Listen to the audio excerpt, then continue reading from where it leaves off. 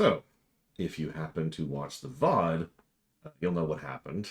I'm sure none of you did. Actually, I'm idly curious. Did anybody watch the VOD? Because we kept recording, obviously, after the power went out.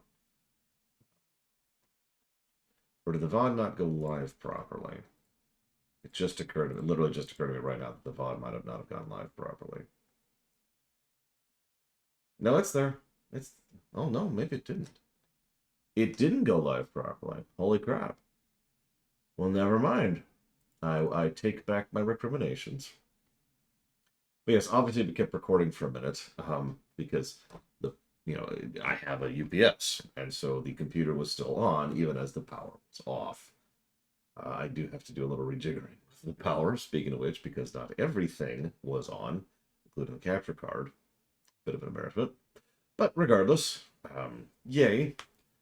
But for those of you who didn't catch the VOD and or weren't there for that, so we paused in the middle of a boss fight.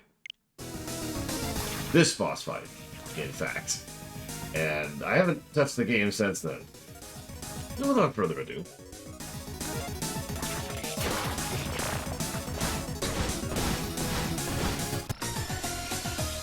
now, while I was curious, have to have the sexy pirate. While I was curious, I decided to look something up. Because I thought maybe I was doing something wrong with this boss. And it turns out I'm not. See, here's how this boss works. This boss has 120 health, which doesn't mean much to you. How much damage do you think a hair flip attack does? Give you a hint. 1. So this guy takes 120 hits to defeat, which is insane. But hang on, it gets worse. There's a specific item you can get in town which hits him for a lot more than that. It's like 15 damage per hit, and it hits multiple times. And so if you buy 3 of that item and use that, you can kill him in literally a couple of seconds. Actually, no, it's the Storm Puff, specifically. Although the Spike Balls are the backup option, which do about 5 damage per hit. Now, this wouldn't irritate me quite as much if not for the fact that the act of leaving the dungeon manually, and then going to a waypoint, and then waypointing to town, and then going through town, and then buying the items, and going to the waypoint, and waypointing back, and going back to the dungeon, and coming back here, is just a colossal hassle, other than just whipping him 120 times. But at the same time, to my knowledge, there are no hints about this anywhere whatsoever. In fact, the only reason I know this is because the guide I found was talking about this, and specifically mentions you're going to have a bad time if you don't prep in this way for this boss. So, anyways, thank you, scruffy looking. First of all, still love the name, but second of all, always appreciate that sub. Much obliged. If you want to put that towards something, please let me know. And good morning, Valerian.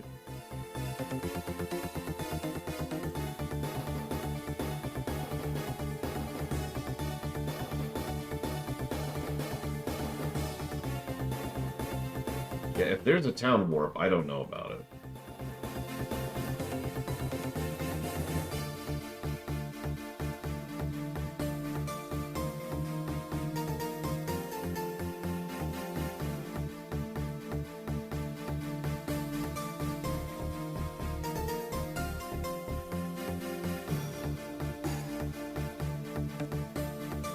I mean, it's dungeon music, Faithless, so that's kind of where that's coming from.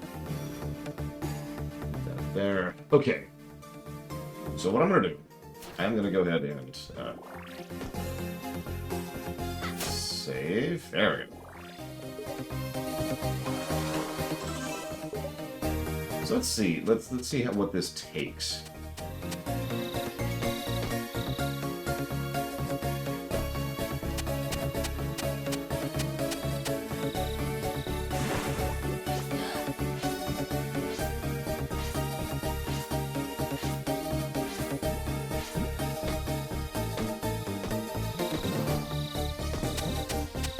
What's funny is, those of you who were there for that, their save point.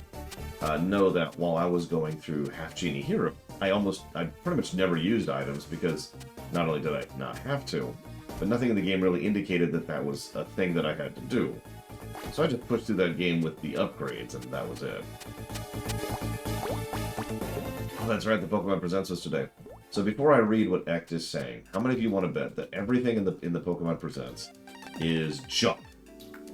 Like nothing of note or worth whatsoever.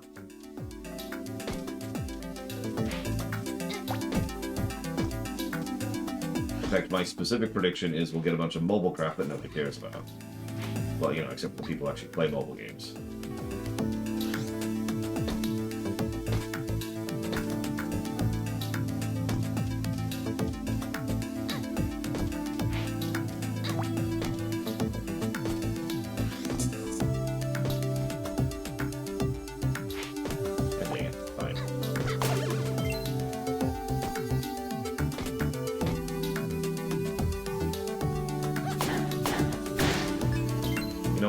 From a Nintendo Direct. Hey, we finally put in a performance patch that frickin' fixes Pokemon Violet. I mean, I'm still gonna give the game a negative for a bad launch, but come on.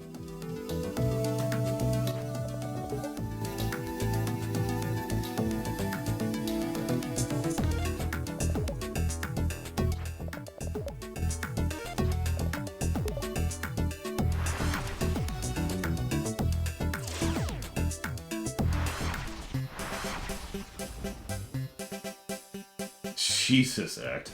I stand by it, though.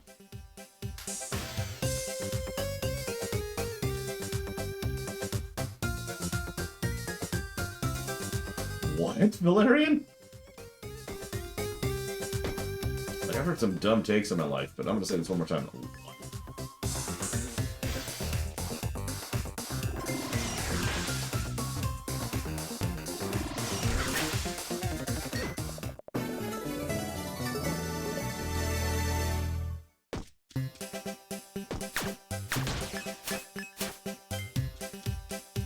No, it's fine, Valerian. I think I've taken all the stupidity I can handle with it.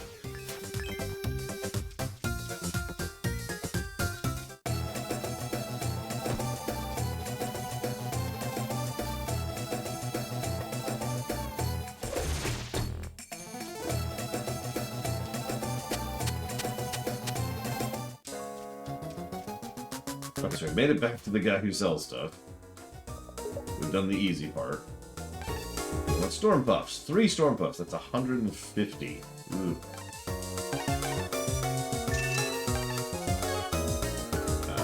It also costs jams at a certain point. Ooh, okay, maybe we won't do it. We will do this.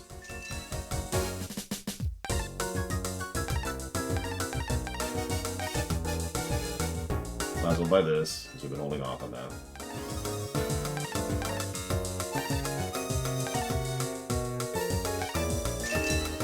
Some potions while we're here.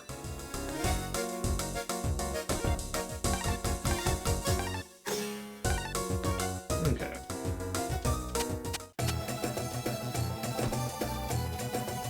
All the way back.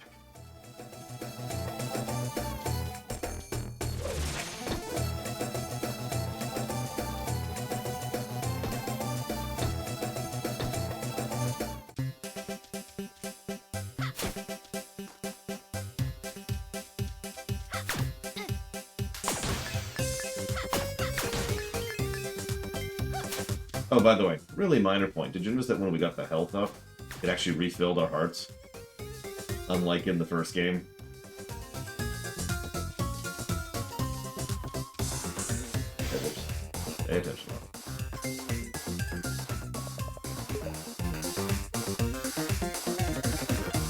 Fine, I'll buy some magic jars too while I'm here. Fine. Never know. I run out of magic.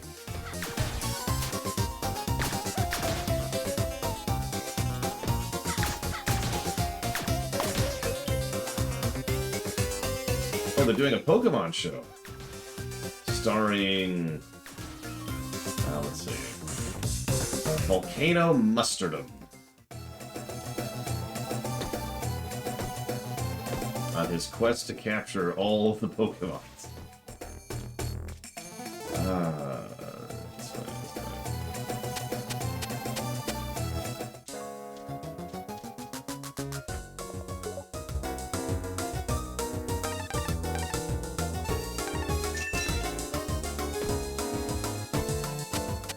In Scarlet and Violet news, please give us more money. No, we're not patching the game to make it better. Screw you.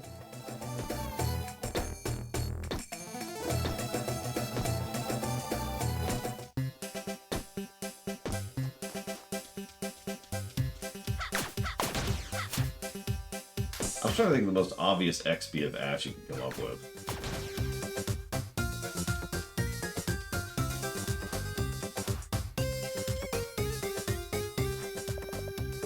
I mean, I didn't either, X, but then again, I didn't like the show, period, so what the hell do I know?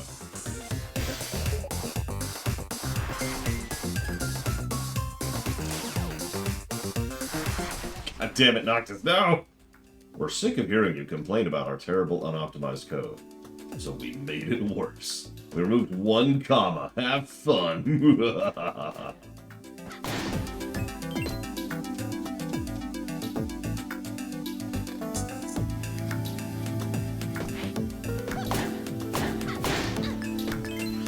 I mean, speaking as someone who is legitimately hyped for Starfield, most of the complaints about it are probably valid. It's still probably going to be mostly empty terrain. The plot is going to be terrible. I mean, the plot is already terrible. From what we've already been shown, the plot is terrible. And the people and faces look wrong. I have been confused a couple of times here. Or I guess, yeah, a couple. Literally two. Once when I was trying to find Roddy in the southeast corner there, because I actually didn't realize I hadn't gone to that one square. It was the only square I hadn't gone to. And once in this dungeon, where I was not sure where to go next. How many people play Starfield for the plot? To be very honest, me.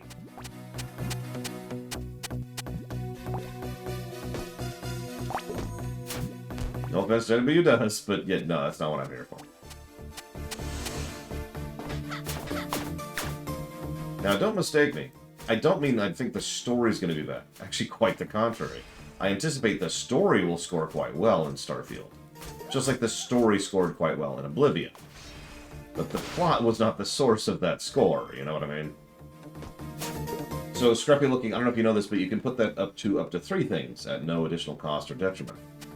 So while I can absolutely put that towards the Zelda block, I can also put it towards 2 other things if you'd like to.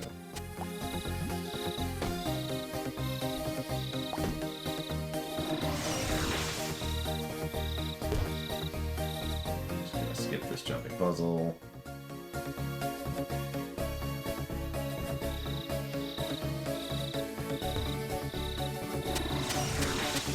Exactly, Faithless Zealots. Like it or not, Bethesda is similar to Blizzard in that regard. They tend to do better side stuff than main stuff.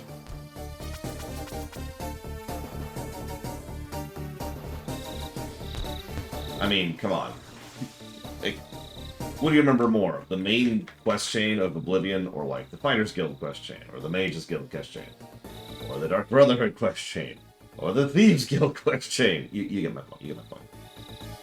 No problem. Take your time, Scruffy. Just don't forget. I've got you jotted down here. I'll go ahead and write down the Zelda block. Just make sure I don't forget.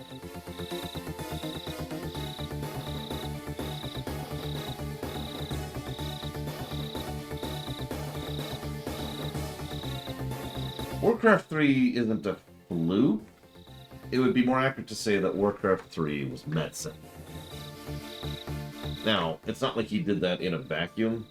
But when Metzen is allowed to take the reins and design a main plot, it usually has some stuff, but it's usually pretty good. Brood War would be another example of this. Okay, so we're back here at the save fight, or the boss save, or whatever.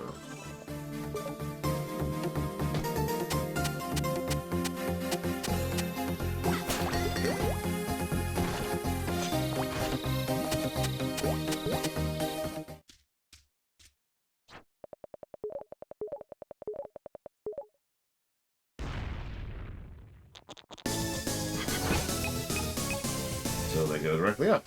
That's good to know.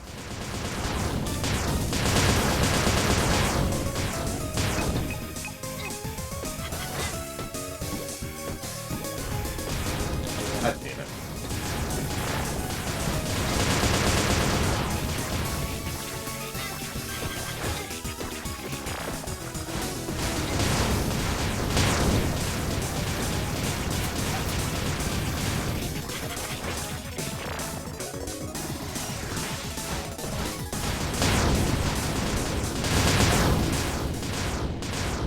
So anyways, he's dead.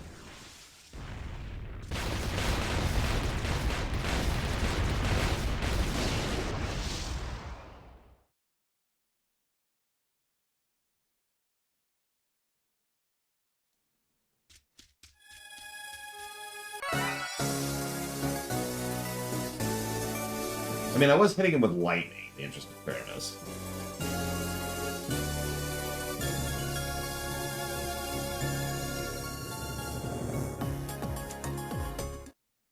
Oh! And it just warps me outside. And Risky is just there.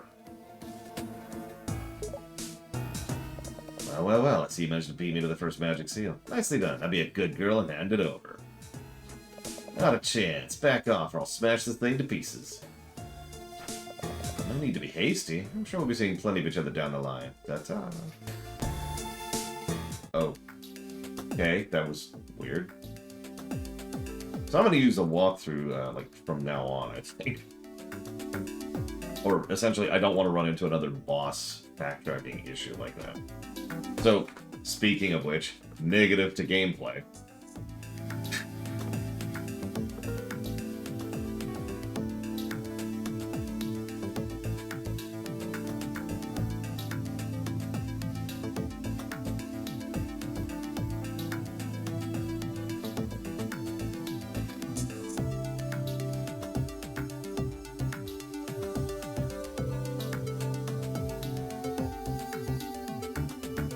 I've played Pirate's Curse. I played Pirate's Curse and Half Genie Hero. But, obviously, we'll see how it holds up in review.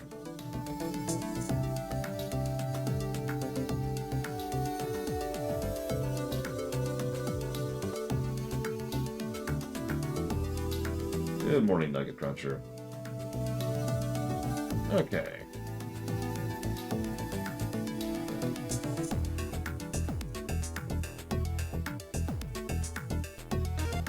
We want to be... Looks like one forwards? I was going to save it first.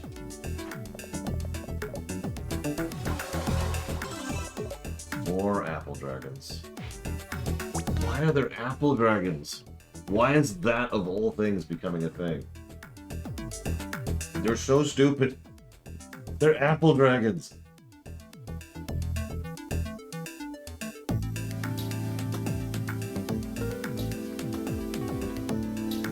Whatever.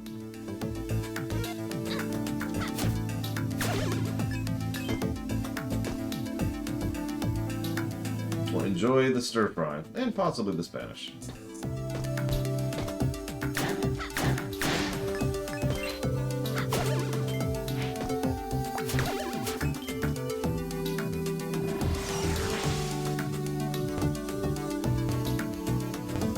Oh, I can't quite make that jump.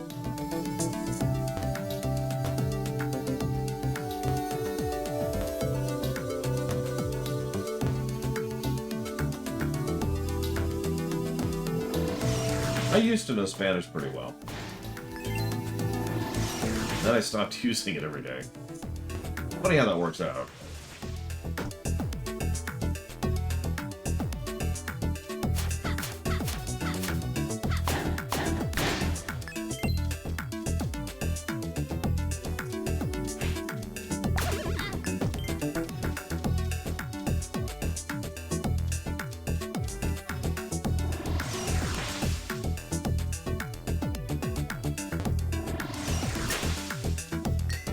Jam.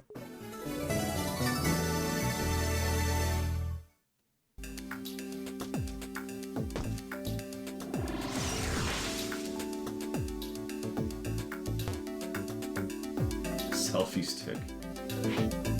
Hey, cheatingly game. Whoa, whoa, whoa. I mean, it's certainly better than the first one. It has issues, but it's just crushing the first one so far.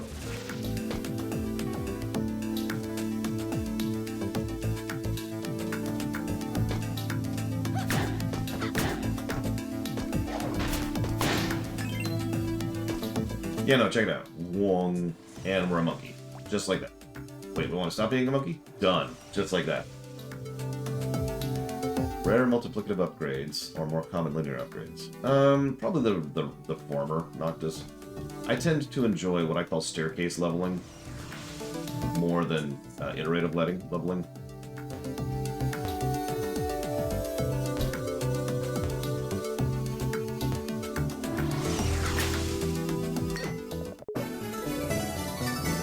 Like, I know this is a preference thing, but if you are constantly but minutely getting stronger, to me, I just don't feel like I'm getting stronger, and it gets honestly kind of frustrating and irritating to me. You know, it's like Final Fantasy X, right? I've gained a level. What do I gain? 1 point of strength. Okay. It's not like I don't know that it's improving my overall stats. It's just like, okay. Thanks for that. It's very good.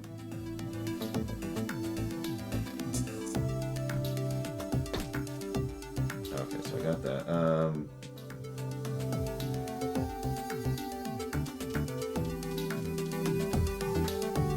You got it. Give me 1 second. Scruffy looking. Ratchet and Plank HD Collection. You got it. And thank you very much for the support again. Always appreciate.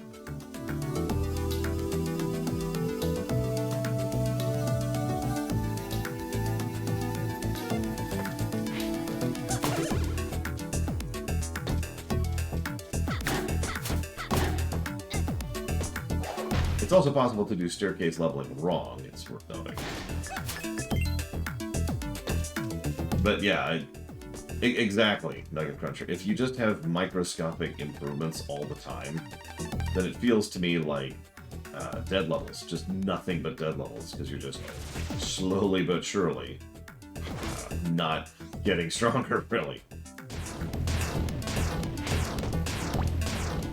Wow, that's interesting. Didn't hit it at all. But there's our mono region. We do, in fact, have mono region. So I can start using spells more often.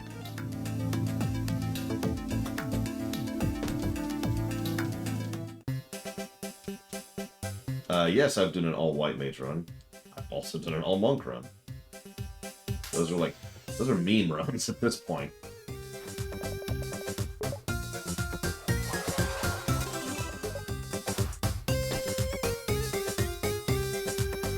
Well, like I said, I don't think it's objectively wrong to have iterative leveling. I don't know what else to call it. I just don't prefer it, that's all.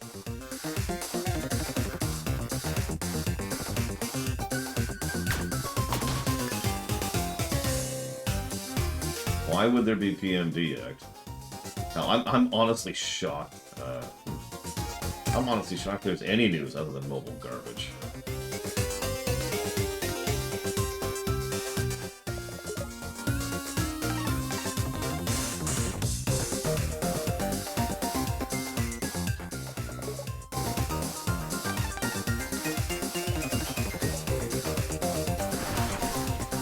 That's true, Blade Chabal.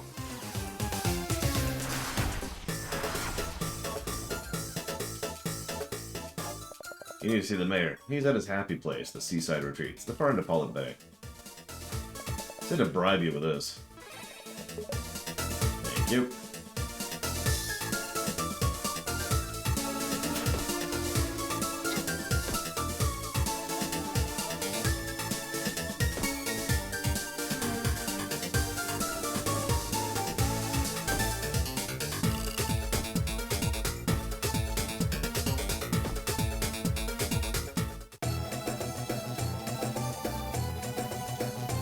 D&D varies, Blade at all, especially based on edition.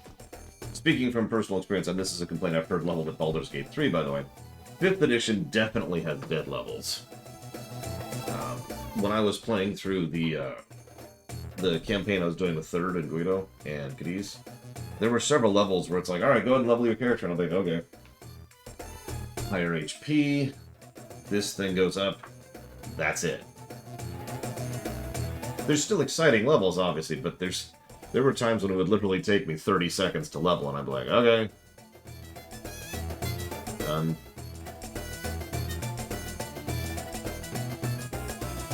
See, this is why I'm reading the walkthrough. Make sure you get Super Spike Ball for the next thing. Okay. Let's do that, then. See if we can afford it.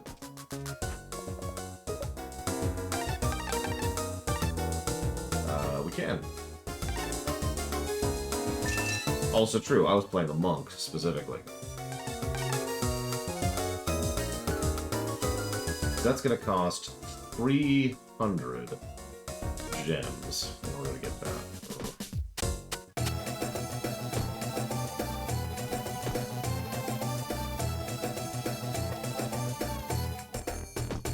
Yeah, exactly, Darkrai. I mean, my old leveling system had a lot of stuff you would get on levels because staircase leveling design. The new leveling system is a little bit simpler, but the idea is every level you gain a new. So I call it the columns system. Every level you can gain a new ability from one of the columns, of which I believe there are 9, and each of those columns contains an ability, and each of those abilities are supposed to be significant and noteworthy upgrades. I'd say similar to feats, but more like super feats is probably a better way to put that. There's not a save for a minute. Let's go save just in case.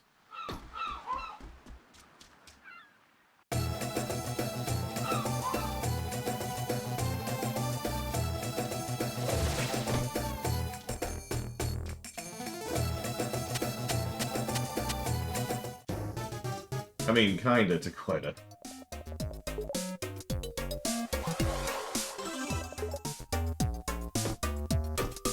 The other reason it's called the column system is, so let's say you pick, I don't know, Fighter Magic.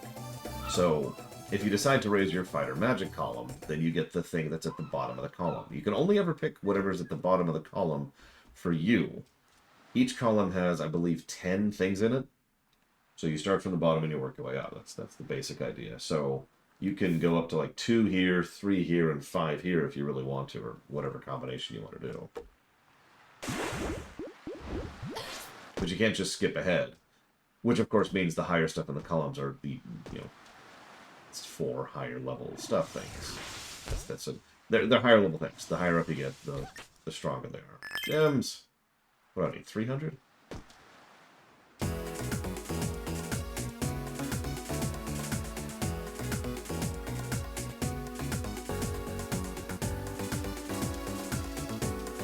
New music. Whoop, whoop, whoop, whoop, whoop. And we're dead. Just was not any kind of ready for that.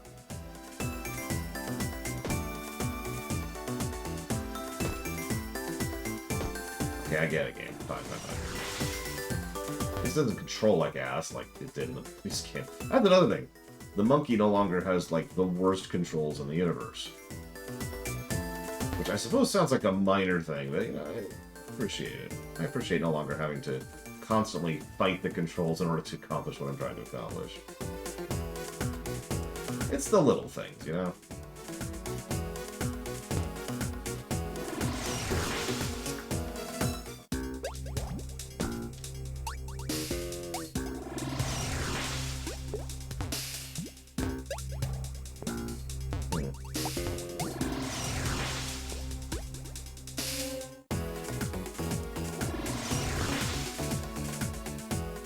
Oh god, tell me about it, Mega Cruncher.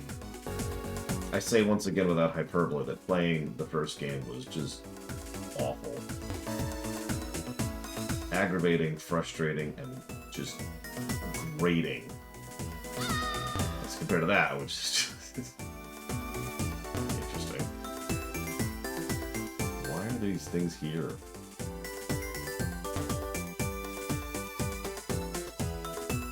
Listen, Darkrai. I don't know. Don't ask me. Suppose I don't want a game over.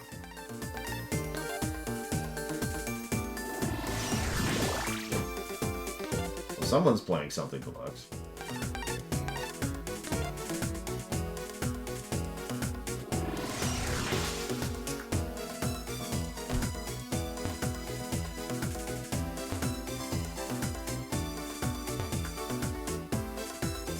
Notice we don't have layers of potions anymore, we just have potions. I don't know if it healed us to full, but it did in this... Okay, in this exact case.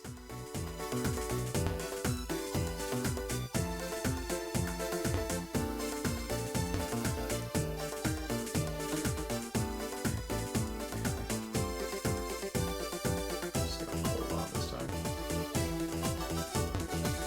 Screw trying to be fancy.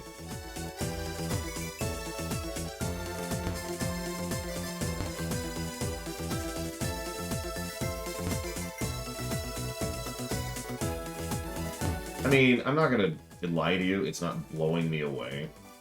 But as I was pointing out, I was doing this pretty much all day yesterday. There are many examples and occasions already, yes, Dungeon Cruncher, where the game isn't getting a negative where the first game did. And an absence of a negative is still a good thing, as I like to point out. And I don't want to overpraise, I don't fall into the honeymoon period just because I'm not playing the first game anymore. But this is still a noteworthy improvement. Thank you, Doralis. Always, always appreciate. Once again, you can put that towards up to 3 things if you'd like to. Yeah, exactly, Mr. Red. This is actually a friggin' video game. Congratulations.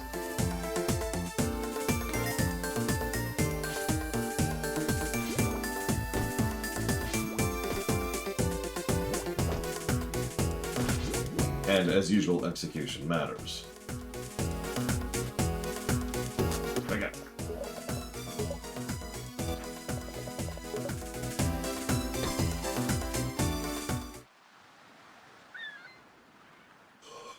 What's the opposite of a honeymoon? What do you call that?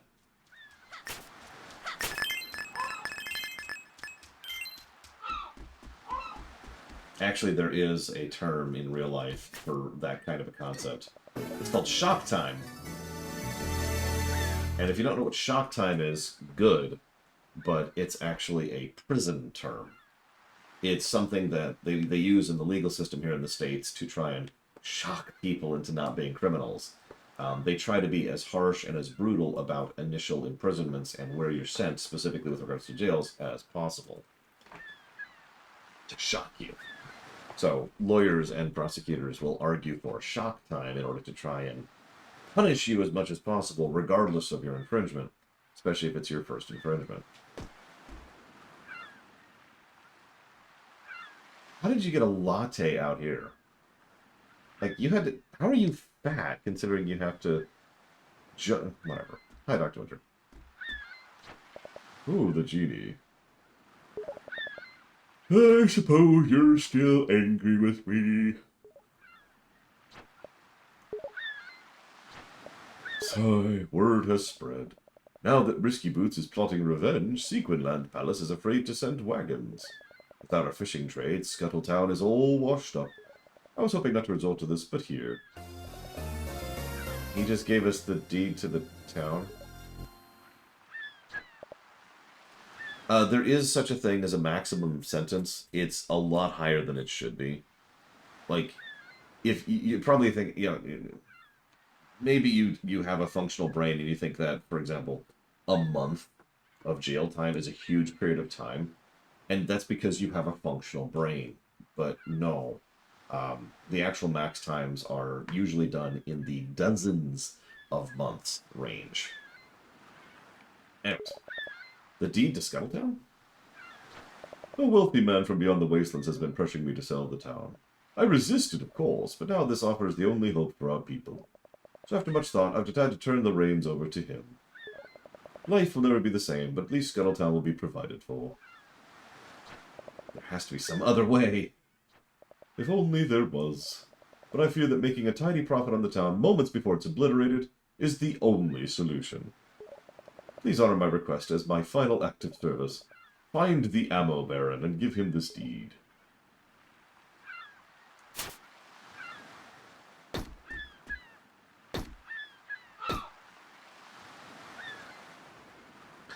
Okay.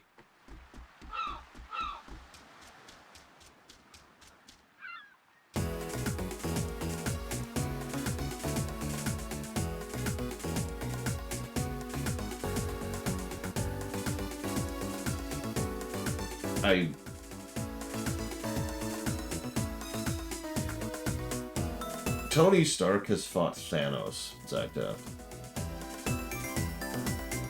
Wesker's just not on that level. In fact, I'm pretty sure I've answered this exact question before. Resident Evil is just lower tier than Marvel. That's it. That's all. The end. Just something else to add to that.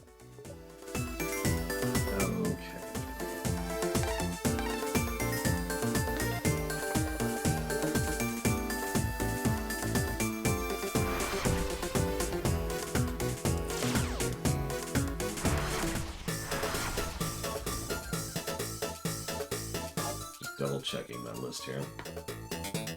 So I've been reading a little bit ahead on the walkthrough to make sure I have things like I need, like this. Yeah, it's probably going to be useful.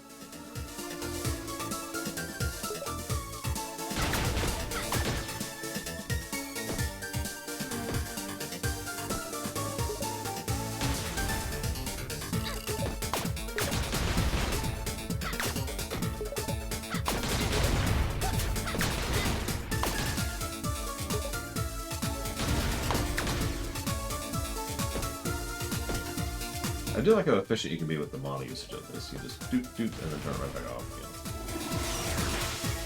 Excuse me.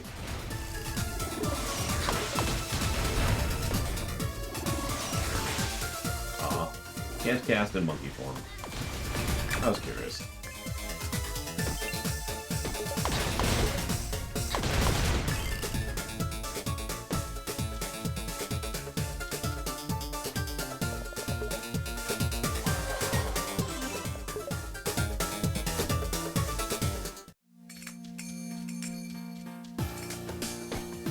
Get it? It's the barren desert. I mean, yes, Zagdath, but at the same time, no. Like, you gotta understand, the reason Wesker was able to get as far as he was with his plan was specifically because the setting is that low tier. When you have people, when you have a higher tier setting, they're just used to dealing with higher tier threats. Which means lower tier threats never become higher tier threats because they basically can't pass the barrier to entry. Let me use a direct example. There's an adventure module in Forgotten Realms, I forget what it's called, forgive me, where you have to deal with a rogue Modron, and it has brought a battle fortress which has a soul tap into the Sword Coast. And I know it's a lot of proper nouns. If you know, you know. If you don't, well, don't worry about it. Anyways, the point being that this Modron is like, there's a lich, it's actually 3 people combined, let's not get into the specifics, who's trying to take control of this place and be like, wahaha, and I will use it to rule the world. But he's not going to succeed at that. There's simply too many people at too many high levels who deal with threats like him to ensure that he'll never get to the point of actually threatening the world. He is what we call a regional threat. So even though, yes, he has access to tools and materials that, if left alone, would cause large-scale damage, he's never going to get there. In fact, even if... I've obviously run this module. Even if it gets to the point where he actually succeeds at his evil plan, all he is ever able to do is harass a few of the local towns. Because he can't do anything higher tier, because then he gets the attention of the higher tiers, who then crush him like a bug. And do you see my overall point, Zagdath? Wesker would probably not even get like 2 steps into his plan before someone would be like, alright, hold on. What in the crap do you think you're doing, boy? And, you know, deal with the problem. Yeah, exactly, Dark Winter. Once you've gained the attention of the big boys, then you're screwed. called that for a reason.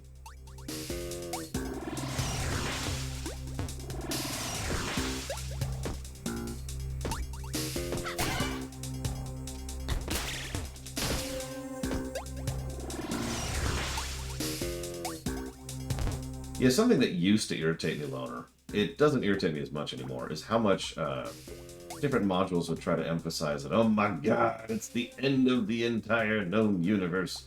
Everything's gone forever and ever. And it always used to just bug me. It still bugs me. It's just, it doesn't bother me as much anymore. Because, yeah, most D&D adventures are regional threats and should be. You know?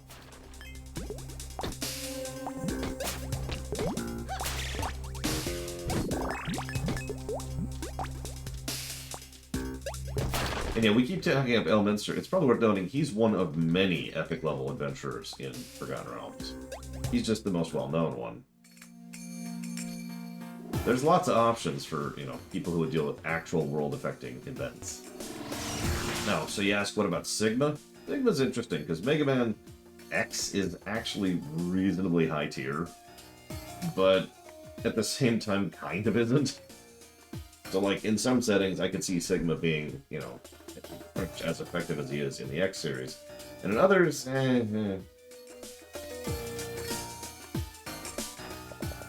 Attack from here. No, here. Okay. I'm watching out for evil. Whew. You're a hottie boombalati. I don't get to see many of your kind in the middle of the desert like this. Alright. Thanks, I think.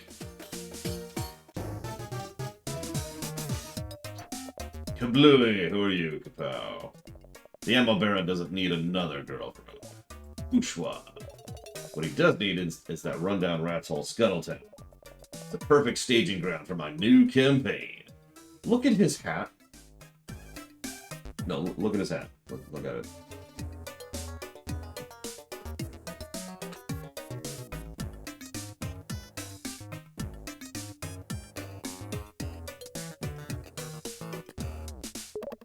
My men will march across the land like 2 tons of tactical tin toy terror.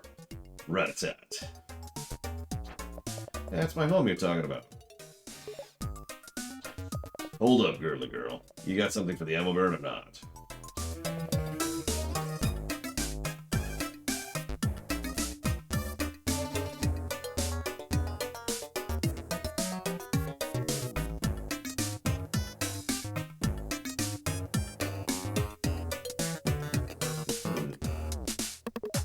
Well, here you go.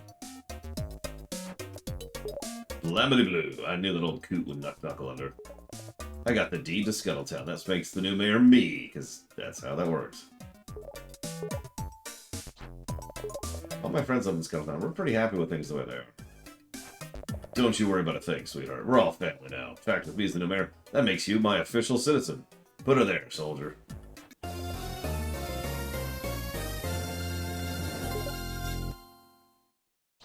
What's this?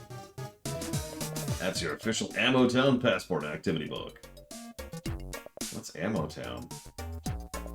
It's your town's new name. New mayor, new name. But don't worry, now that you're my gal. And I'm your official lordship, why don't you enlist in my private army? We even got an open-air shower. Why is that a good thing? No thanks, I got business to attend to. Far to the right of here. Shut down. Okay, sister, I get you. You look like a spry young thing. Why not train that bot at my private paddle tower? Citizens only. And it's ladies' night. Paddle tower? Sure, you can't miss it. Just flash them your passport. Make it to the top and you get a prize. Tell them the Ammo Baron sent you. Sure.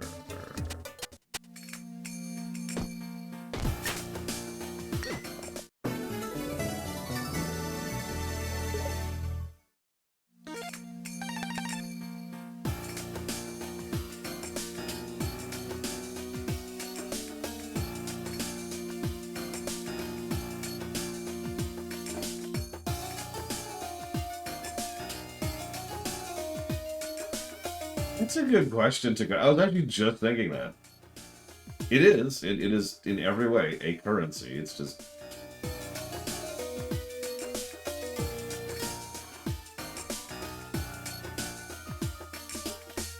I mean, I agree, Dr. Winter, because I've seen Telltale, Tales from the Borderlands, which is very much a low-level adventuring party dealing with high-tier things. And we're just going to pretend Borderlands 3 doesn't exist, and we're good. Okay, cool.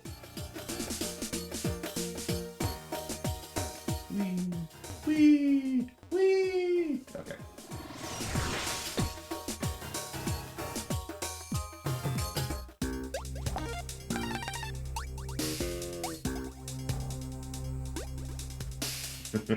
Poor Reese. Poor Reese. We even had our own carry in Tale from the Borderlands, Loaderbot. We were his escort quest.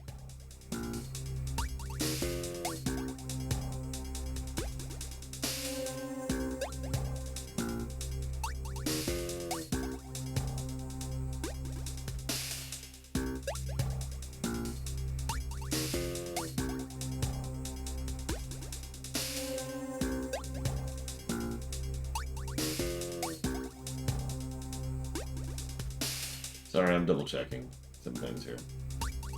Hi, Ross. Did I say hi already? I'm sorry. I'm a little weird. Oh, absolutely, Act. I mean, don't mistake me. 1 isn't exactly a bad Metroidvania, but, you know, mid, I would say. Well, that is a very valid opinion to have, Random. Don't worry. We're going to announce all new Lore Runner projects. First, a mobile game nobody wants or cares about. Second, we're going to go ahead and give you news about the pre-existing mobile game that you forgot even existed. But hang on, we're actually going to make a new show that's probably going to suck. Oh, and all those franchises you love, we forgot they existed, so we can't do anything with those. Oh, and we're not going to do anything with the new Pokemon game. Okay, bye!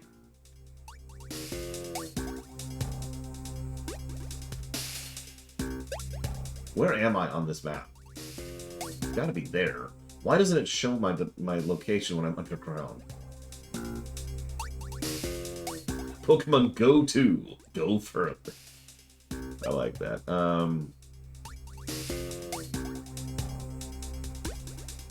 Actually, nobody cares. About, you know, good things.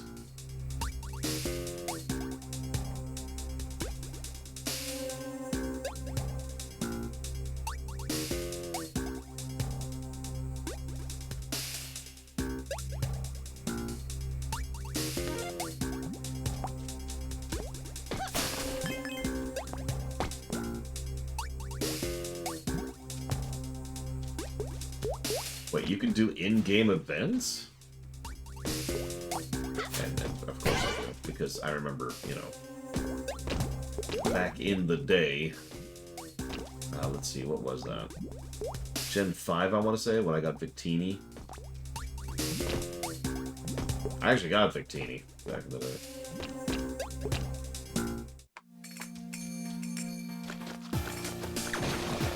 Where are we now? Okay.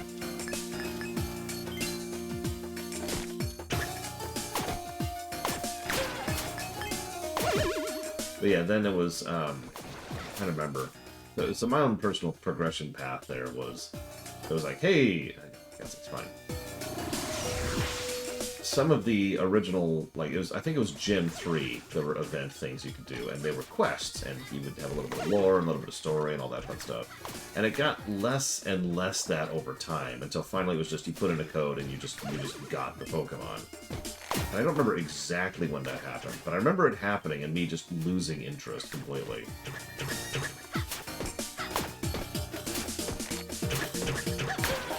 I think you're right. I think it was X and Y. Where I was just like, because I did it in X and Y, and then I was like, you're just giving it to me.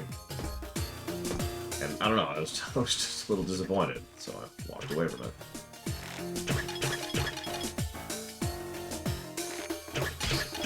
I know that sounds like I'm complaining for being given something for free, but I mean, that's not. I didn't want a random legendary Pokemon. I wanted content.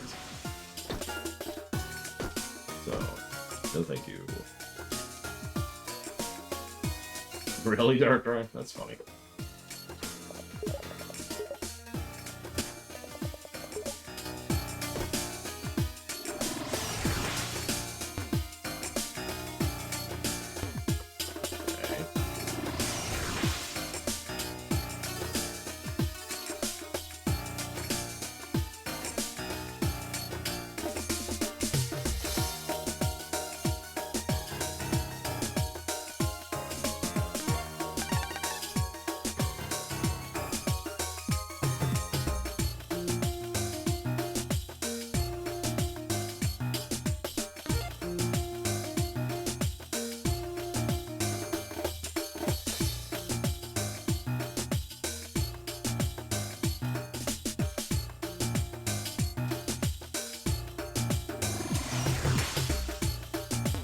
Yeah, so far this might actually be better of a song than this particular one. So far.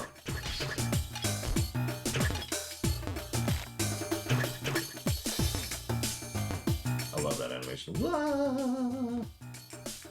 And hey, no instant death bits down here to catch me by surprise. That's always nice.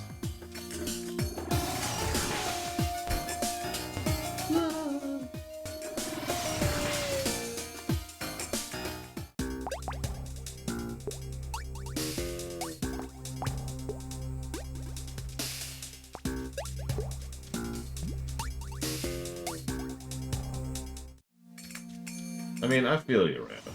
It's... Those are no. It's extraordinarily frustrating when something you care about is just kind of being flunked on. For seemingly no reason, too.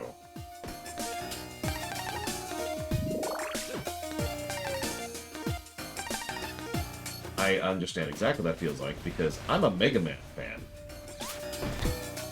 What's that? Mega Man 11 is the best-selling Mega Man game of all time? Sweet! Are we doing anything with Mega Man? No. But we're bringing Mega Man X Dive to the PC. So, you know. That counts. Right?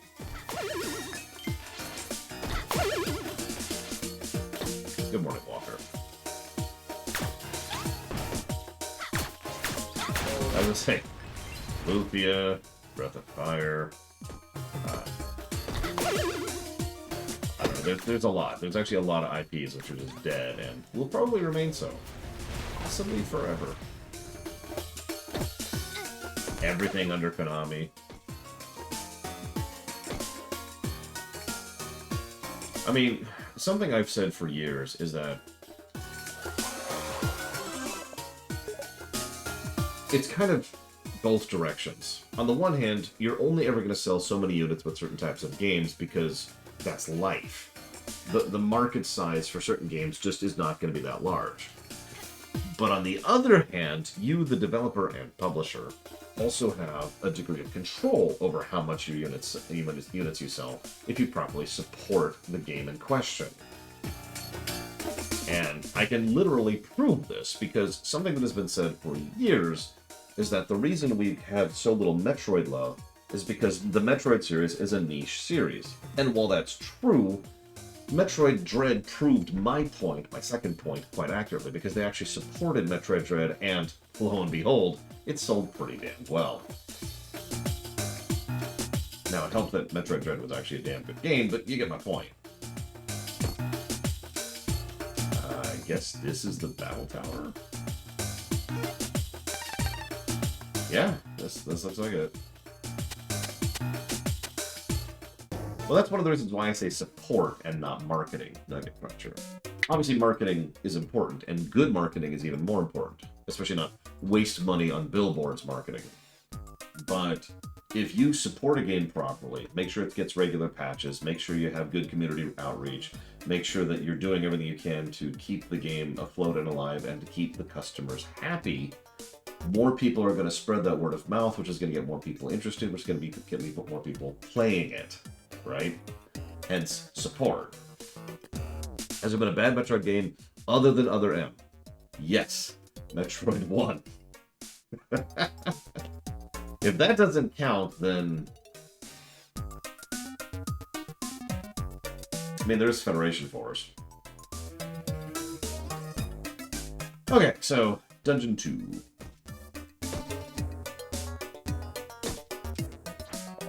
Name's Barracuda Joe. This here's the battle tower. Got a passport?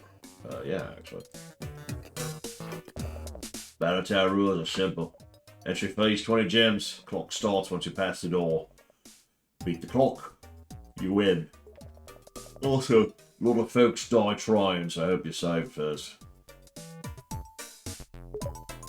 Which I did. I'm very curious how Metroid 1 is going to review, especially since we're going to do Metroid 1 and then immediately do Zero Mission. Like, that's the order in which we're going to do that. And then we'll do 2, and then either AM2R or Samus Returns. I'm not sure what order we'll do that, but we'll play the 3 2s back-to-back as well.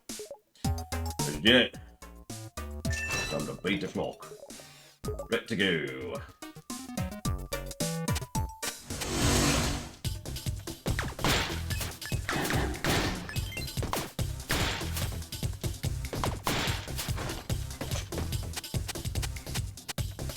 Has it been a bad Mario game? Yes, Sunshine.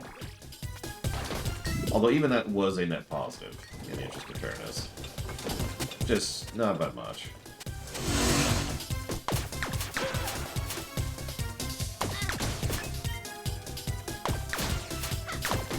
Starting to see the benefit of this spell.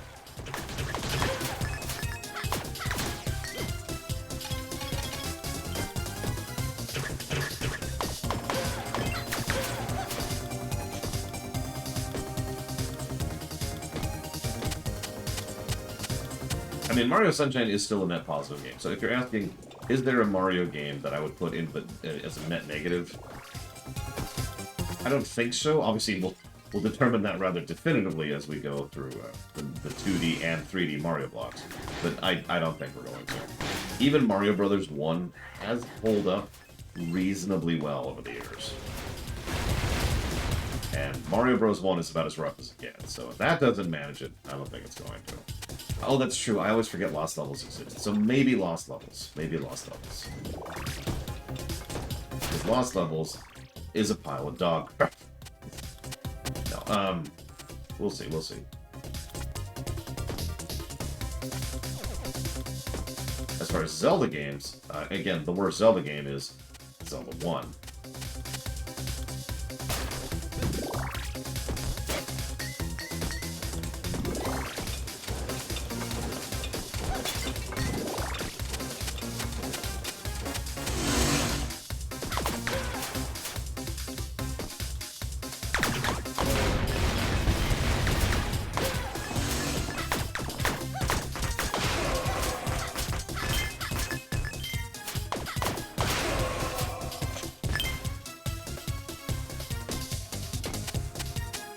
Mario is missing. I think that's in the SNES block? Because I own that game. If it's not, it should be.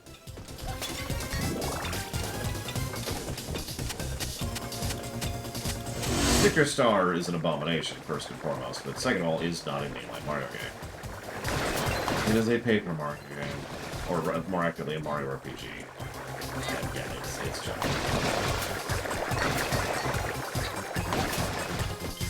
Like, for several years, people were like, Mario, Sticker Star isn't that bad, it's just not a good RPG. To which the answer is, no, it's a bad game. It's one of those games that's broken down to its core. I want you to imagine for a second an RPG with random encounters, and those random encounters give you nothing. You don't get experience or money for beating random encounters. You get nothing out of it. Hang on, it actually gets worse. I want you to imagine that you have all your attacks, and I mean 100% of them, are finite resources. And so you have to spend resources on random trash encounters, which give you nothing in return.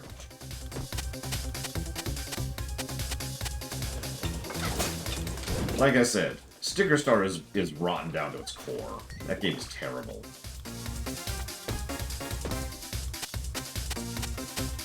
How random? And no is the answer to your question.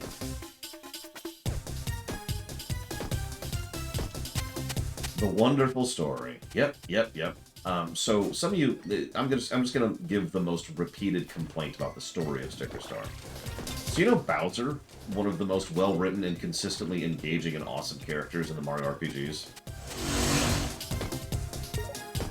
How important do you think he is to the plot of Sticker Star? I'll give you a hint. He's the final boss.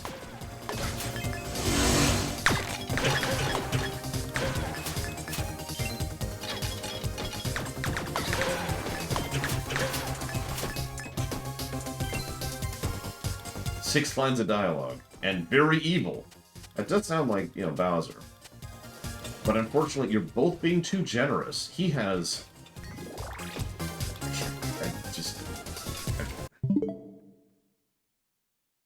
I know this sounds so pathetic to get so worked up over this, but this pisses me off on so many levels. The number of lines of dialogue that Bowser has in Sticker Star is 0. He shows up in the intro cutscene of the game, says nothing, and is like, steals the MacGuffin of the game, and then vanishes until the very, very, very end of the game, where he's like, "Roar!" And then you fight him, and then you beat him. Even in Color Splash, which also has pretty strong problems under the hood, Bowser was at least still Bowser at the end there, right? Like, when you go and beat Bowser, and spoilers, when you go and free Bowser from his mind control at the end of Color Splash, he's confused about why you're there and asking if it's Mario Kart Day. Like, there was at least something there, which indicated that that was Bowser instead of literally nothing. Ah.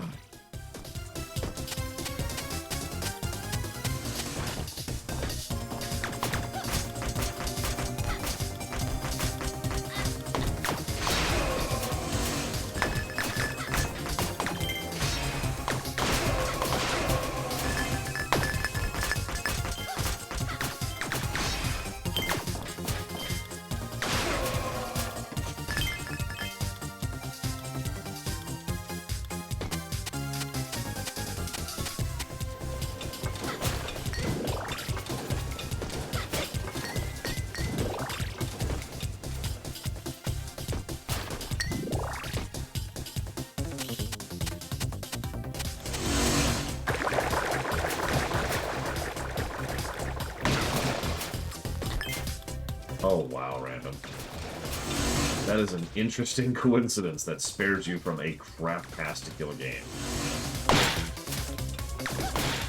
So, how many of you are sufficiently familiar with Mario that if I gave you a hint as to, an enemy type you need to seek out, you'd be able to answer it? I know that sounds like a random question, but just bear with me here for a second. Like, you've played Mario games, you know what the enemy types are, you know what Koopas are and Goombas are, all that fun stuff. So, here's the hint. You need to find someone who can help you fly. What enemy do you go for?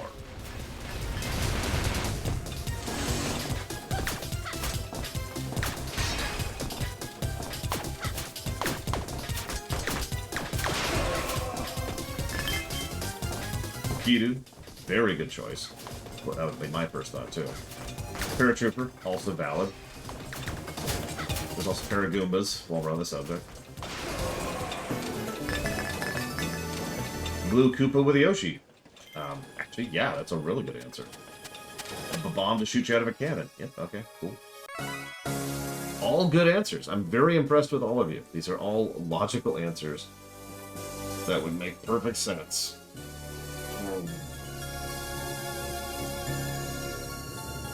The answer is Wiggler.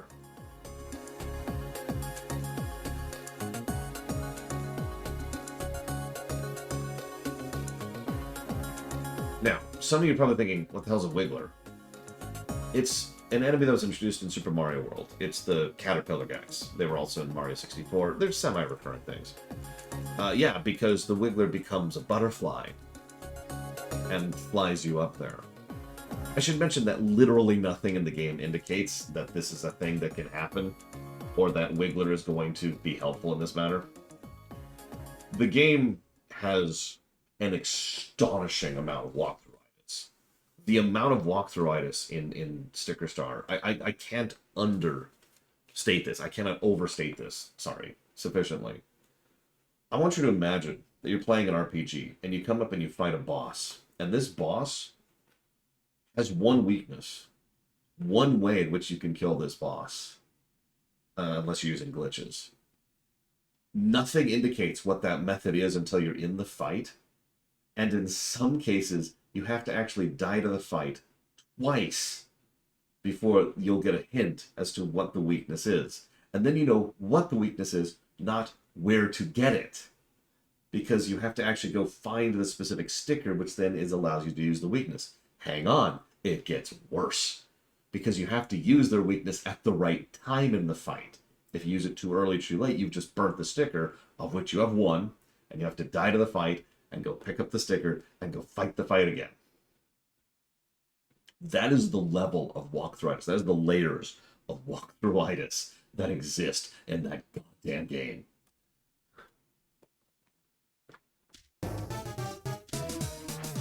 Looks like we're gonna win. See what you found up there. What was that? Magic squeal? I thought Emma Burner looked at valuable treasures up there. Just junky junk. Ah, shoot, that's embarrassing. Hey, what? We got other stuff up there too, like actual cash prizes. Some worth some, so come back anytime for a rematch. I'll set you up with some real prizes. We'll track your best scores and all that. Really make it worth your while. And just there's no hard feelings. Take this. You got a key for some reason.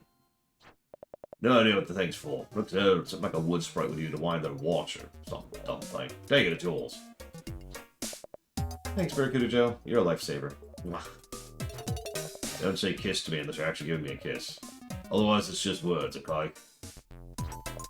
Okay. Kiss. Okay, you're doing it again.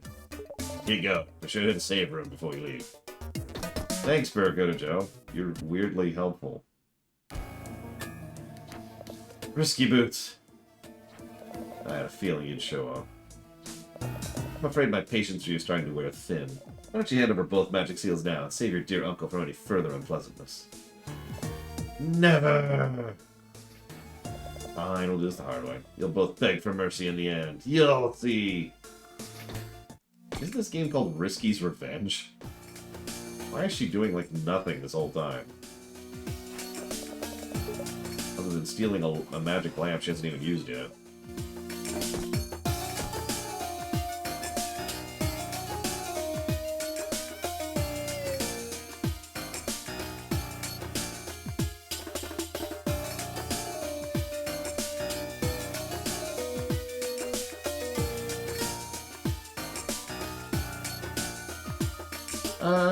Okay.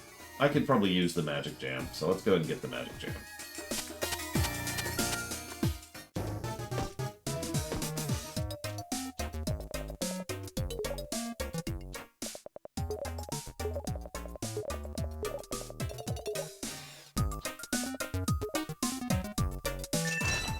I mean, yeah, Blade Football. So, same thing we just did. In all honesty, and I mean this with sincerity, something I want to do as like a long-term thing is I want to review Sticker Star. Because it is a garbage game, and I think it's one of those games where we can, come on, where I think there's a benefit in covering it, right? Like Right Out Retribution or Devil May Cry 2 or anything like that. It is such a garbage game that it's worth going through to really cover just how bad it is. Because I honestly think most people aren't even aware of how bad that game is. Everyone just memes on it. And you know how meme bad goes, right? Whenever there's meme bad, someone's like, oh, it's not actually that bad. Right? Mega Man X7 isn't that bad. Devil May Cry 2 isn't that bad. Secret of the Stars can't be that bad.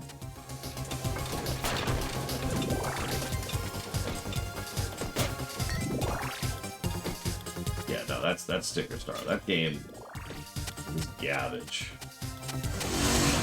The nicest thing I could say about Sticker Stars is that it is a bad Mario platformer.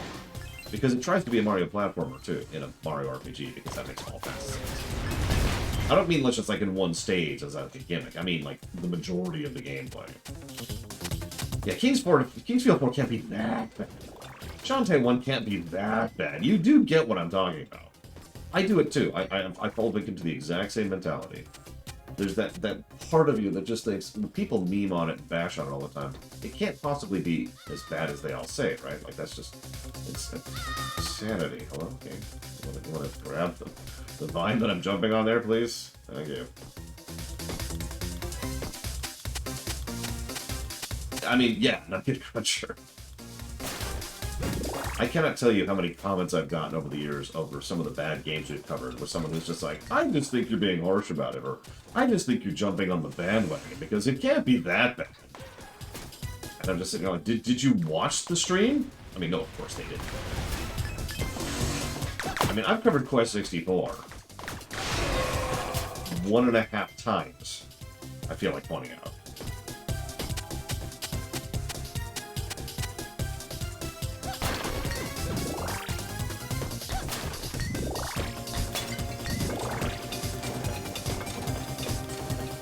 I mean, like I said, I fall victim to that too, because Lord knows there's plenty of games that I enjoy just fine that, you know, the internet has decided suck. Like Final Fantasy Mystic Quest, to be very blunt. I've enjoyed that game since I was a kid, and that game was memed on even back before we had the internet, really.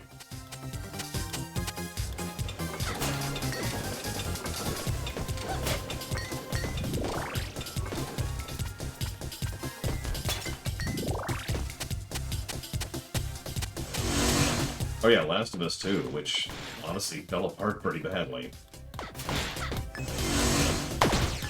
Although most of my complaints were on the story axis.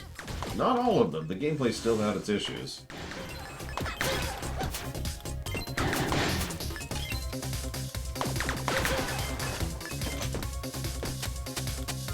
Giga! Giga, we thought we lost you to the Baldur's Gate mines. Quick. How many fingers am I holding? Now, you need to roll a perception check to make sure you can actually see that. So you have to roll your wisdom score. And if you happen to have any... Depending on your class, you might be able to add your proficiency bonus to your wisdom score here.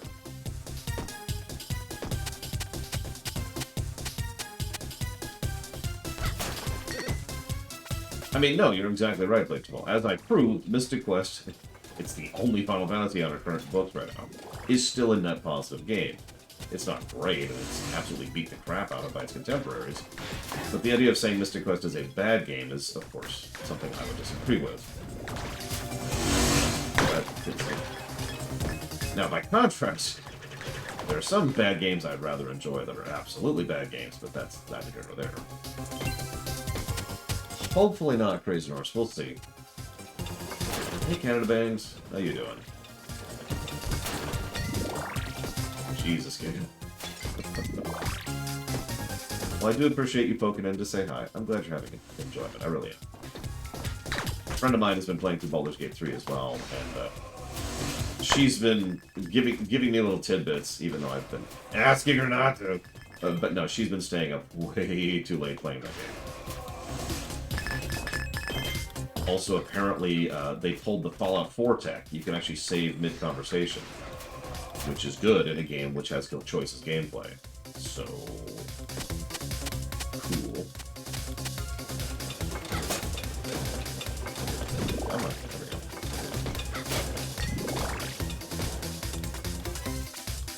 Oh god, that's right, you haven't been around for... So, I'm in a temporary space right now, Canada, which is why the audio is terrible. If you're wondering. I don't have my new studio built yet, because it literally has to be built. We have the doors. We still need to install the trims and the ceiling. And that's actually kind of it. Obviously, audio panels are going to be part of it as well. But I actually have the audio paneling. In fact, I literally have it in the corner right over there. You can probably see it.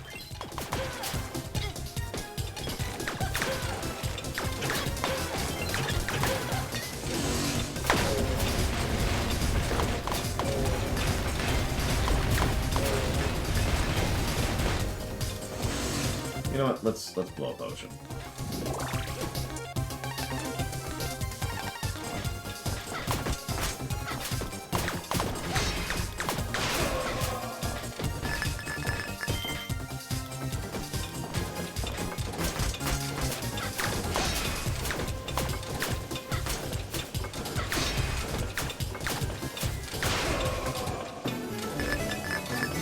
There's a controversy with Baldur's Gate.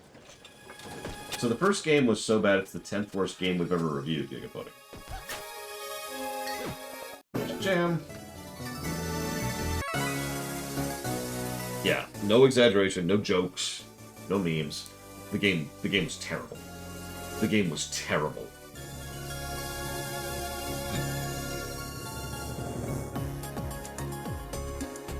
This one's a lot better. It's not a great game. I think it'll be kind of like a low 40s, but I do still think this is a lot better than the previous one. Speaking of which, before anybody asks, we will probably not be romancing anybody in Baldur's Gate 3. But even if we do, for the sake of testing, we will definitely not be having sex with them because I stream on Twitch. Okay. So that's the battle tower done. And we got the extra jam.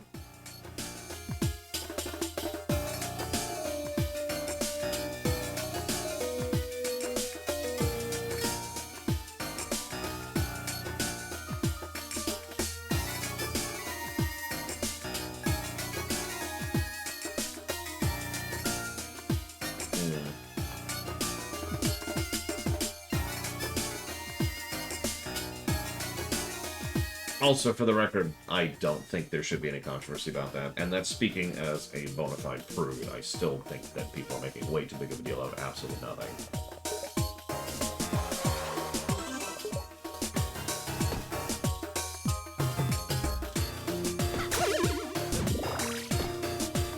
I mean, yeah, exactly. I will never, and I mean never forget when they called Mass Effect a frickin' porn game. Mass Effect 1, I feel like pointing out, which has the most tame romance scenes by far. And by scenes, I mean scene, singular. There's only one. Right as you're going back to the Citadel at the very end of the game. Idiots. On the other hand, though, it was actually kind of nice. And I'm going to say this as bluntly as I possibly can. It was nice to learn that Fox News, and most modern media outlets in general, but especially Fox News, have absolutely no idea what they're talking about. Because, and I'm saying this without hyperbole, that was the exact moment at which I stopped watching those kind of news outlets. Because they had proven to me so thoroughly that they have no idea what they're talking about.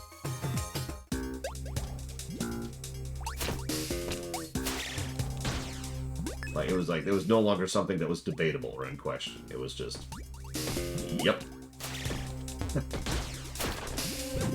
And it's still true. From what I understand, it's actually gotten worse. That is, of course, something I'm not familiar with perfectly, because, What, you don't like turning into a monkey, Giga? Okay, so watch the animation when I'm in the air, Giga. Okay? Check it out. Whoa! What? What? Whee! I love it. Anyways.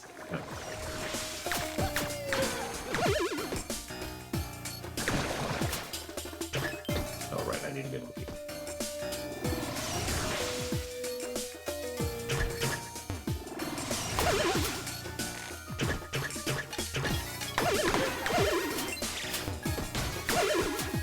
This spell is almost ridiculously overpowered, and the fact that I regen mana on top of everything else, and then you could be like, what? I could literally picture you doing that, Giga. The what thing. I mean, even the first game had pretty good visuals.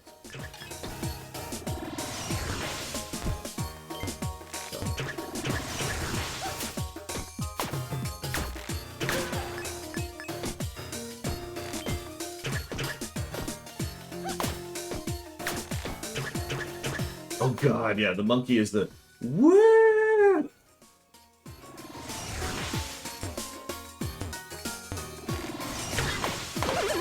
I'm just getting a few gems here if you're wondering what I'm doing. Since it's so easy to kill and we have a lot of stuff to buy now.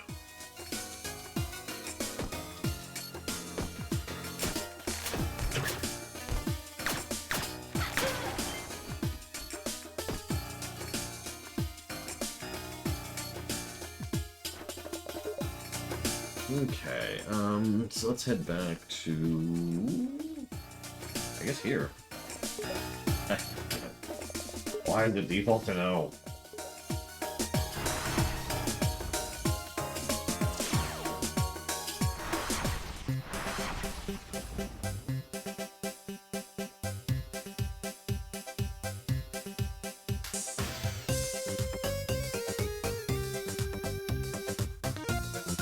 Enjoy the saves coming, Giga.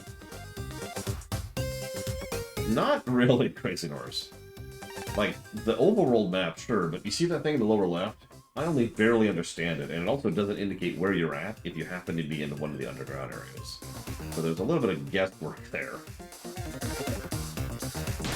That's a good question. Is anybody picking up Armored Core 6?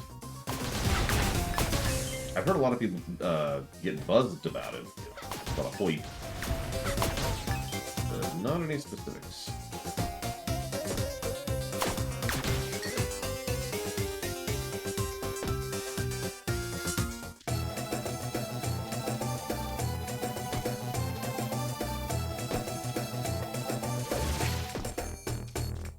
Yeah, by the way, I should mention that several of my biological family members take everything that Fox News says at 100% face value.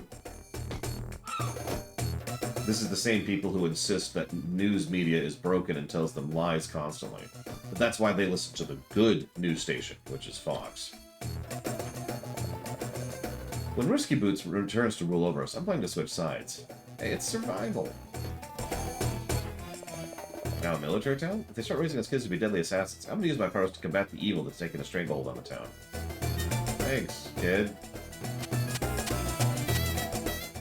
Yeah, no, it is what it is. Yeah, no, exactly. That's bad for any news station of any kind, regardless of going down the sinkhole that is Fox.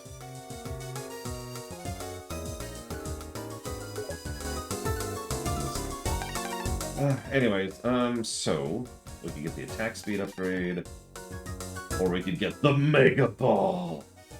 I believe in you, Ross. You can do this. You can play one of the best games ever made. Ever. That's the first stage. I believe in you. I believe in you. You got this. You got this.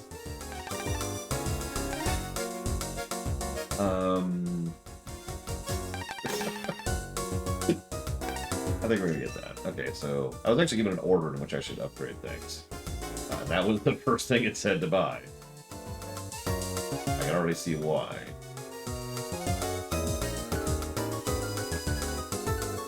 And then Silky Cream, and then Magic Fill, which we actually already have.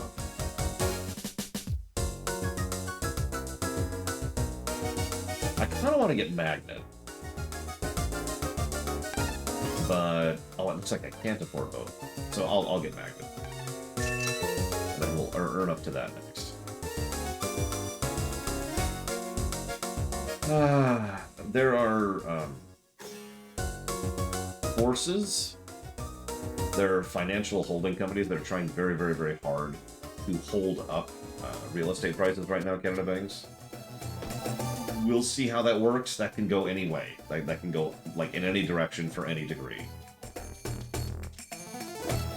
So we'll see.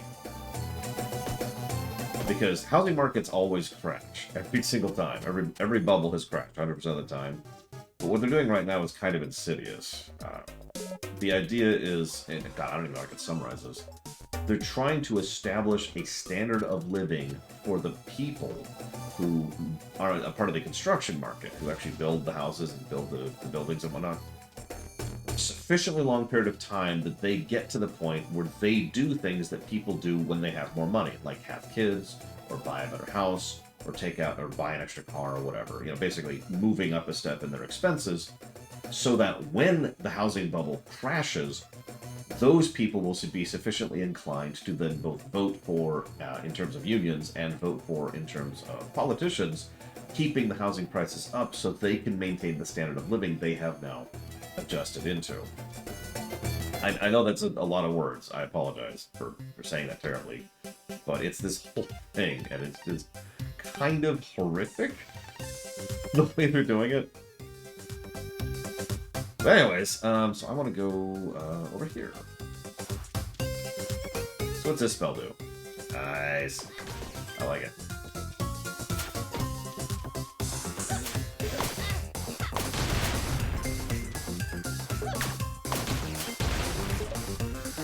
Yeah, it's messed up on so many levels, Mr. Ed, because they're essentially trying to use what are effectively ordinary people and take them hostage in order to ensure that their lives are better, so that they will then become an ally in the goal to ensure that the people who are pushing this program can then continue to make money. And it's like, I'm sorry, what?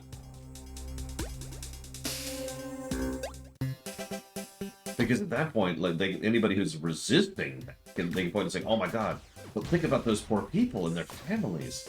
Think about them. Who's going to think about their children? Bill's wife is pregnant. You don't want Bill's wife's son to have to live in like a substandard home now. They can't afford their mortgage anymore. They need those housing prices to be higher." What?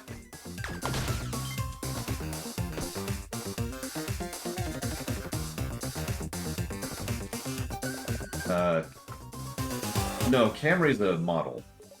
Toyota Camry.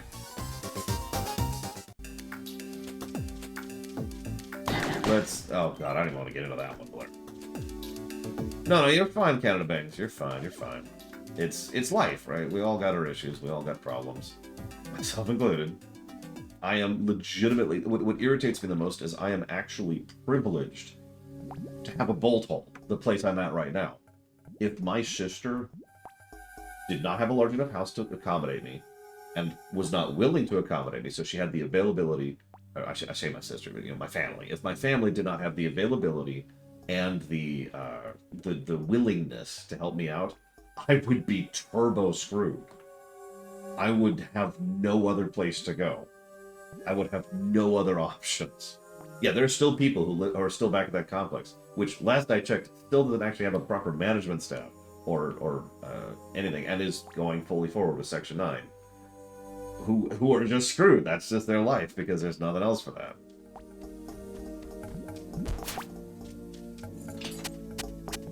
That's just what it is. I've talked about that concept before. What irritates me the most is when I'm going through some really bad times, and I have to acknowledge that I'm actually fortunate.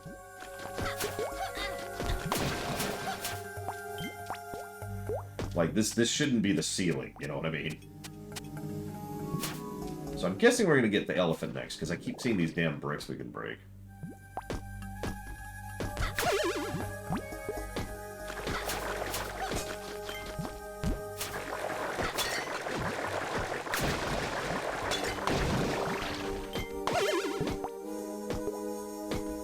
Oh yeah, I should jot down stuff, shouldn't I?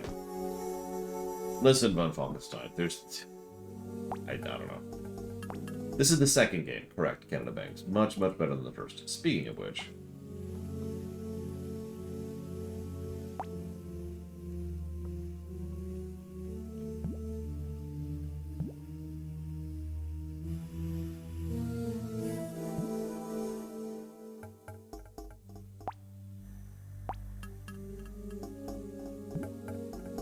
I feel like this is going to be a relatively short game. What I want to know is if it's going to be shorter than the first one, because that would be funny to me.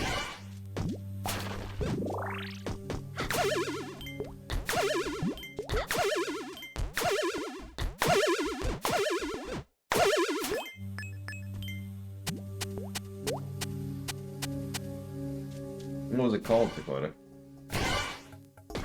Euro was telling me about other games this artist, excuse me, has made, but I haven't heard of like any of them. Except for the Contra one. I've heard of the Contra one, I just haven't played it. Hey, Velton Ryu. Hope you're doing well today.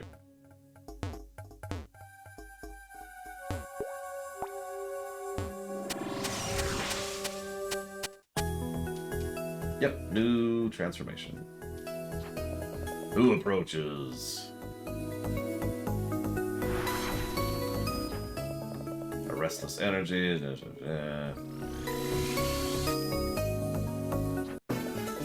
Yep, elephant.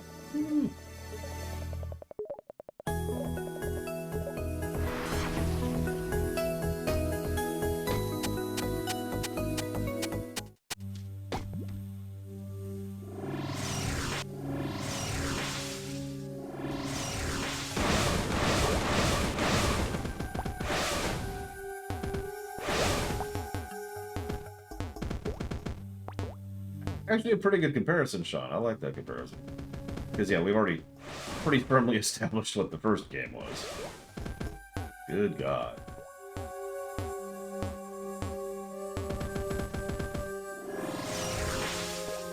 Ah, God dang it.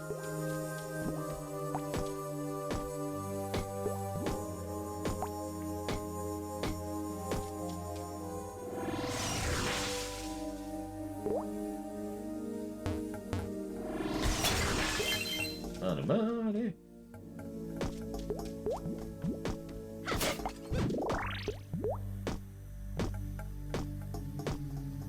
What's funny is I'm pretty sure I've seen this art style too, but none of the games Yura mentioned sounded familiar.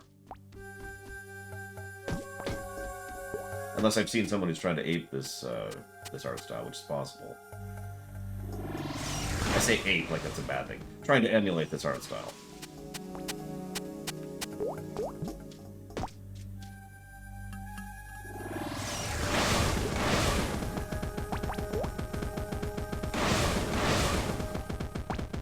But we do need to buy more upgrades.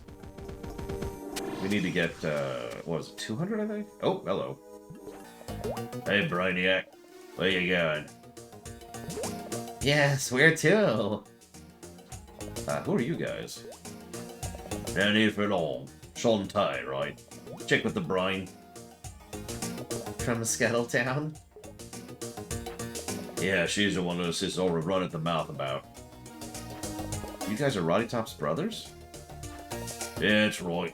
Abner Cadaver, the oldest. And this here's Poe. We're here because we got a proposition for you. Like, we know your next stop is the Hypno-Baron. His oceanside fortress is impenetrable. Ain't no way you're breaking in there without our help. It's a labyrinth that bores deep into the seaside cliffs. It's filled with tricks and traps. Very, very dangerous. Our offer's this. We get you in return, you gotta brew us some coffee. Are you serious? Dead serious. You know about wild, brain-eating zombies? Strong cup of joe's the only thing that separates us from them. Oh my god. Oh my god. The only thing that keeps zombies sentient is coffee. That makes so much sense, I can't even argue it. Just do it. You don't want to be there when Sis's eyes roll back and she goes freak show on you. You're going to need a coffee machine and some fresh coffee beans. Oh, and I like mine with a little rotten egg mixed in. Drop it off the old boathouse. We'll hook you up with a way into the labyrinth. You got all that? I hear you, but I seriously have to do a coffee run? You ain't gonna do it, but good luck getting inside the Hypno-Baron's digs if you don't.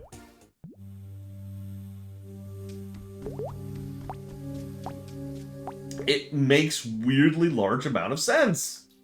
I can't even argue it. I can't even argue it.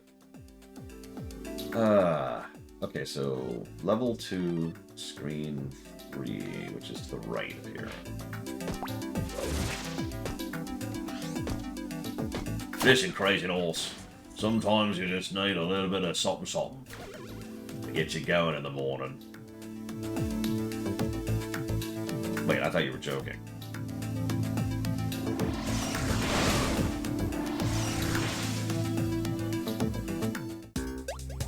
Okay.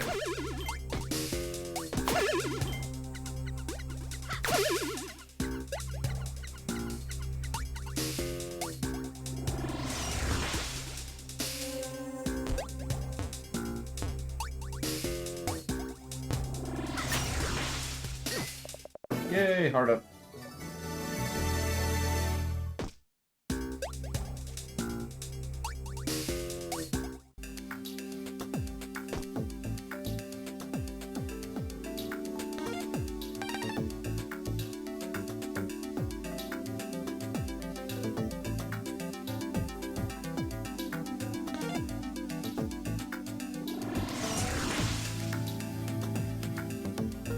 Yeah, I can't do caffeine tea for obvious reasons, I suppose.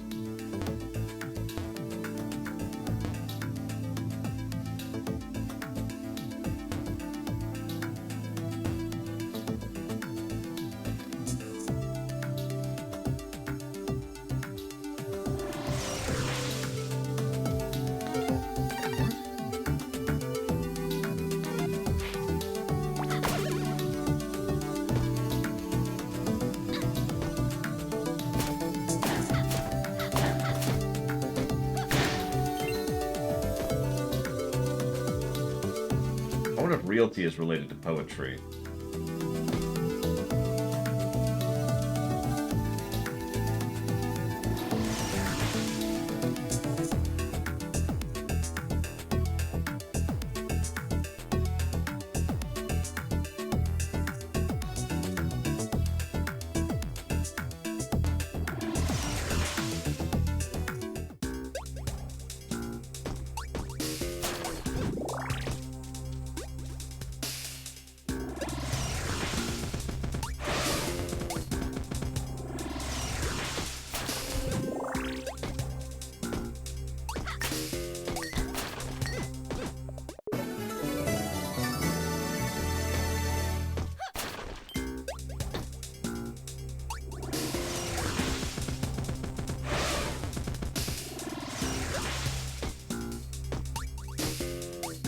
It's to indicate that that's a death pit, as opposed to...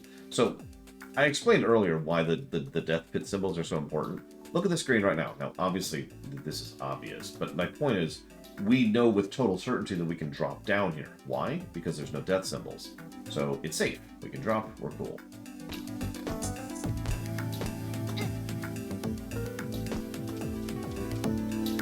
But if we were to try to drop down, say... Of course, now there's no pits. Somewhere where there's a death pit thing, and they're like, oh, we can't jump down there, that's actually a kill plane. It's just a little thing to indicate it. Listen, even death is happy in this game, okay?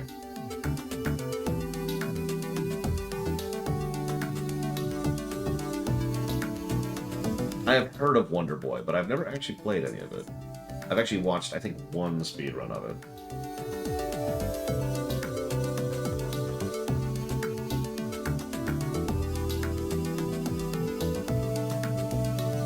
I just realized I haven't updated the HUD. I do apologize. How many times in the last week have I said, man, one of these days I'm gonna update the friggin' HUD? And by which I mean, like, figure out a way to automatically update the HUD. And have yet to figure out a way to do it. The problem is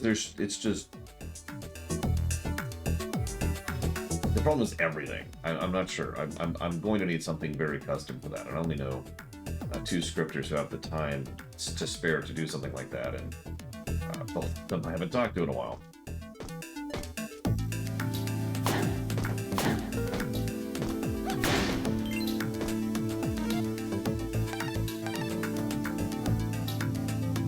Right. Okay. So.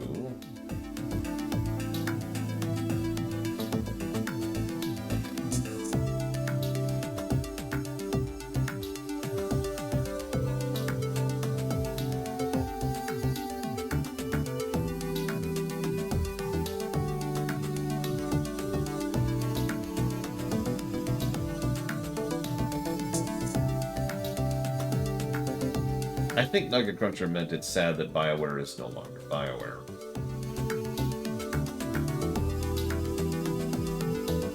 Look, stick around, Canada Banks. We'll have more anime girls as soon as we get to the next game. Or the next game. Or the next game.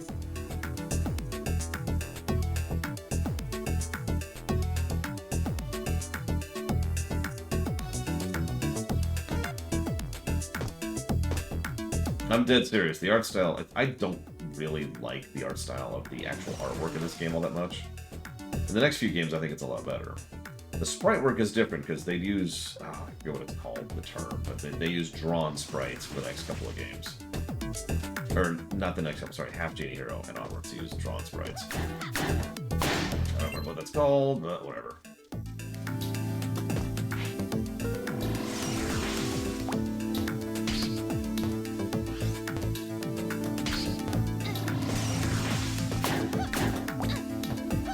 I mean, they clearly either changed artists or changed their style completely between this game and the next one. It's really obvious. Like,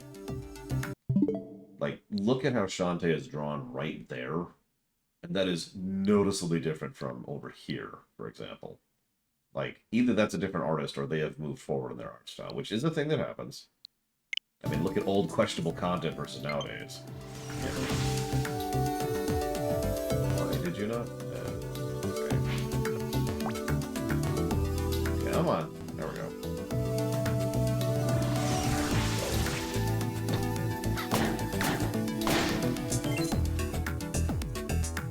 Don't smash me. Oh, God.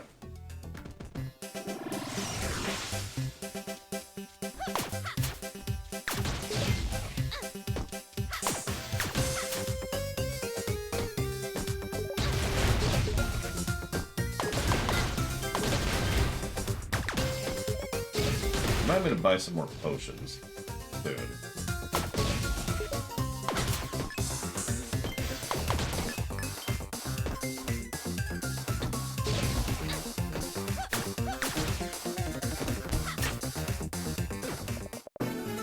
Broken coffee machine. Yay.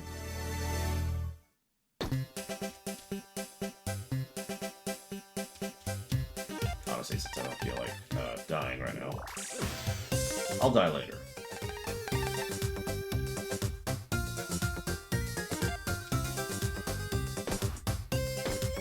Even though it irritates me that the Final Fantasy 14 is actually held back by its consoles, and it is, demonstrably and objectively, like that's not a debate, I am still happy that it's going to get on the Xbox.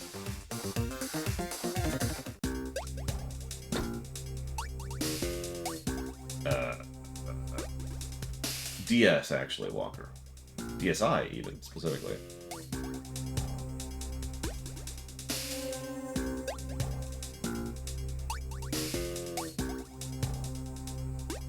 I don't think I can make that jump. Let's try it.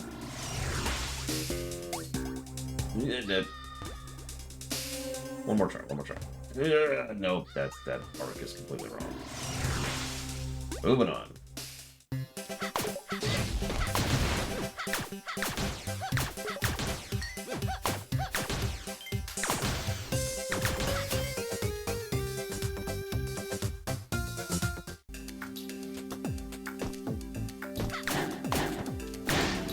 Speaking of which, hey Sean, since I know you actually care, are you going to be picking up the GBA game as soon as it comes out next year?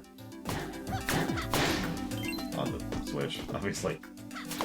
Or whatever your preference is, I'm going to be picking it up on the Switch.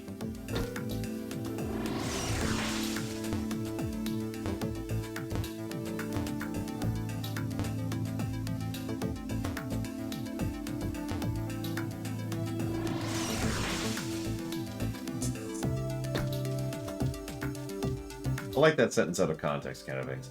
I just love looking at death. It's making me laugh. Just want to bring a smile to their faces.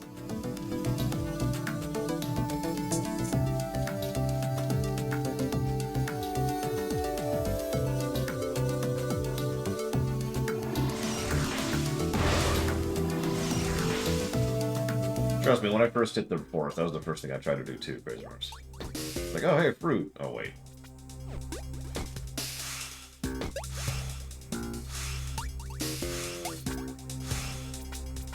Ooh, that's a jump angle.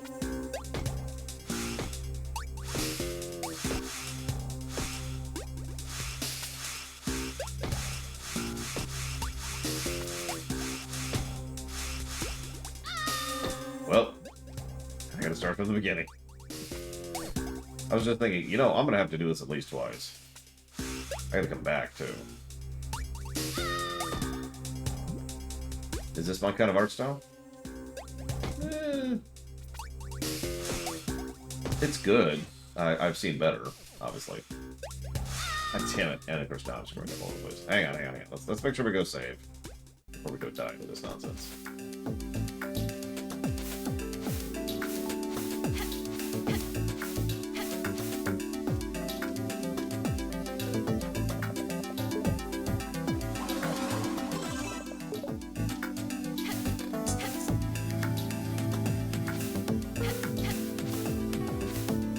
There's a tempo to it, and it's actually kind of weird.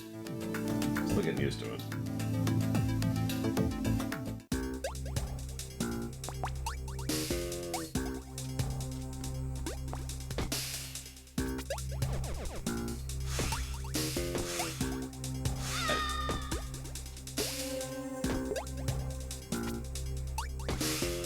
Isn't it coming out on the Switch and PS4 and Xbox, John? Probably PC as well. I mean, obviously Limited Run is doing the GBA cartridges because gimmicks, but I'd like a version of the game that I can more easily and readily access. There we go. Coffee beans! Do that all again.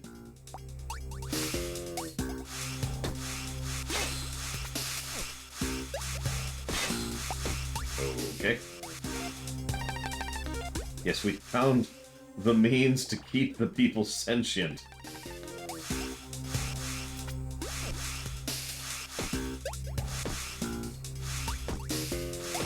Yeah, the cave theme isn't great.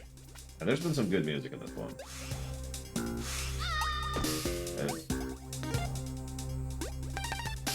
I still have the coffee? I still have the coffee. Screw it, let's get out of here. Okay.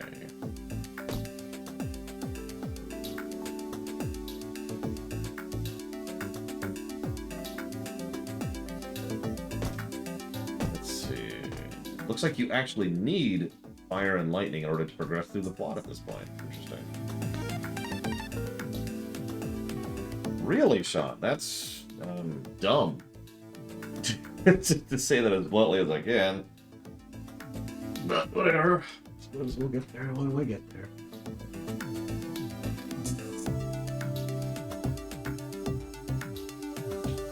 So I have to choose, do I stop all life from existing, or do I stop NFPs from existing? I don't know. That's a tough choice, Canada Banks. Kill everyone forever, or stop NFTs.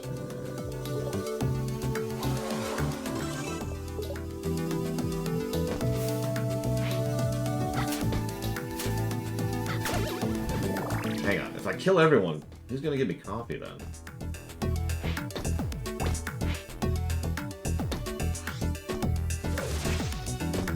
Is there a...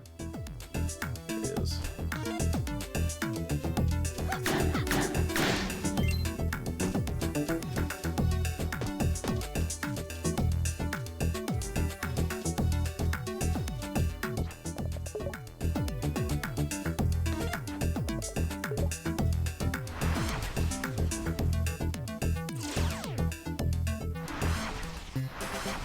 I mean, it isn't literally in the name, Sean, but I'm kind of with you.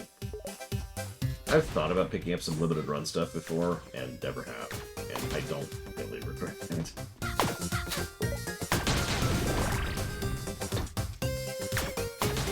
I would say no. We still have 3 games after this one, and it's already Tuesday.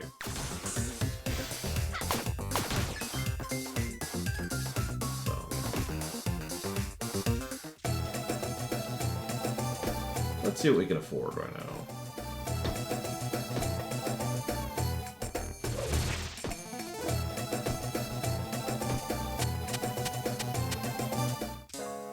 I have no idea, Canada Banks. Yeah, I'm PC, so, well, it's been on a PC for a bit. Let's see.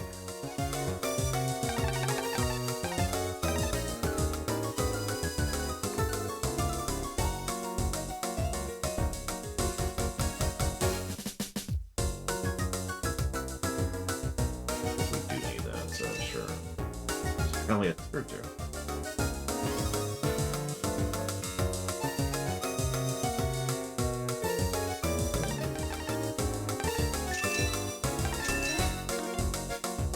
Good morning, Brigham. How did it go? Or you can tell me to shove off if that's too personal a question.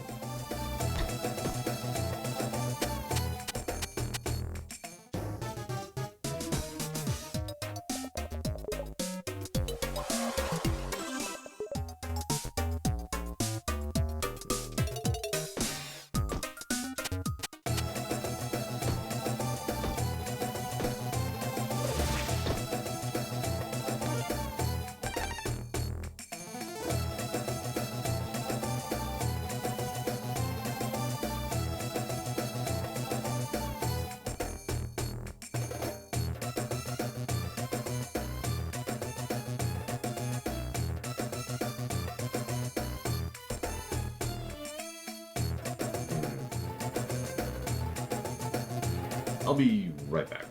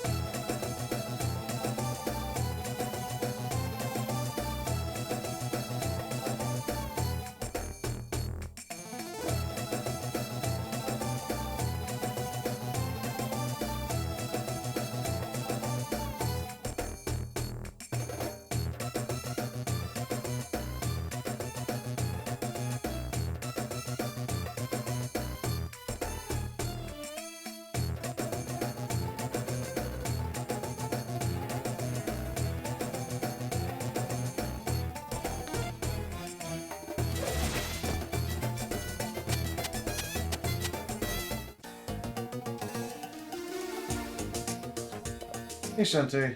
You got coffee beans in a coffee machine. Want some help with that? Yes, please. Oh, it's no good. This is all busted. That's something my wrench can't repair. Come on, boy, let's do your thing. Open wide. But I can't see it. There's supposed to be a rotten egg in that. You wouldn't happen to have an egg I could borrow, would you? You're really pushing the boundaries of friendship here. Thanks to you, I've got one rotten egg too many. Don't bother with the puppy dog eyes. One tall coffee, extra room for stank.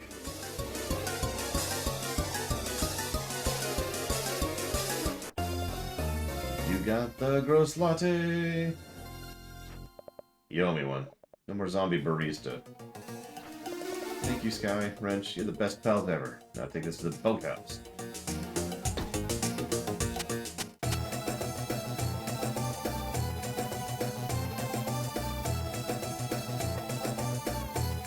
Okay.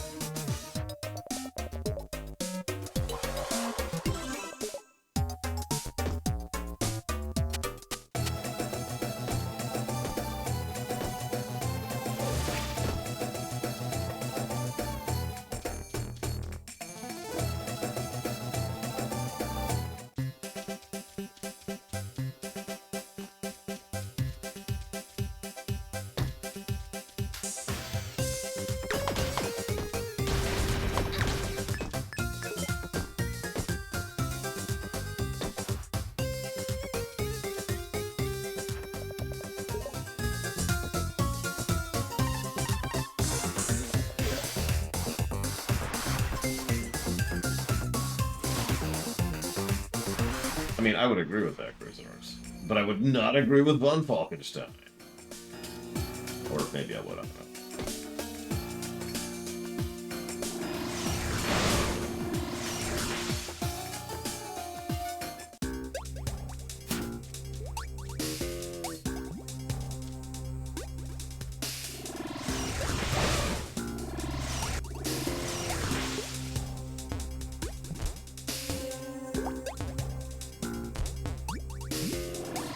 Oh, I get it.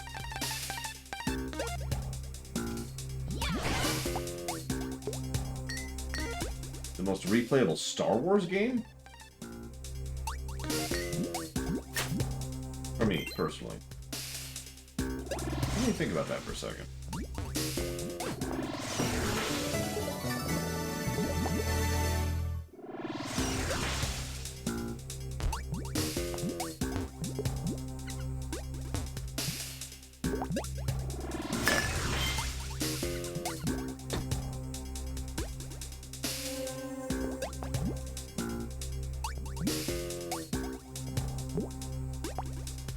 Okay, I'll be honest. I'm trying to think of any game that isn't Jedi Fallen Order. Tor, I've replayed through Tor several times, but I will also never replay through Tor again. I've had my fill. I'm good.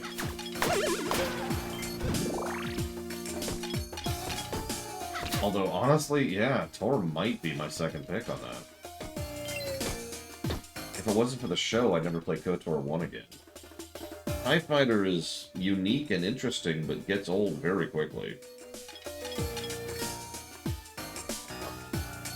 I don't really like Empire at War all that much. I don't know.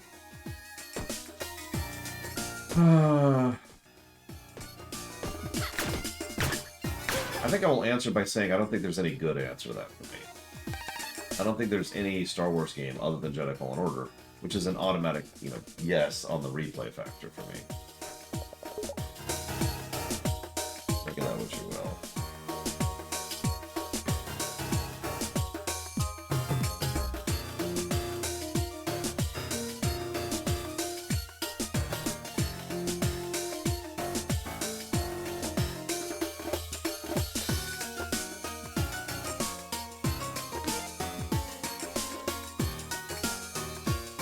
That joke has been used a couple of times, Crazy Horse, but it continues to not be true. And the further in we get, the more I think it's not going to be true.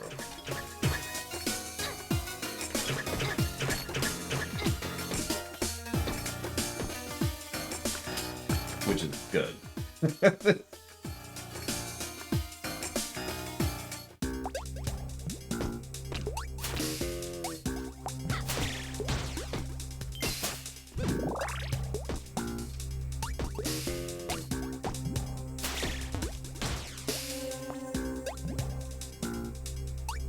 Where's this?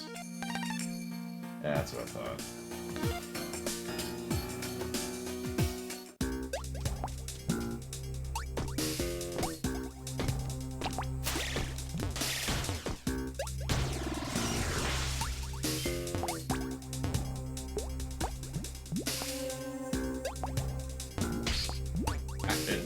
Ah!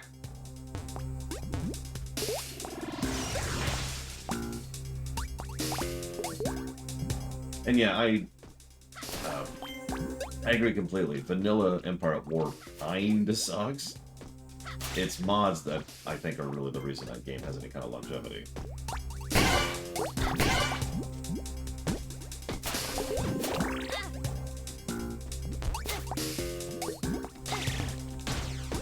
These sweet freaking bats.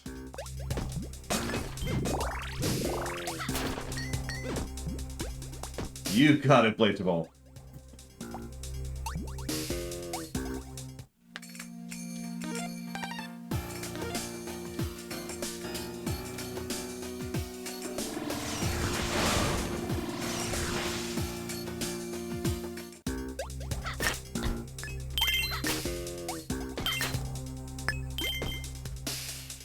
I mean, I would agree with that, Chrismars. Mods, randomizers, and speedruns have a long-standing tradition of keeping games and game communities alive.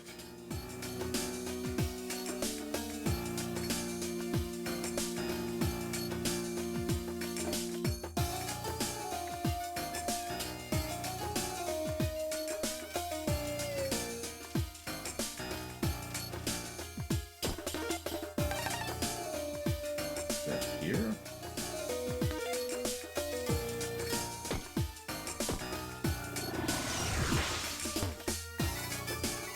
And let's be honest, randomizers are effectively a mod. It's just a specific category of mod.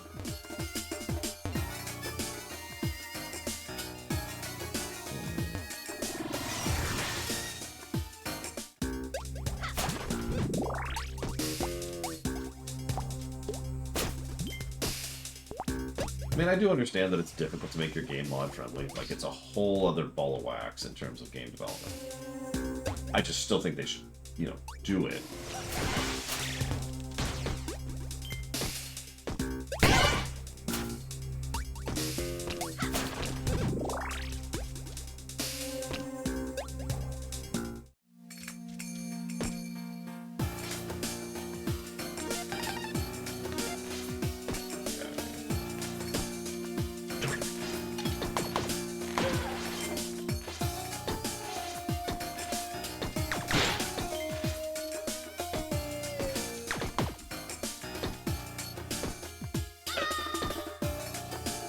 Okay.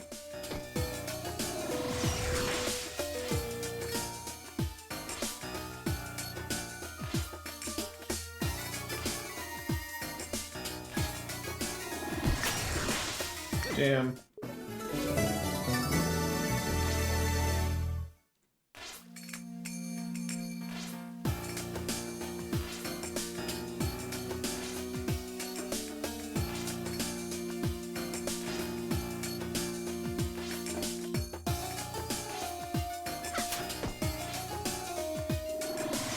All the games I've reviewed and ever want to play again, do you mean under the current system or total? I'll take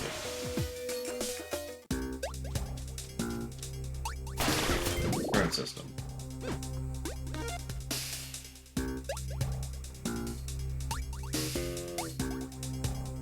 So which game would I never want to play again?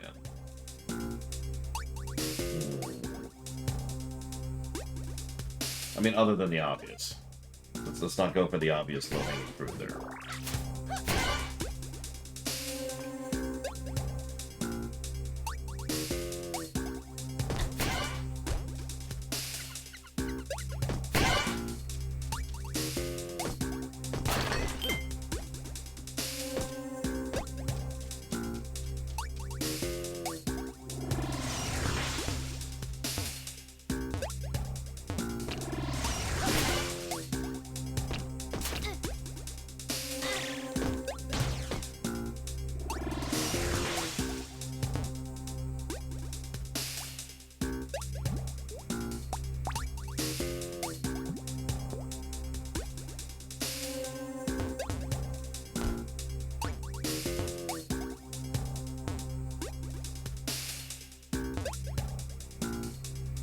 I gotta be honest, that's a really big list.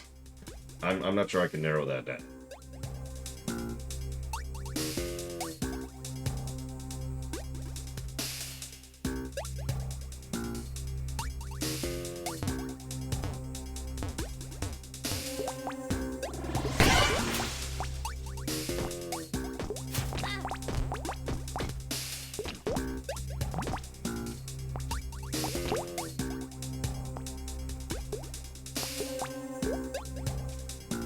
So, there's 3 reasons I never want to play a game again.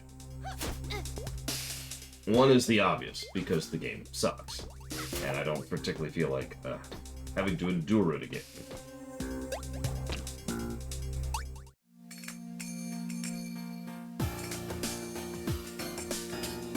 The other is because I'm sneezing a lot.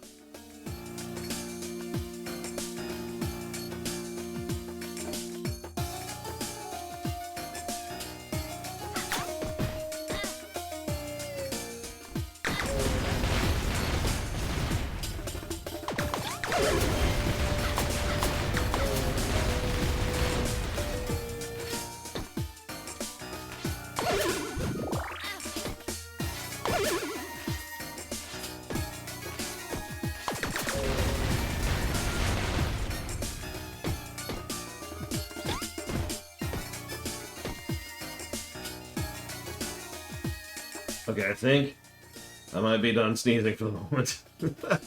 So, 3 reasons I don't want to replay a game. First is because it's crap. The second is because it's painful. And the third is because I have no interest in it. And all of those are distinct reasons and therefore their own kind of category. So picking a worst amongst those is kind of hard to do because there's just such a variety of why I would not replay a game again, right? So yeah, like for example, Warhammer 3. I don't want to replay that from scratch. I don't want to audit that, to put it simply, because good God, that would be a thing. Doesn't mean Warhammer 3 is a bad game, it just means no thank you, right? Redoing all of that is not something I have interest in doing. And then as far as the painful games go,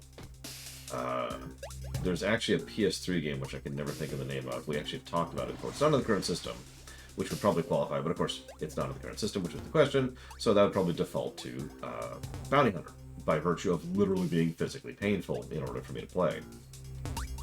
However, games like Shantae 1, the game we just played, also would qualify under the painful category. Not because it's physically painful, but because of the fact that, as we've talked about, there are bad games you can still enjoy playing, or at the very least are not arduous or aggravating to play through, whereas then there are bad games which are just to play through, right? And there's several games that aren't even necessarily all that bad on that particular list. Oh, I don't want to do this. Okay. And we're dead. Okay. Damn it. Like, for example, I would really prefer to never play Fallout 1 again, or Fallout 2 for that matter. But not because those games were necessarily bad, but because they were arduous, aggravating, or whatever. I need to come up with a better word for that. To really, to describe the difference. And all that. Oh yeah, then there's Frambeau, which can go directly to hell. It's the one and hopefully only game we've ever given the Black Licorice label to. That game was just absolutely terrible for me, in ways that I have trouble expressing properly.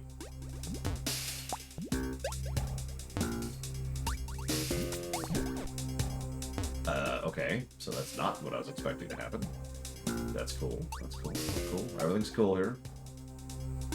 Everything's cool here. That's also not what I was expecting to happen. But yeah, like Final Fantasy VI is probably a bad example here. But it's also a great game that has way too much of an encounter rate. Something that is a solved problem in the most recent port, admittedly, but still would be the kind of game that would be aggravating to play, and I know people who have literally put the game down for no other reason than the encounter rate. Okay, this is ridiculous.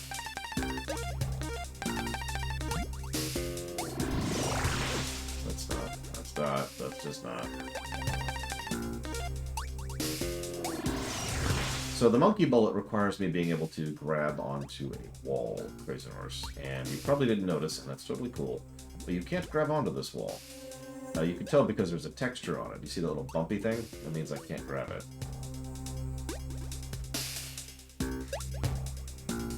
I mean, that's the definition of black licorice, isn't it, Walker? I don't understand how people can like it, but they do. It is something that I do not comprehend.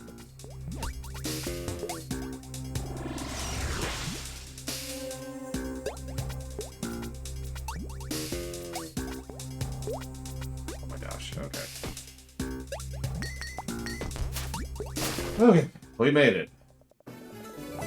Elephant stuff. Ooh.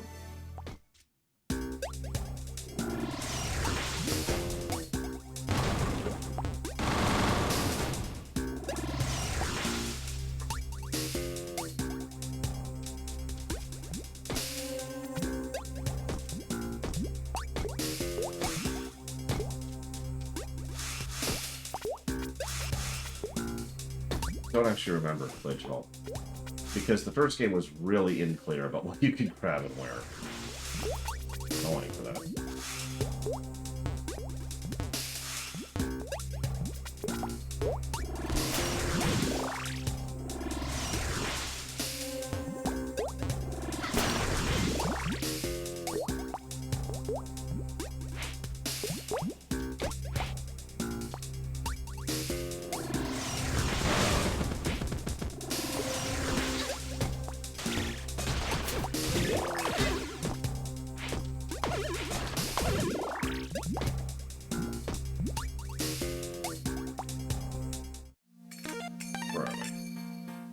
Oh, okay.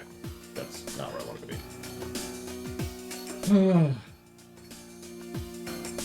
But if I had to pick one game, there's one, I have to replay every game in the review list. But there's one game I don't have to replay.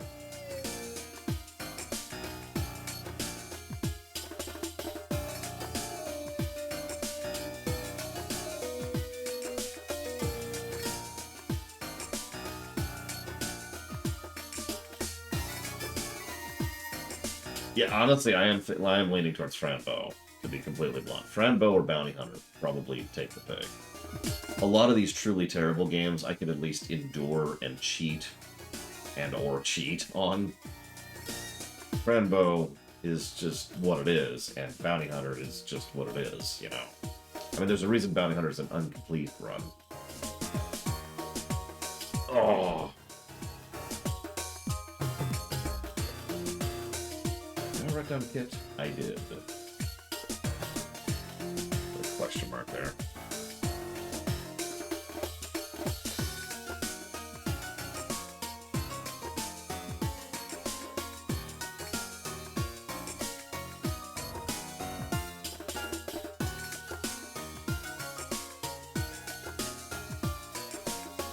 I mean, that's because it's a better game.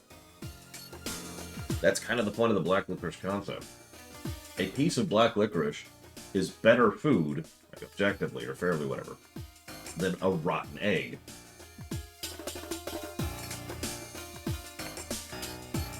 That is what it is.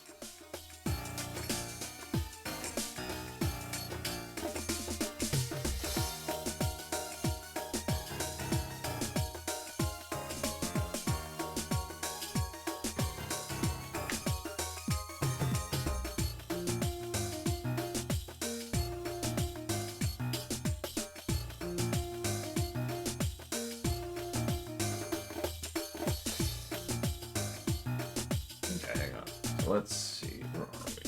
We're right here.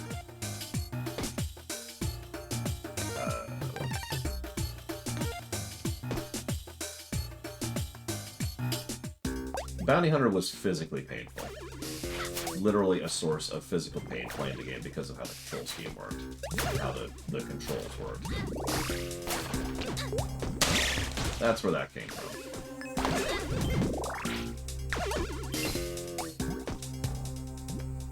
Time Elcor. It was also not a great game, if I'm being honest. It was very arcadey in a bad way.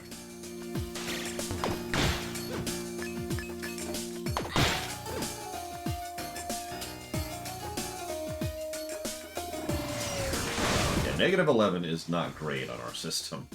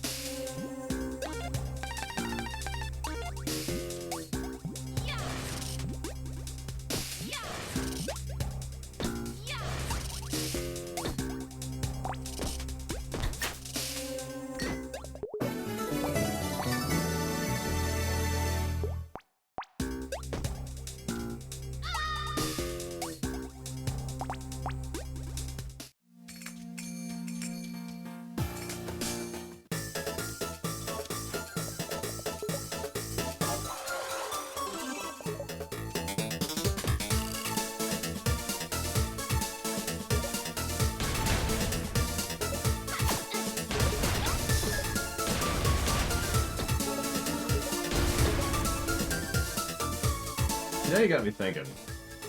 Which games... So I've kind of already done this. It was a while ago, but back when we did, you know, cut off the Oblivion line, one of the things I did was I sat down and I made a list of games I would like to do audit runs of.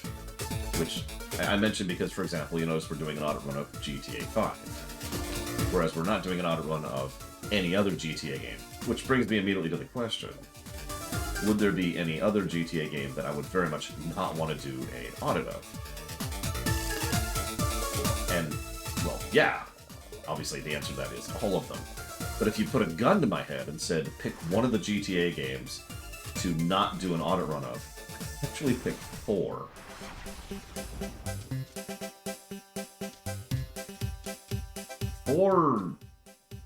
it's hard to describe how aggravating that game is to play, especially at a certain point. As we talked about, the game just nosedives in quality pretty quickly and pretty hard.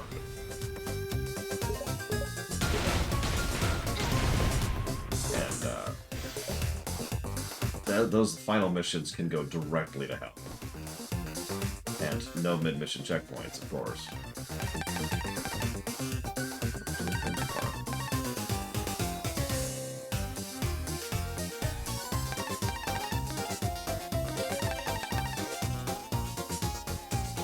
Like, at least GTA 3, for how absolutely crap it is a game that's relatively short and can be cheated through relatively quickly and easily. 4 doesn't have that proviso. San Andreas, for all its aggravations, is still San Andreas. And Vice City is relatively short and painless. Still a bad game, but you know.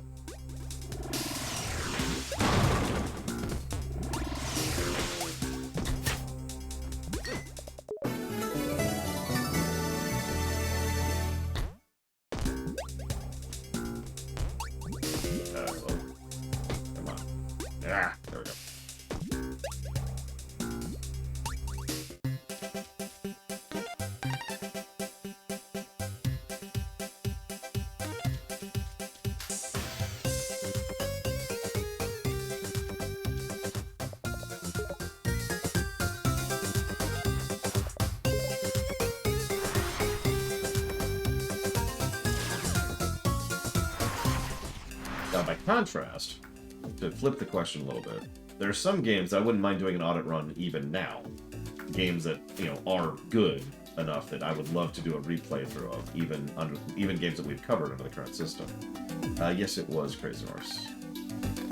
To have unlimited power or money. I mean, same difference, right?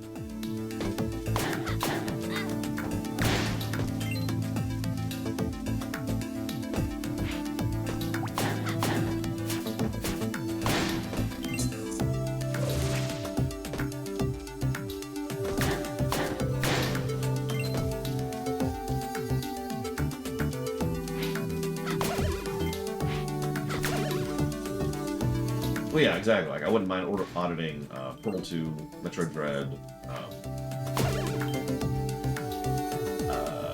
Can't think of any other examples. There are examples of games, several Mega Man games, specific Mega Man games, not the whole Mega Man block. Top 3.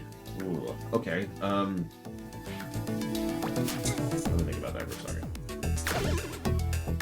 Let me go and just say Metroid Dread. Let me just get that out of the way. I feel like Portal 2 would be another really high up one. But before I commit to that, at some point, yes, we are going to get to Baldur's Gate 3 as well. We're not there yet. I probably wouldn't do an audit run of Diablo 3, even though I love playing Diablo 3, and I wouldn't even mind replaying it. In fact, I actually plan to do another replay of it soon. I think I'm satisfied without doing an audit run of that. Yeah, it's a really long game. There's a lot of meat on those bones.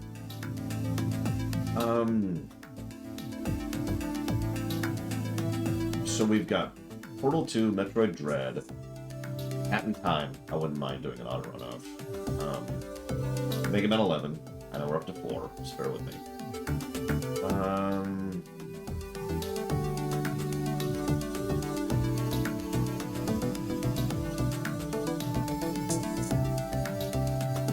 Honestly, Ocarina and Majora's would both be in the consideration.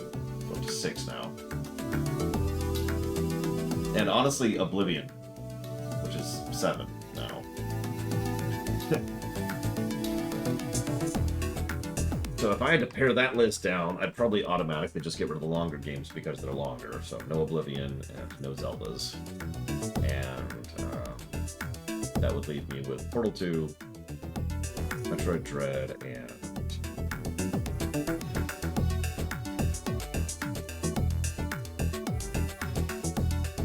no to both, Blades of All. I'm pretty satisfied with those. And they're also very strenuous to play, weirdly enough.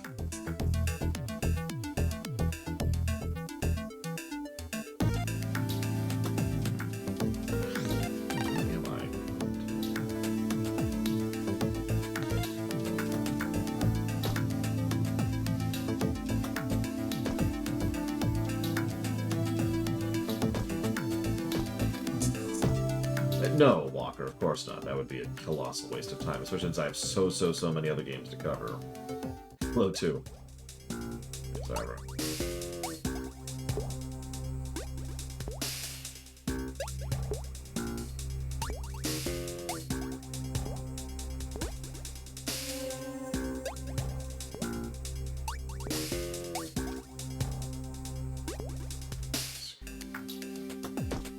Oh yeah, no kidding, Era. Dread is a very polished experience. In fact, well, would any of the Halo games be on our replay list? If any of them would be, it would be Reach. I do actually plan to finish replaying through the Halo series with my friends, because co-op is a thing. We've already played through Halo 1 and Halo 2, and then paused. But yes, I was quite fond of Reach, rather unabashedly. It's the only Halo game I liked without any asterisks.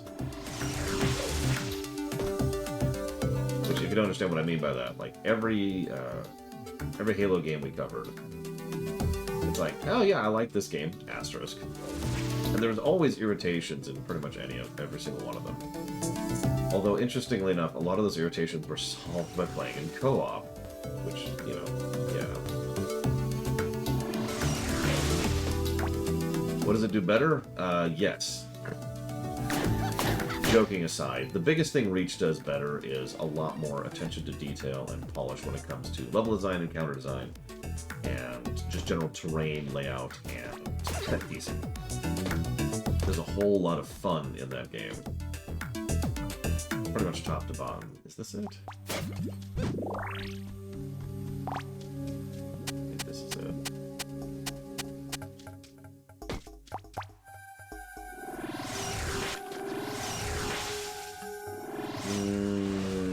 No, Blade of All. The unfortunate reality of humorous games like those is the joke really only works the one time.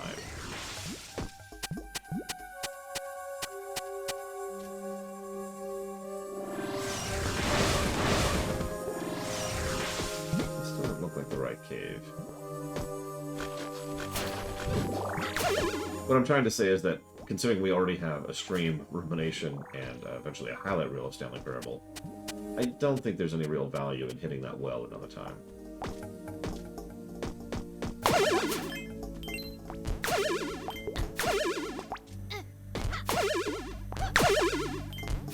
I mean, that's why the audit list is so short, to go relatively speaking. At least the audit list I pushed forward. Which we'll be done with, hopefully, in a couple of months here.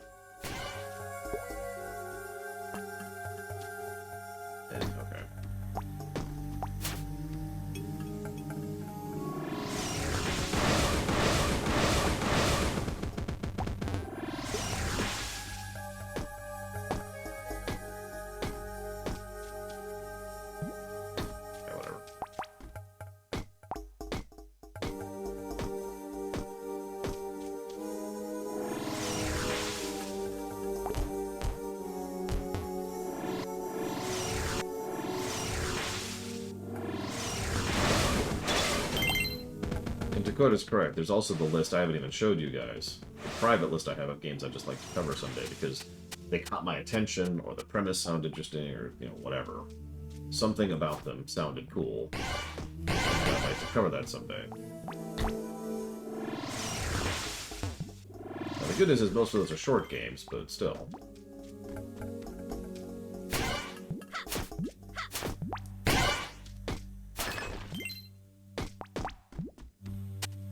But to answer you directly, Dakota, part of the problem, from my perspective, and purely from my perspective, is, like, right now, the fact that Mario Odyssey does not have a current review irks me. I don't know how good Mario Odyssey is, and I don't have it on my list, because it doesn't have a current review. That's it. That's the totality of the reasoning there. Yeah, actually, yes, there is a reason, Blade Default. The reason I'm keeping that list private is because the list is already several hundred strong. It doesn't need to be larger, especially not artificially. Oh, I'm sorry, my dream job? Emperor of the Universe! So, what letter of the alphabet is Q? Like, what number of the alphabet is Q? Q is in quandary. No. This is another list on top of that one. Yes, Fife, it is. That's sort of my point.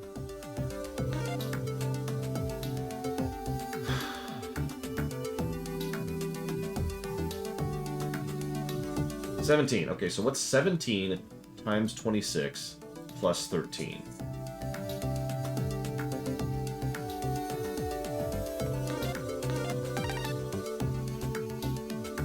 Where is this stupid thing? Level 4. Exactly, Crazy Horse. I need more work! I need more work, Crazy Horse. 455. We have 455 games on the list right now, and a lot of those are blocks, which include more than one game in them.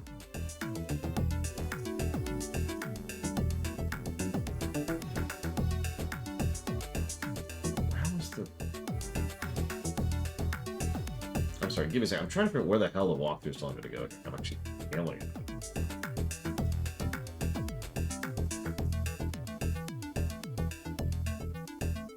Okay, I see where that is. I see where that is. Okay.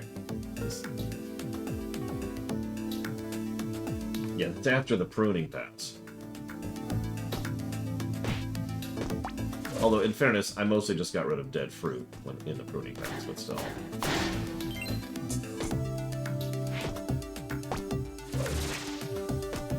Oh, that's another thing. Someday I'd like to cover movies. Yeah, speaking of which, as a reminder, the Patreon post for August, whatever month this is up.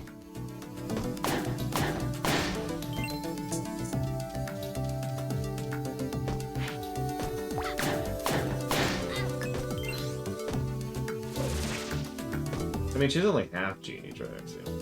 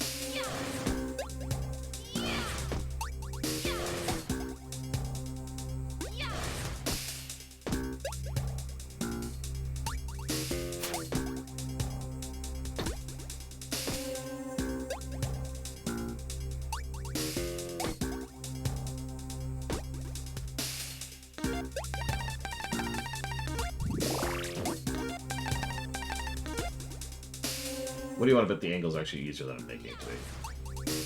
Yeah, not quite. Oh, turn around. There we go.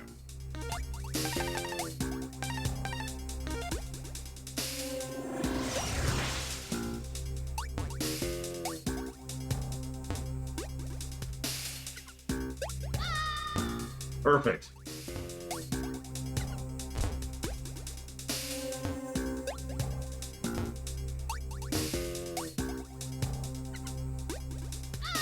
Okay.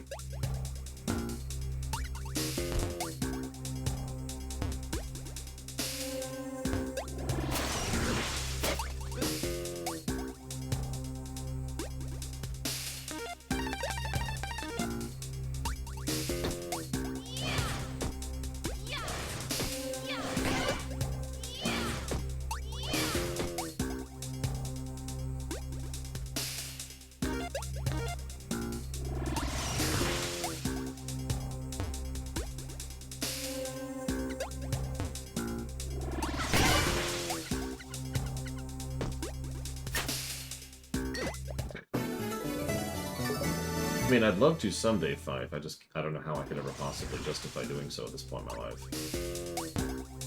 Without, you know, just winning the lottery or something. Hey. Well, whatever.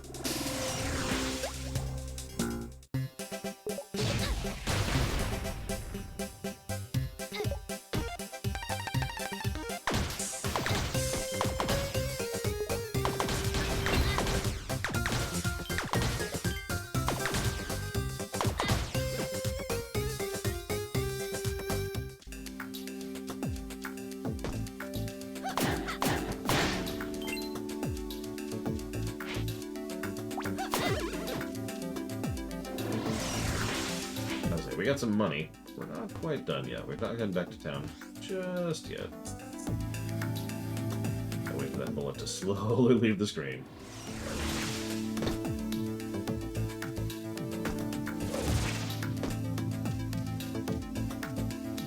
I also imagine there would be a relatively low interest in watching a 4-job Fiesta stream, so that's the other problem there.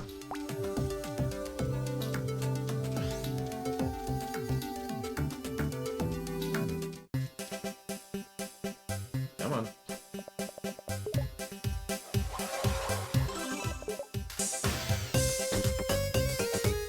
So there's a game called Final Fantasy V. Final Fantasy V is a pretty good game from a gameplay perspective. 4-Job Fiesta is a form of a challenge run, which is usually done for charity once a year around July. It's already happened this year. You are assigned certain classes, and you're kind of limited to using only those classes within the thing, hence the 4 jobs.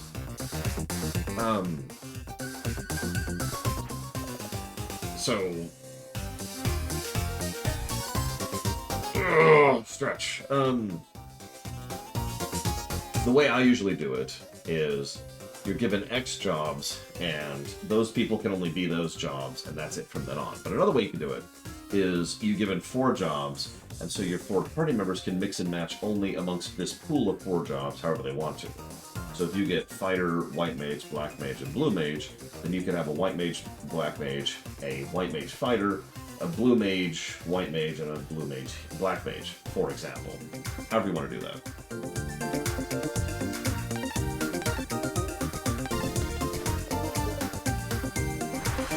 It's a fun challenge run, and the game is designed such that, with very few exceptions, there's no such thing as a bad combo. You're always going to be able to do something to progress.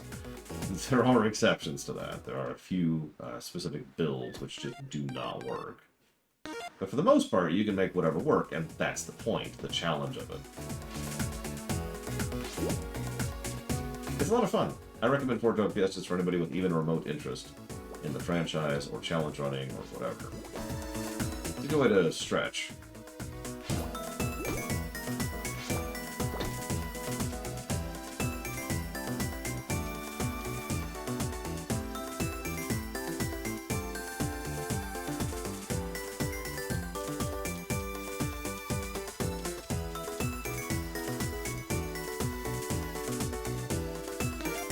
Yeah, FF5 is actually pretty unique in that it sort of unintentionally supports them. Like, it's almost guaranteed that the developers did not intend for that to be a thing, and yet there we are. Even other games that have job systems, like Final Fantasy X-2 or Final Fantasy Tactics or Bravely Default, just do not have what is necessary to make that work in terms of game design. Either in terms of itemization, or in terms of kit, or in terms of job design, or in terms of boss design, or in terms of encounter design, or in terms of dungeon design. The 5 stands alone. Like it or not. Whoop, whoop, whoop, whoop, whoop, whoop. Okay, we're done. Cool.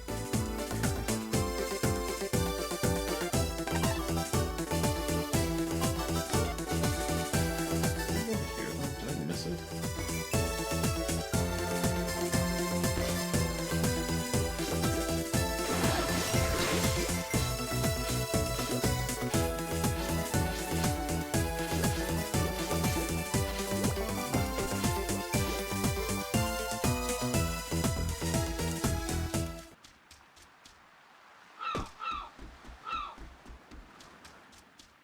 Oh, hey, the mayor's gone. We also have an injured animation, which I've just noticed, which looks straight out of Mega Man. Like, that's Mega Man X4 is almost to a D.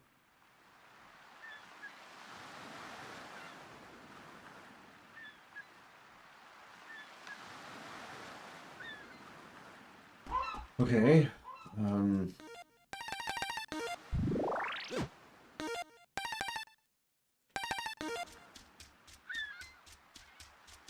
Yeah, this section kind of sucks, honestly. This is... The jumps are finicky even if you're using the monkey. And there's a little bit of blind jumping going on. And the fact that you can just kind of hop off the platform, you know, without meaning to,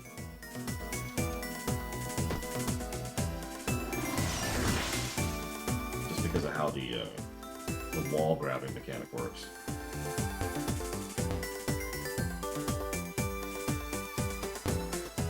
A lot of games have trouble with wall grabbing against moving objects. In fact, even Ori 2 had that issue. Part of the finicky negative we gave. Whoop! Okay.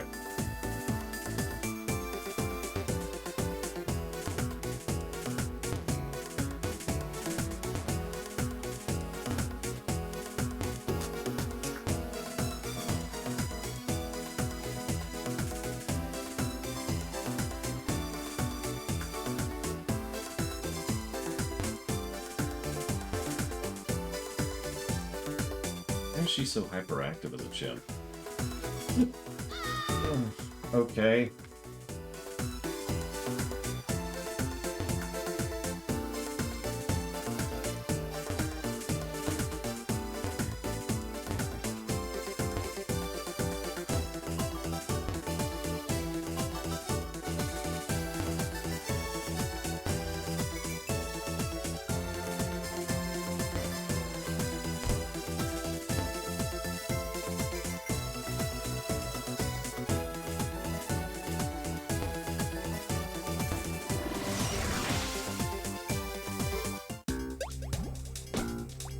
Okay.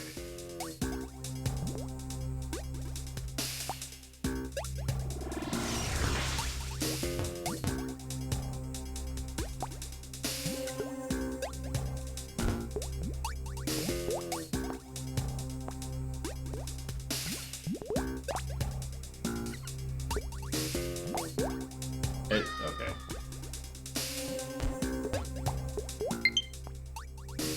And what? What downloaded? What downloaded? Okay, whatever. Something downloaded. I'll never know now. And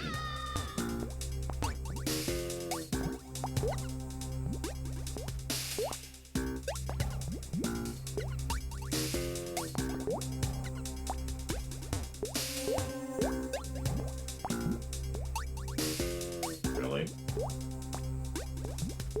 No, you're a no. My goodness. That sounds horrifying to me.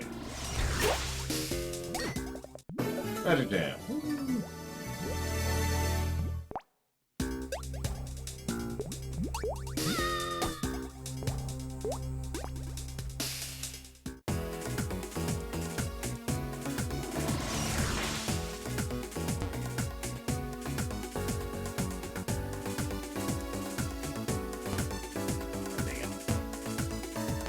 Yeah, we've got plenty of jam and not nearly as much coin.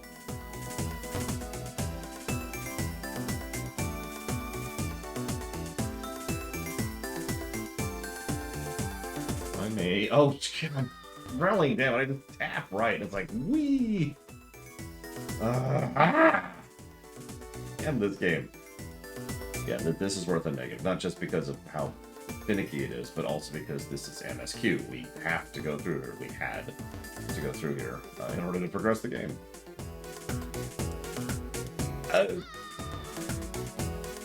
Okay, I'm gonna ignore chat for a second because apparently I cannot do this platforming while occasionally glancing to the right.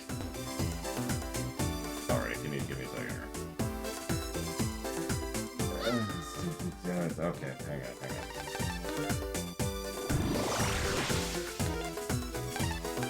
I wouldn't mind some kind of Hearthstone or something right now, but no, we appear to be stuck here. I might as well answer the question. So, what canceled game was the most devastating to me?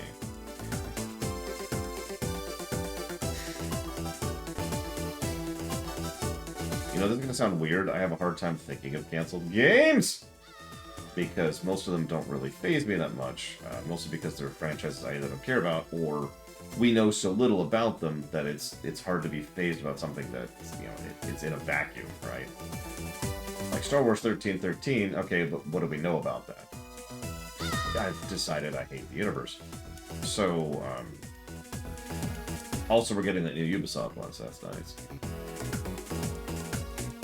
Like Mega Man Legends 3, I mean, I'm not a huge fan of the franchise. that's kind of a whatever.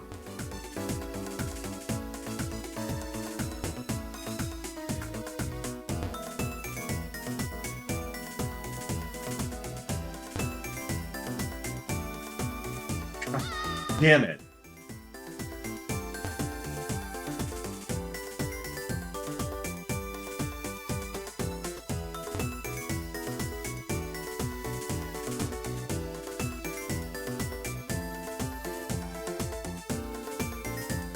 Oh god, we have like the worst offset right now. Remember, I keep failing at that jump. Look at that. Look at that.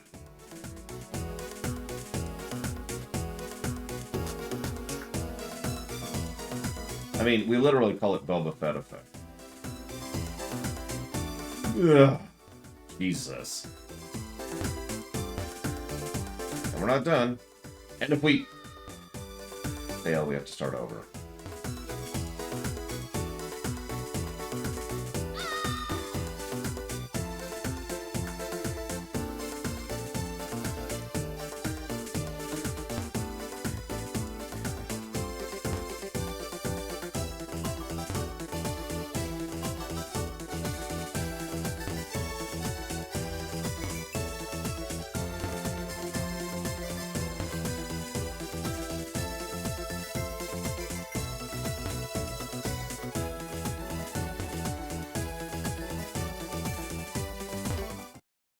Thank God.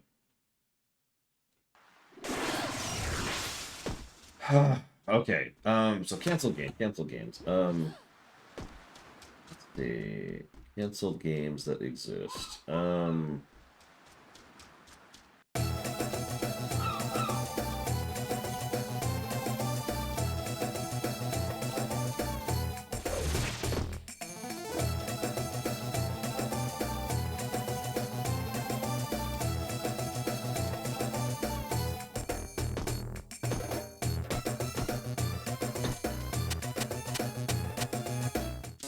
I'm actually struggling to think of any. Other than, like, the big ones that I just mentioned. We can finally buy that.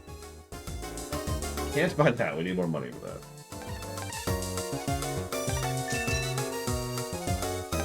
I don't know if I call... I mean, I guess Half-Life 2 Episode 3 was a canceled game. So that is valid. There was never a Half-Life 3, though. Not really.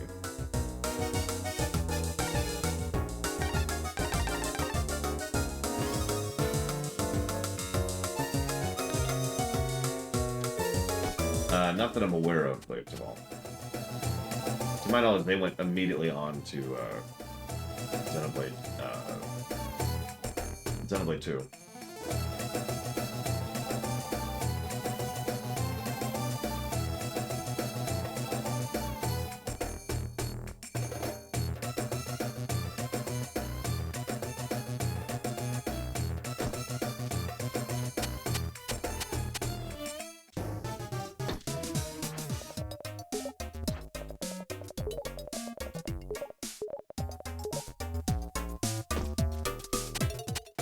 I mean, I suppose KOTOR 3 counts. I'm not even sure that counts. I don't know. That's kind of a weird one.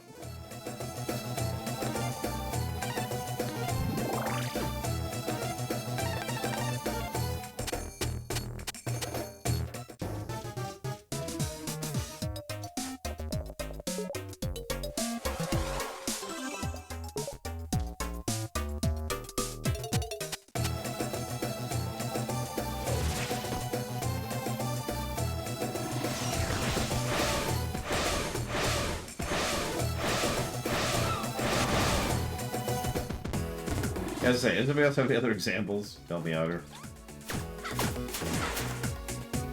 Oh, mermaids are a thing. And turn into fish when they die. And then they take totally ordinary people, turn them into mermaids, and then turn them into canned mermaids for food. That sounds like a joke, but you don't know how dark the humor in this series tends to be.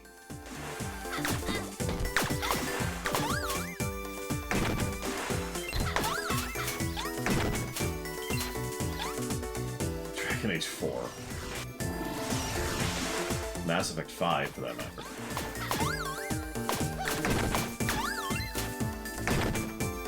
Totally coming out. Wink.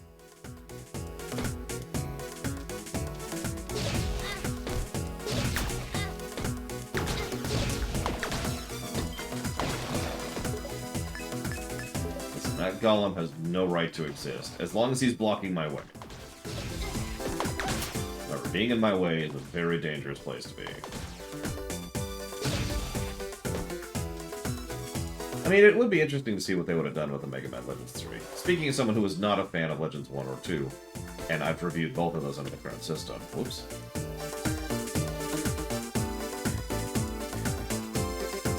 I can make that opinion.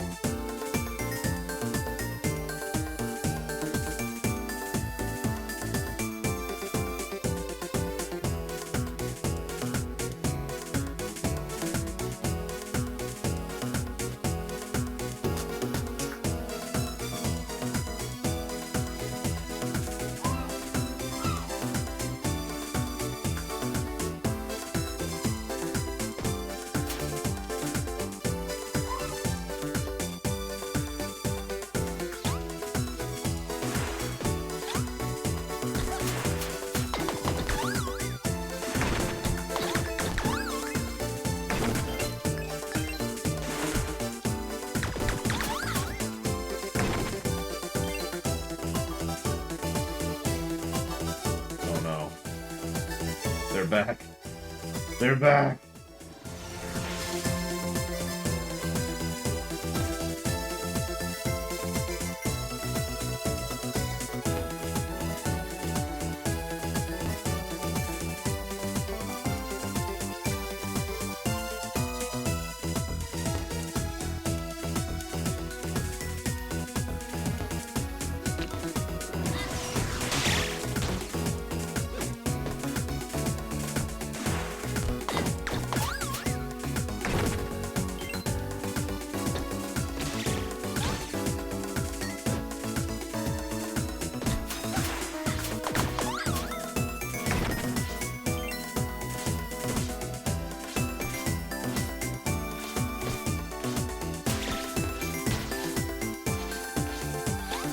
That's actually a good point. There was that Mega Man X FPS. There you go, that's my answer. The Mega Man X FPS. Something I still think would be a good game to this very moment.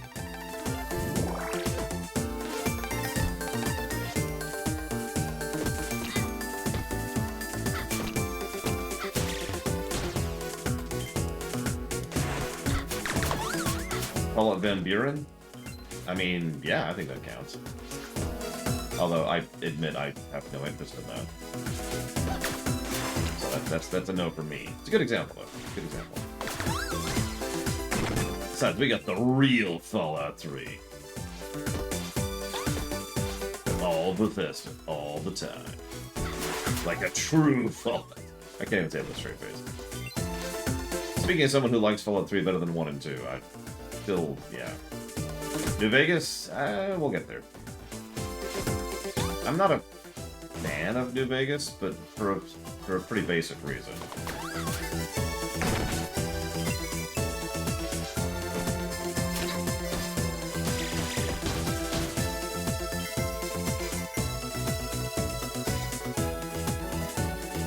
No, it's because I've only played New Vegas once. In fact, the only time I've played all the way through New Vegas was on stream. So it just, I don't know. New Vegas didn't click with me. It felt a lot like an Oblivion game. AKA, good story, bad gameplay. And that's ignoring the obvious bugs. Like, I can think of several negatives to New Vegas' gameplay right off the top of my head.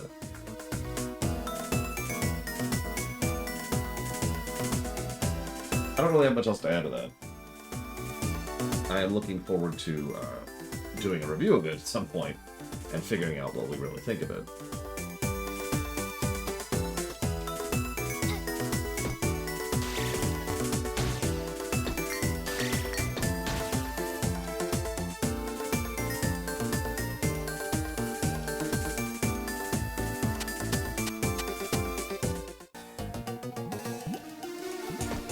No, I'm pretty sure most Fallout fans prefer 1 and 2 Crazy Horse.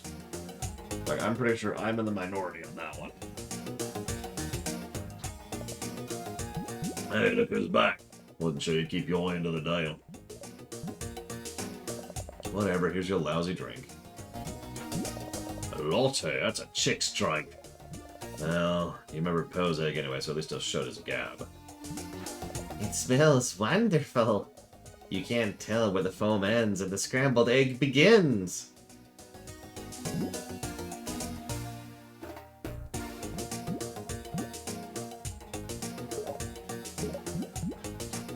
So anyway, here's the ticket to getting into Hypno Baron's joint. Plastic explosives.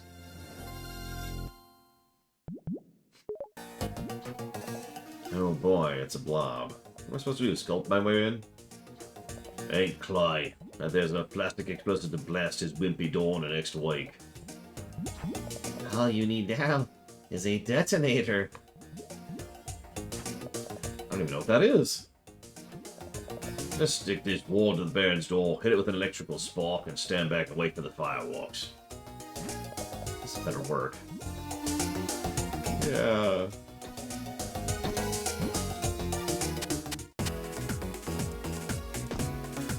But,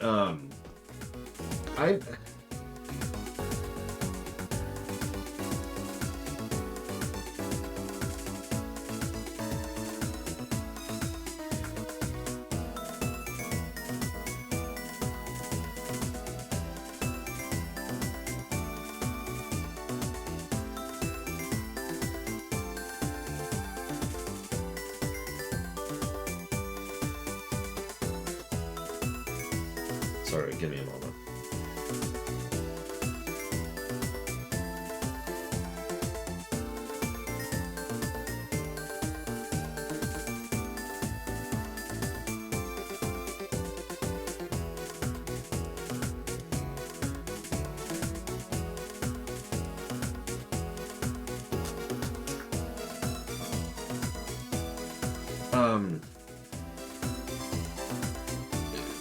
I have a hard time to comparing New Vegas to 3 because I know 3 very well, and I barely know New Vegas at all.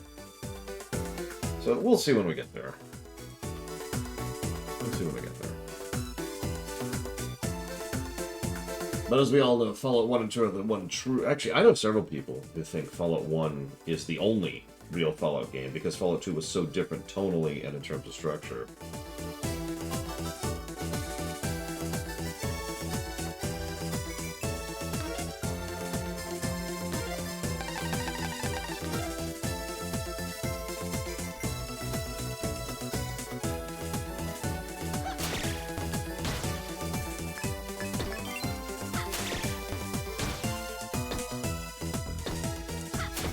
I'll also admit I almost never use that in 3 or in New Vegas.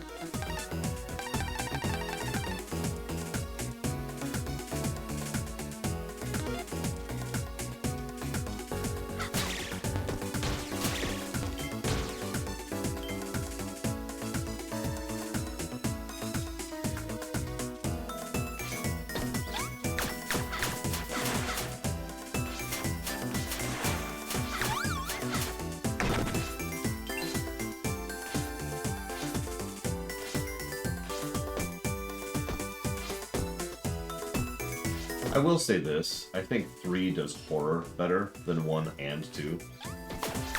In a way I actually really enjoyed. A lot of that is down to the vaults, but not all of it. I mean, as I've pointed out before, every DLC of Fallout 3 is one brand or another of horror.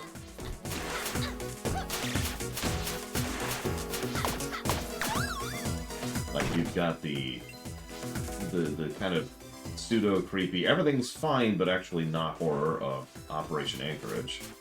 The propaganda thing. You've got just the swamp, slicked, grossed out horror, oh my god, of Point Lookout. You've got the industrial horror of the Pit. You've got your traditional 50s horror of the one I can't think of, Zeta, Mothership Zeta.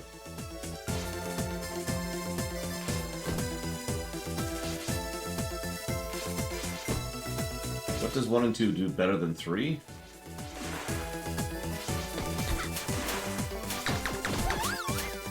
The obvious answer is world building. Good morning, Solar Cat Plasma. Bethesda doesn't really know how to do world building. And Fallout 3 is a good example of that. The setting actively doesn't make sense. There's a whole lot of the underthought going.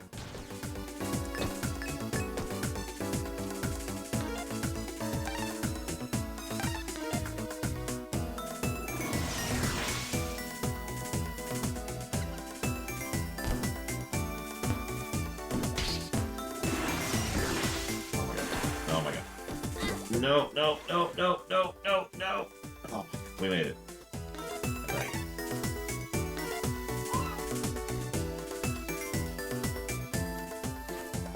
In the place. Let's get the plastic explosive here. Yeah, it does it. All I need now is a bolt of energy. Yep, yep, yep. Back over to here. First of all.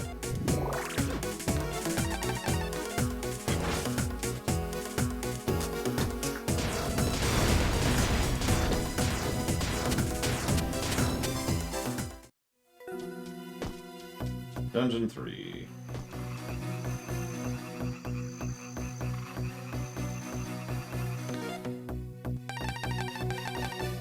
I will admit, and I don't mean this as an insult, I don't really remember the tone of one.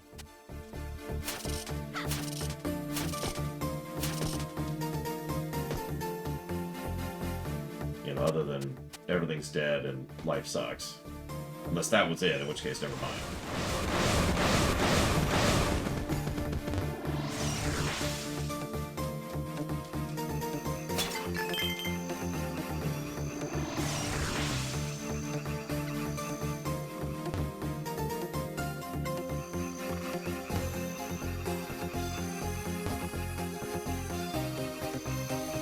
And yet 4 does not know what it wants to go with. 4 has some of the most interesting vaults in the entire franchise.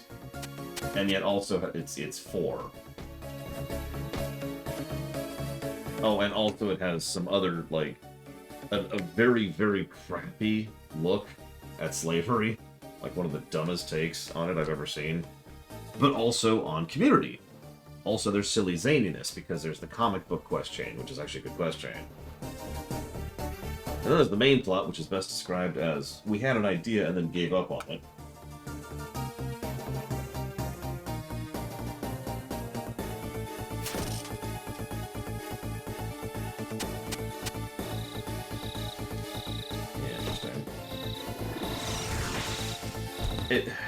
Its slavery take is actually really simple. Slavery's bad.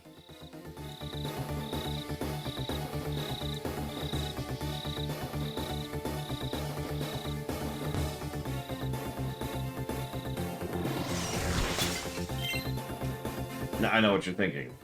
Isn't slavery bad? Yeah, but yeah, and like Walker said, water is wet. Like, it's something I've seen a lot of fiction do, where they try to do, like, a take on something, and they act like it's some big dramatic reveal, like, we're the first people to ever say that slavery is bad. And they spend a weirdly huge amount of the game focused on the slavery issue. And yet it's just like, guys,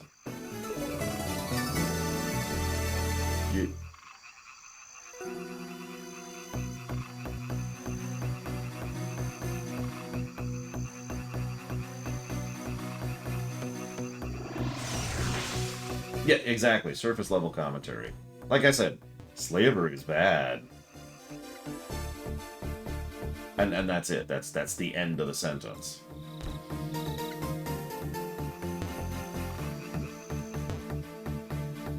Also, nukes are bad, but also, spoilers, most of the endings of 4 end with you setting off a nuke deliberately.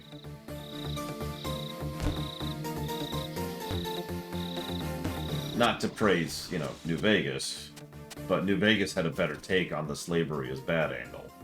Like, the Legion are horrific, and probably get a negative when we get there. But at least there's something to them other than, hey, slavery's bad. Okay.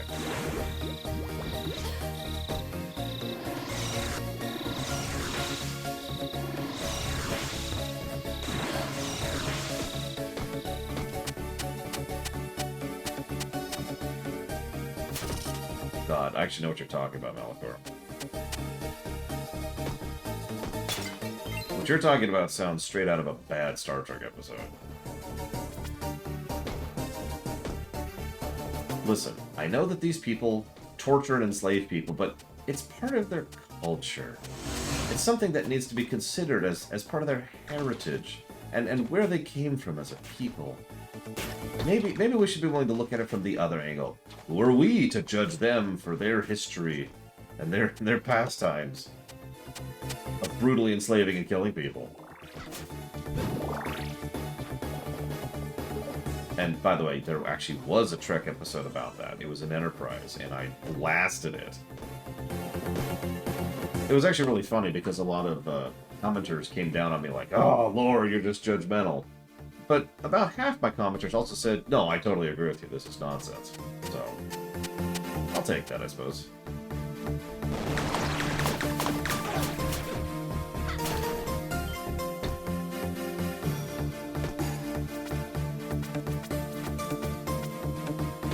I mean, I've noticed, and this is true in real life as well, that some people like to use culture as a defense word. As in, you no longer can attack something because it's part of someone's culture, which, no.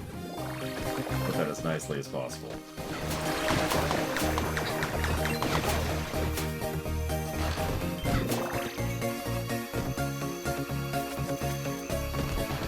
You know, you say that, Malachor, but I've been wondering, what was the intent then?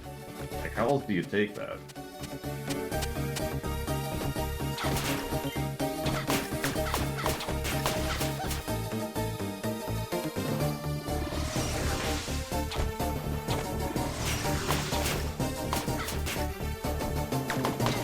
I mean, it depends, Great Source. That's how life goes.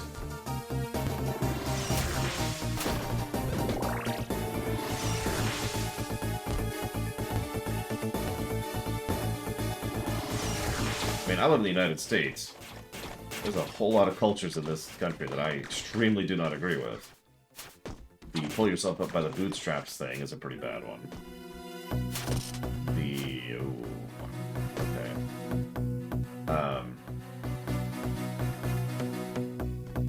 Yeah, they get back to others. The pull yourself up by the bootstraps thing is something I particularly don't agree with. But there's also the idea that criminals should be punished as harshly as possible, because that's a good thing. Also, communism is bad, and the devil is something that's a United States culture thing. Not exclusive to the United States, but, you know.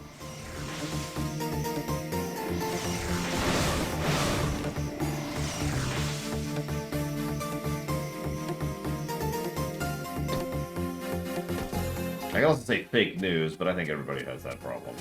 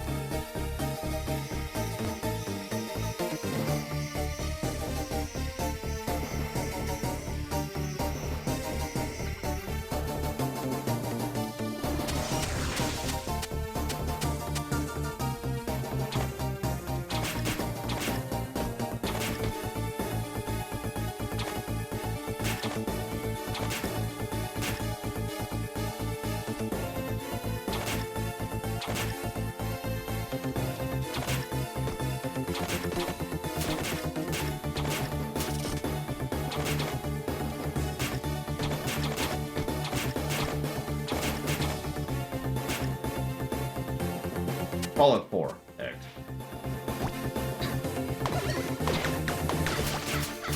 A game I enjoy despite itself, is how I would phrase that.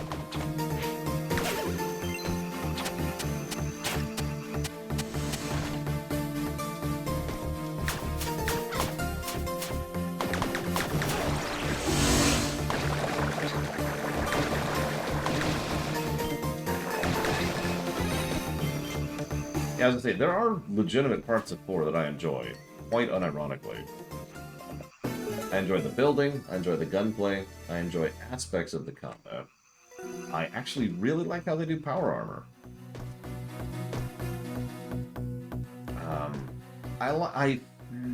I like and also dislike the settlement system. Initially, it's really fun, especially when you're doing your initial building and connecting the initial settlements together. That's kind of awesome. Then it falls apart because there's no additional depth to it. I shouldn't say falls apart, it's just it stops being fun. You did it. You have successfully built a settlement and connected it with other settlements. You've done it. You have completed the build gameplay that exists, right?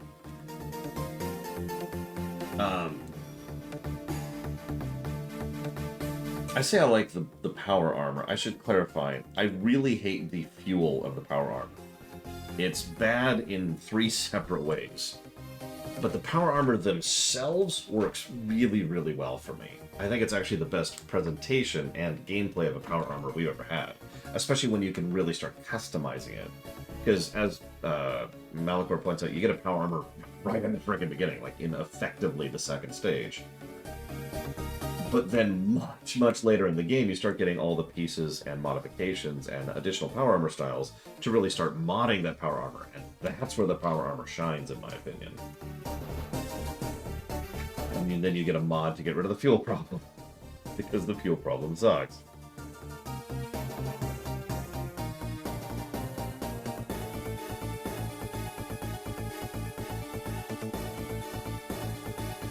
Oh, let's see.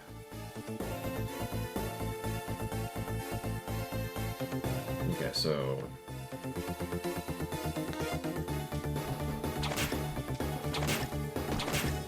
Wait, there's a plot hole in Fallout 4? Sorry. Whoops. But yeah, no, it's ridiculous. Well, we'll be able to afford that hair upgrade now. Reading the stash here, don't mind me.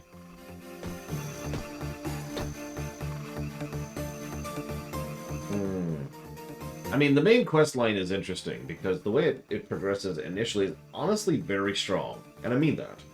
The MSQ of Fallout 4 starts strong, and then kind of never stops getting worse. Until it reaches the point where nobody cares anymore. It also tries way too hard to pull a twist, when there wasn't really any need for that. They could have just gone a more linear direction with it, but no. Gotta have the twist. Like, the way they just... Main story quest. MSQ. The mandatory plotching. But they really twisted around aspects of both the world building and the story to try and just make the twist happen. And it's like, guys.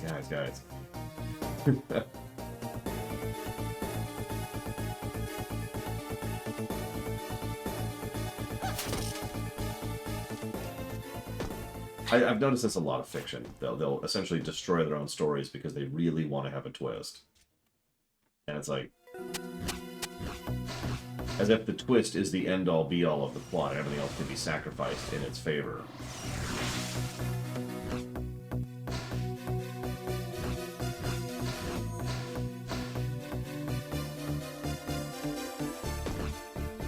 Yeah, exactly. It's funny because I actually enjoy that sequence and the build-up to it.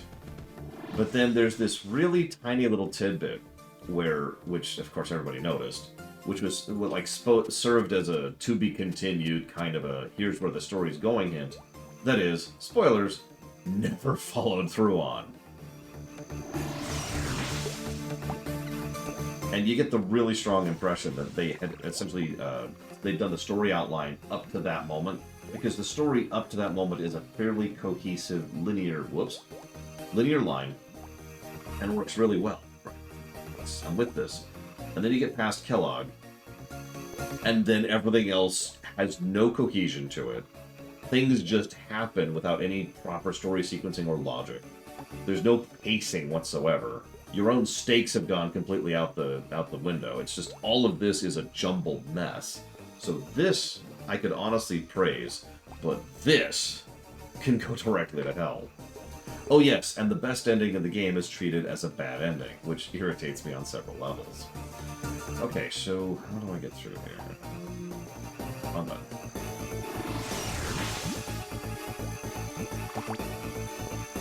Okay.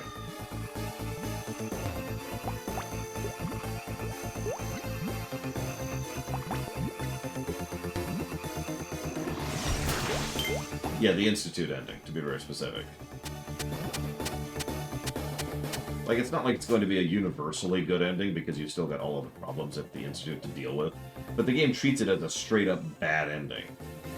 It also treats it as if you have decided to magically agree with slavery and become the villain for some reason. Instead of, you know, any of the things you could actually go for in that particular circumstances, of which there is a gradient, of course. Instead it's, nope, you've joined the Nazis, congrats.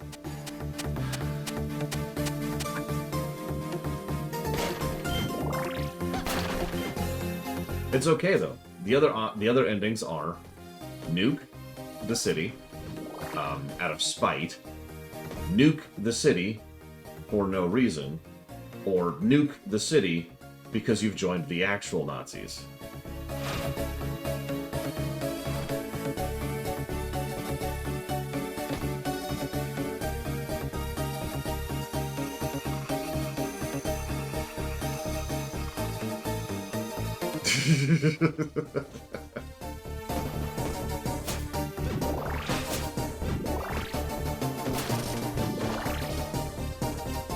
Yeah, the Brotherhood of Steel, whose main modus operandi is and always has been procuring technology from a military bent in order to salvage it for the future, looks at this insanely advanced tech place, which has freaking transporters, and says, nah, blow it up.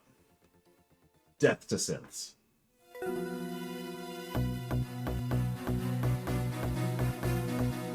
Oh yeah, and the Minutemen deploy nukes, which is probably the closest thing to a good ending.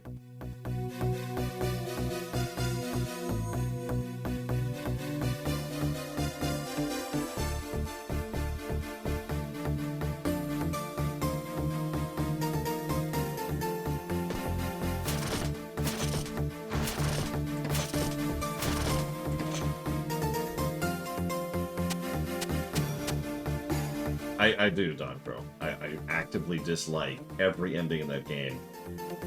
And if you put a gun to my head, I would say I prefer the Institute ending, even though that is still a terrible ending. Like, if we ever did a modern review of Fallout 4, every ending would get its own separate negatives. But I'm sorry, Don Crow, you asked of a game in general, not just Fallout 4, so forgive me. So a game where I prefer the bad ending, even though it's non-canon. Witcher 3.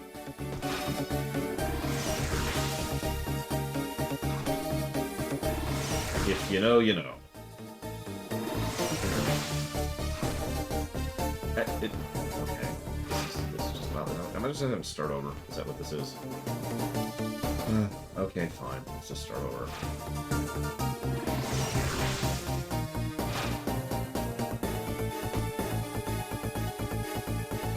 Actually, yeah, speaking of which, another bad ending I prefer, even though it's non-canon.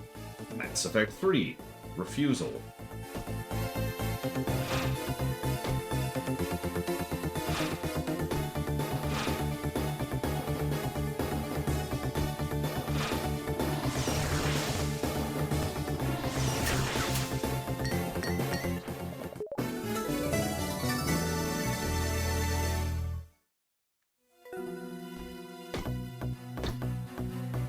Now I'm trying to think of another one.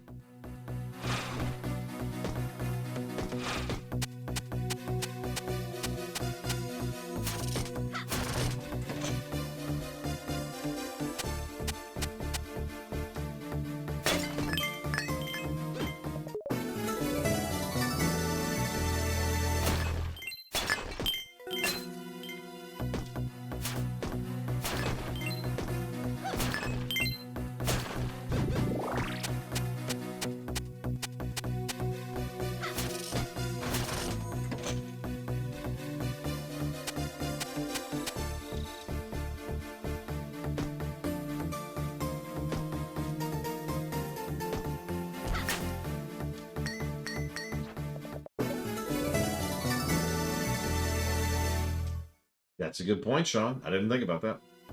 Plus to cat morality.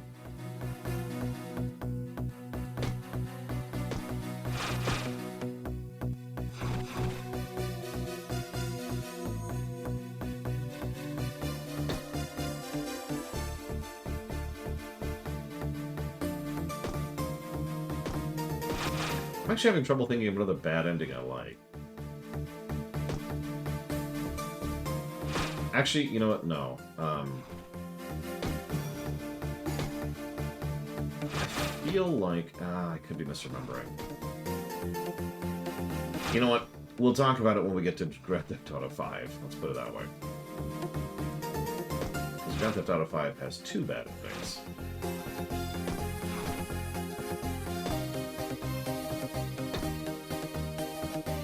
Which open world game do I install the most mods in?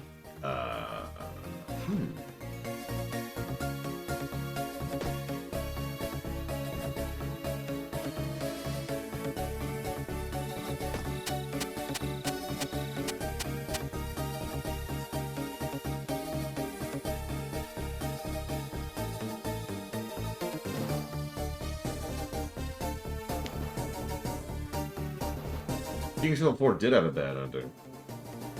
It sucked. No, I'm a modder. Weirdly enough, I usually don't do that many mods. Not really. Usually because the mods aren't as in-depth as I would prefer, for lack of a better way to put that. Which I understand how awful and elitist that sounds, but you get my point, right? So, I suppose Fallout 3 would be my answer to that. I had an entire mod centered around never using vendors and only procuring weapons in the field, weapons and ammo and resources in the field. And it added a whole bunch of weapons and ammo types and all sorts of additional options for gear loadout.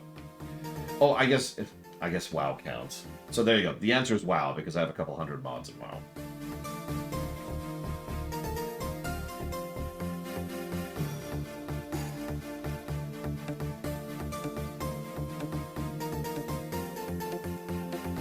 I do not, Don Crow.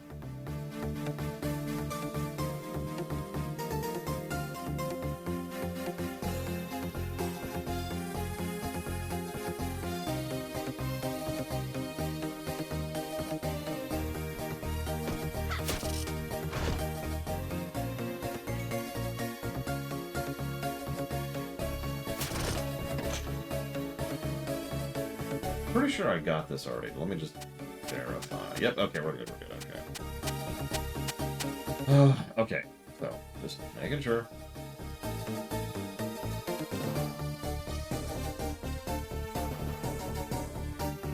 Just gonna read ahead a little bit here. This is a large dungeon.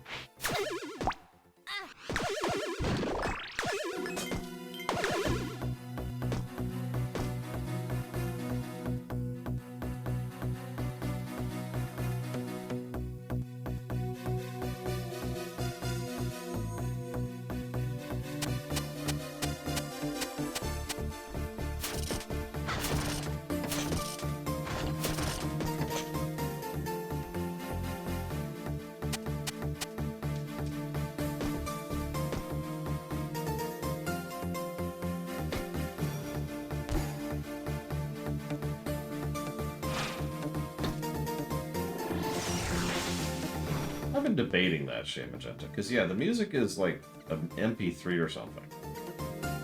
I suppose the real question is, did we give Mega Man X4 that negative? The other game we've already covered with that had that problem.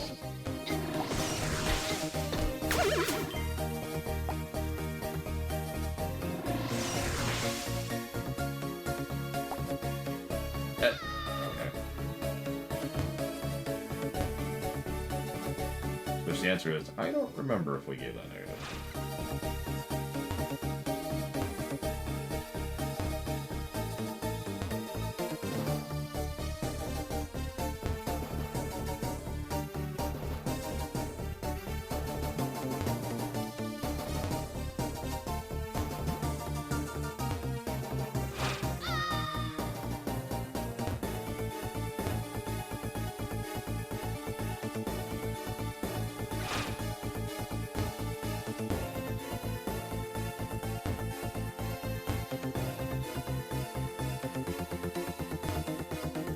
So maybe it feels like Googling that. She's pretty...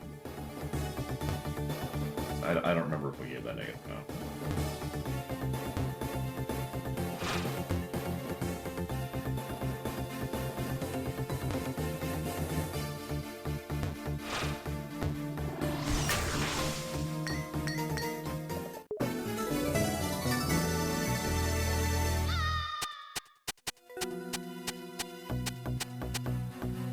I also have modded Dragon Age Origins, although most of that was armor mods, because I wanted cool-looking armor.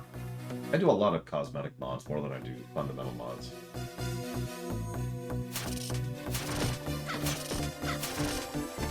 Unless it's WoW, in which case it's all interface mods.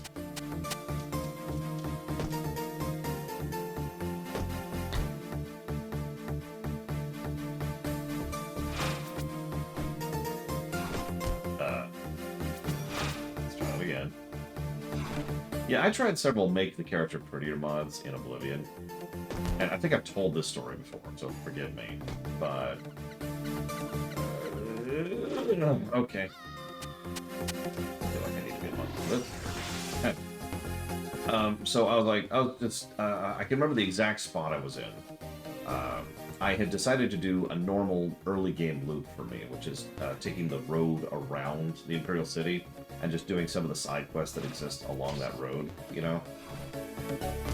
So, I was doing that loop, and just doing my thing, and I found some random bandit lady, and she was like, give me your stuff, and I was like, okay, so I killed her, and then hit the loot all button, which naturally looted all her armor.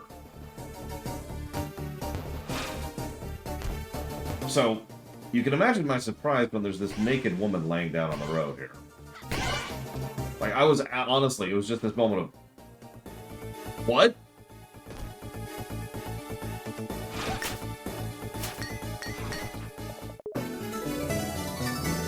But, what? Like, I was just, huh? And it honestly took me some time to process that it was the appearance mod that was doing it, because I'm like... what? What? Huh? I did loot all. I did loot all. Now, what really irritated me is the main thrust of the model, which was for male and females, by the way. I actually did make the models look better. So I was like, do I want to keep this on and just never loot all? Do I want to live with this? I don't know where I want to go with this. Okay, so that was... now we go right, left, it looks like.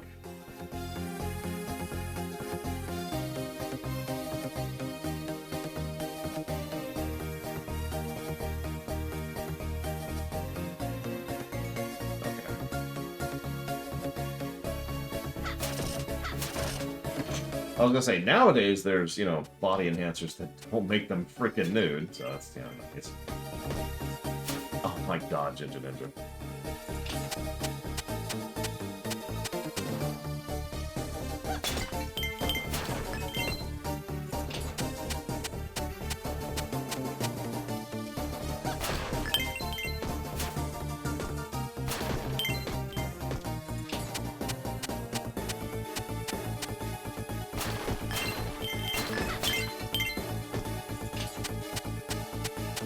I don't actually know if the keys can be used anywhere, although it's an interesting idea since, near as I can tell, there's exactly as many keys as are needed, so I'm not sure you really could take a key to another dungeon, you know?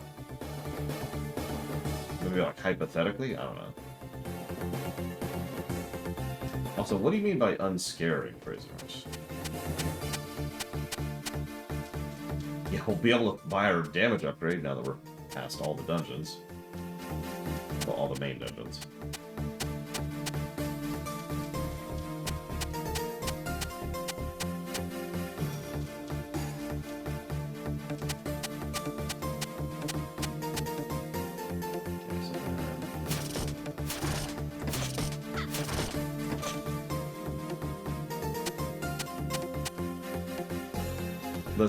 Listen.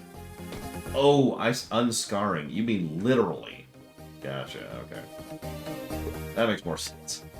I mean, I'm not one to talk. Zaylanerm is rather infamously covered in scars, to the point where people make fun of me for it. See my original Dragon Age Inquisition run for an example of that.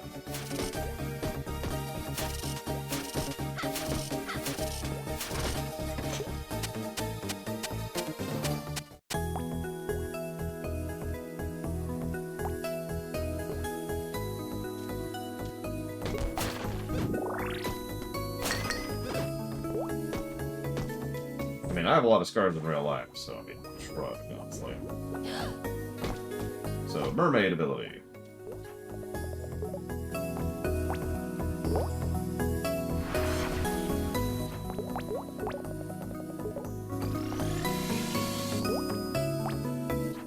I mean, I'm not even going to get into the fact that Cassandra is legitimately a very attractive woman in Inquisition, so whatever.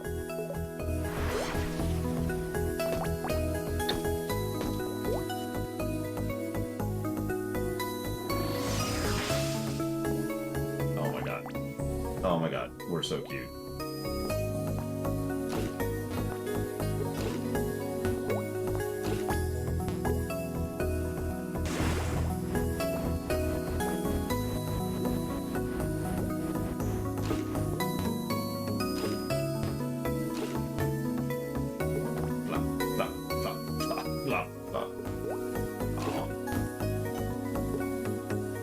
Oh my god, they do break them. Oh my god, why did you draw my attention to that?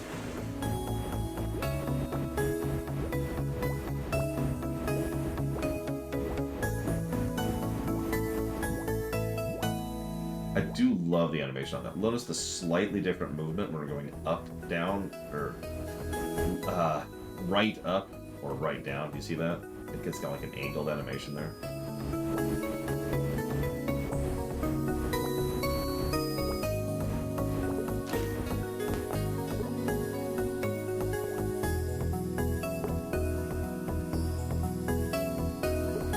Movement was very smooth. I know what you meant, Darktro. Like that took a moment to process. Yeah, movies in particular love to have characters who are scarred. Yeah, no.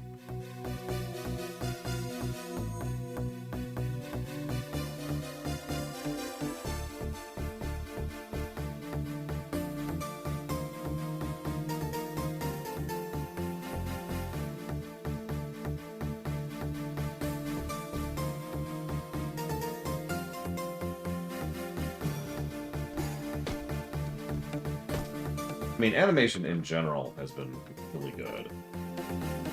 I might actually double up on that. I mean, I'm probably going to.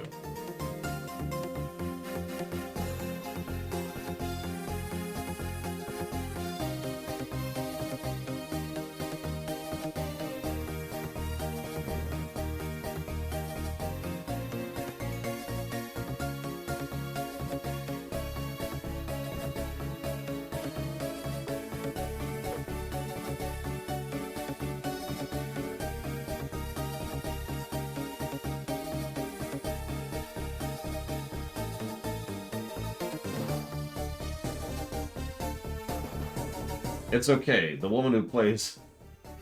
oh god, what's her name? Yennefer. They specifically pulled in that actress because they wanted to challenge beauty norms.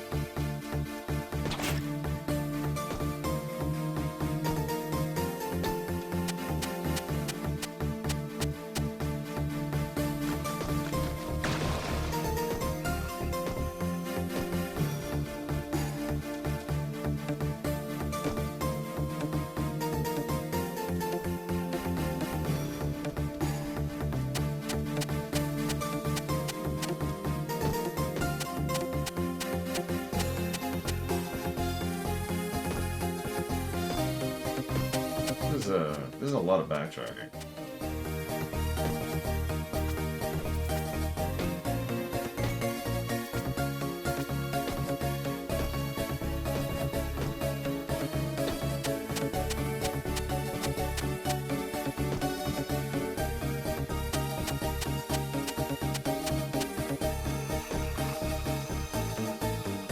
And that's the entrance.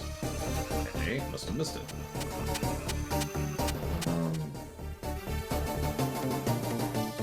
Oh, I did miss it. It's that one.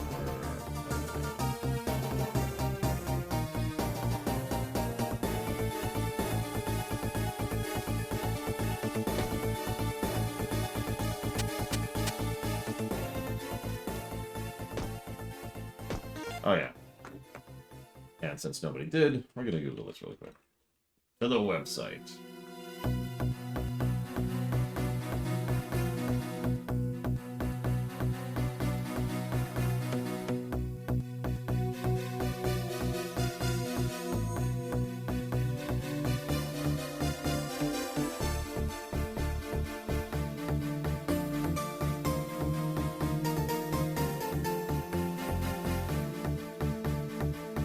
Looks like we didn't give a negative for the music looping problem. No, I've heard of it, Don Crow, but only through the Telltale game.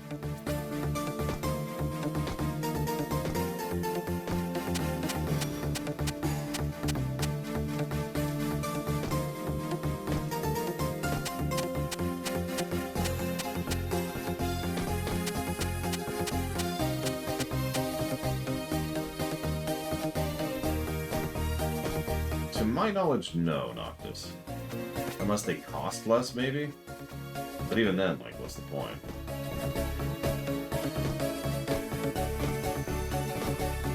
I'm gonna go with no.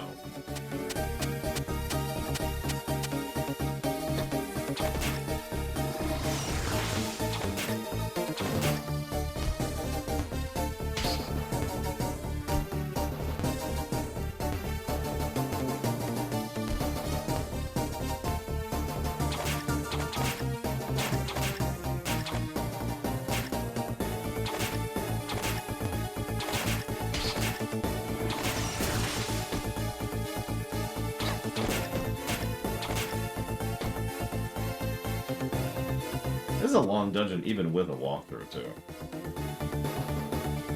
Bear versus gorilla. Well, obviously the gorilla's gonna win.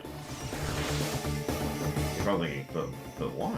Well, the bear's gonna go like, "Rrr," and try to scare away the gorilla. And then the gorilla's gonna straight up murder him by snapping his spine in half.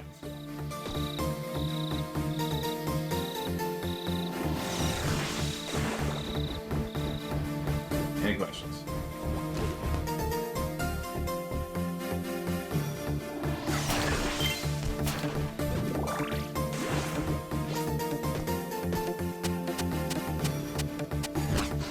It's okay. As a final attack, as the bear is dying, he claws the gorilla. The wound gets infected. The gorilla dies weeks later in slow, agonizing pain.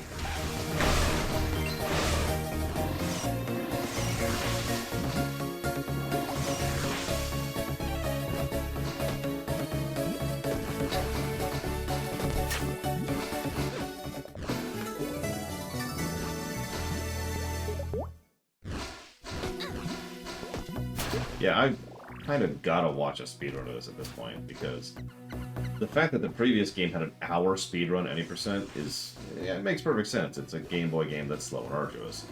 This having 30 minutes? How the hell? And yes, I did find a job bone. And a mermaid form.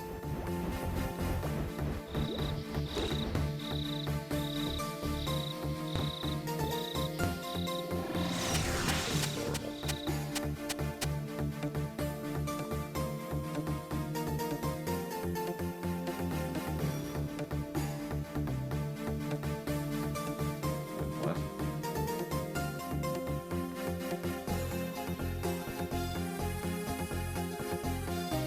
Oh god, really? Okay. Yeah, honestly, I would say this game so far has less story than the first game, which is kind of impressive. There's been a whole lot of, alright, well, we need to get the pieces for this lamp. That's it.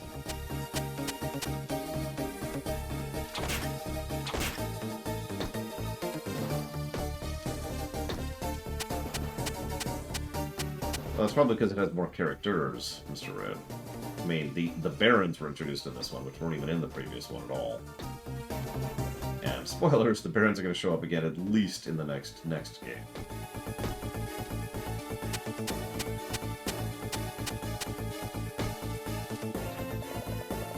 I don't remember if they're in the next game or not. I remember the next game having a surprisingly decent story access, but we'll see when we get there. Hopefully today, that'd be nice. That'd be nice. Make up some lost time. Polar bear fighting a gorilla. Well, the polar bear just wins. The polar bear's just like, oh, hello. And the gorilla's like, oh, I'm gonna kill... oh, God, my everything! And then the polar bear has a nice snack.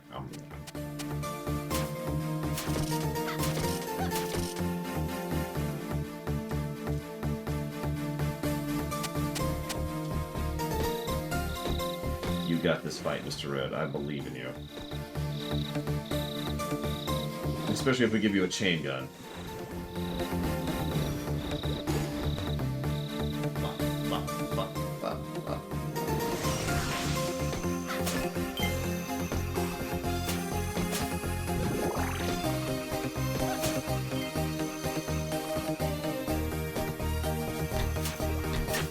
Stupid chest.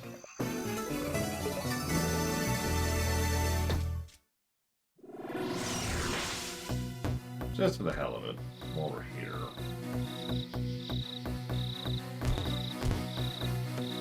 Come on, there we go.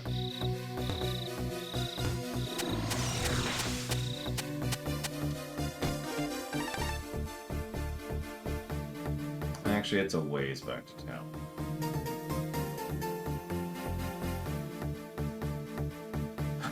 Well, I was gonna go ahead and go buy an upgrade before we got the boss, because we're essentially at the boss fight.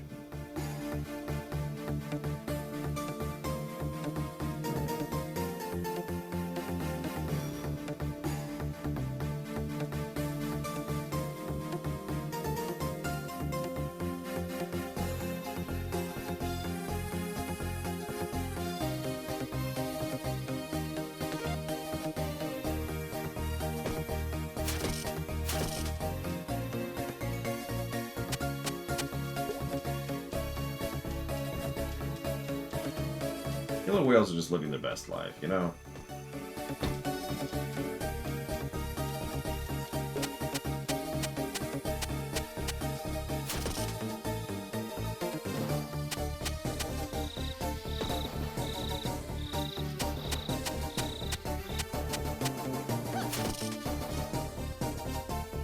It just was. It is where I just was. God damn it. It was...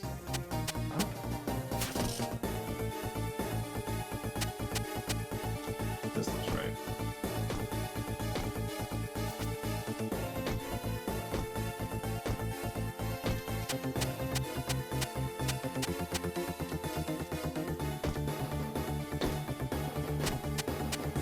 Okay. Go find the boss. Damn it, crazy horse. But why are they petrified? And are they still conscious? We gotta up the horror factor here.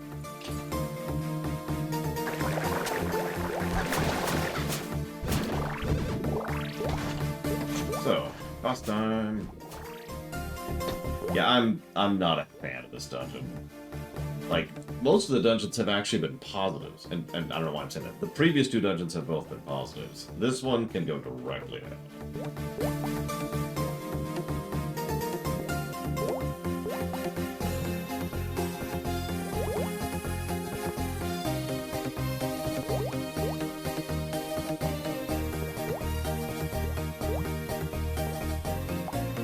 Okay, so let's see how well our third boss fares, shall we?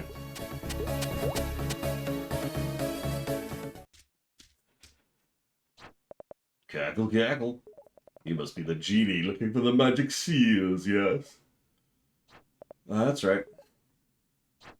You have two, and now you're here for the final one. You've outsmarted Risky Boots. You're very, very smart. She will never be able to restore the magic lamp now. You are a hero. The townspeople will thank you. Is this a mind game? If you had something to say, say it. But your uncle, he is keeping secrets from you. What do you know about that? What does this lamp do, anyways?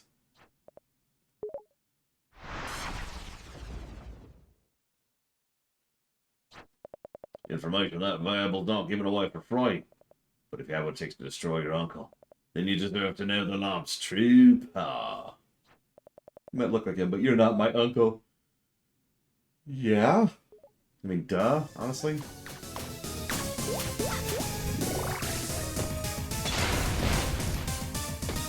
It's a weird thing to say.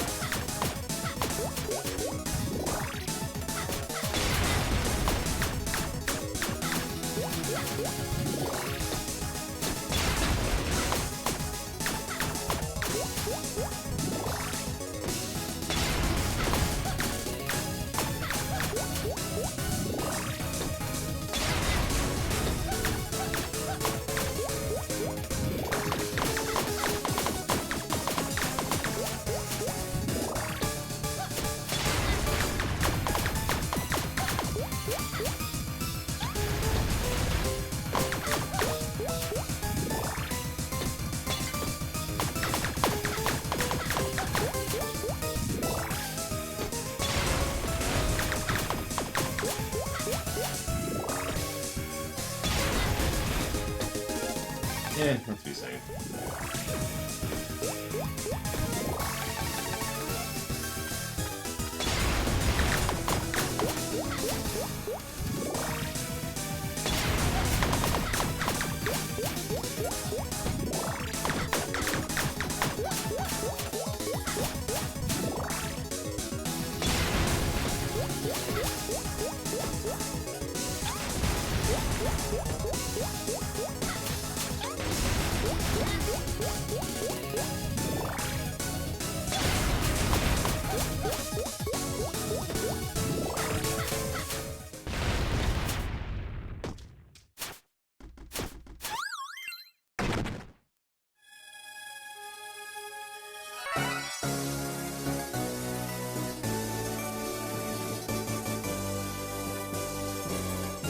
Okay.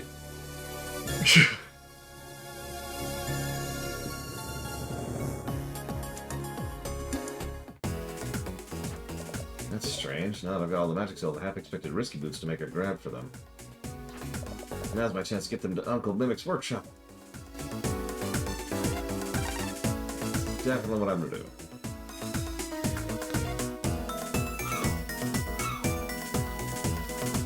Yeah, that was not a good boss fight. It was a weird combination of boring and getaway items. You know what I'm talking about, right? Where a boss just spends the entire fight trying to get away from you, so you're just chasing him the whole time. And that can work, but usually it's just irritating.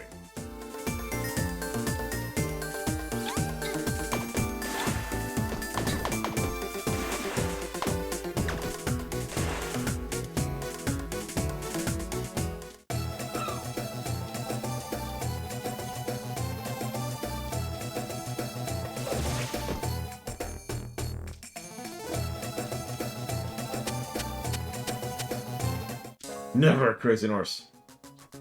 I'll never join the upgrade side. There's the damage upgrade I could have just used just now.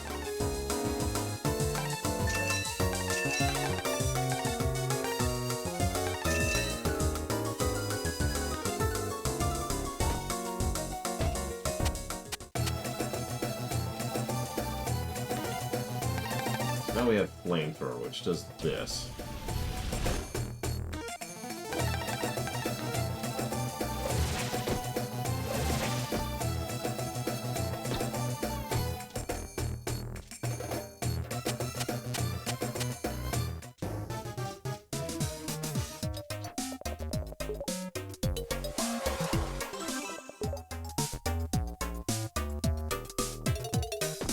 The Paradox form, Shadow Machine. I'm not sure I want the answer to that, but I am curious.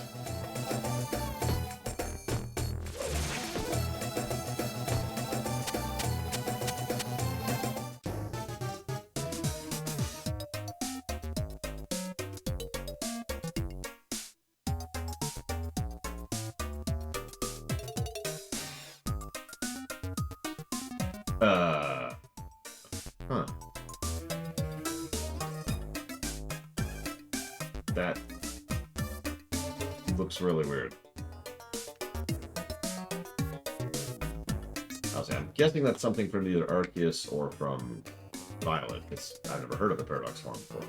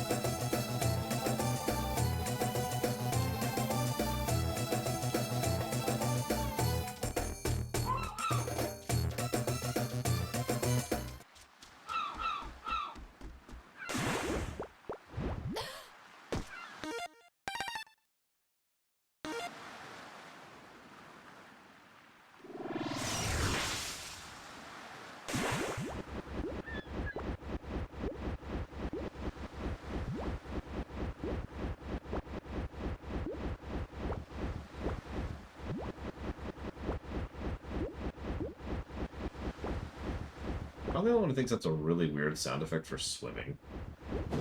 This does control better than Echo, or Echo, but yeah, that's it'll be difficult for this to control worse than Echo.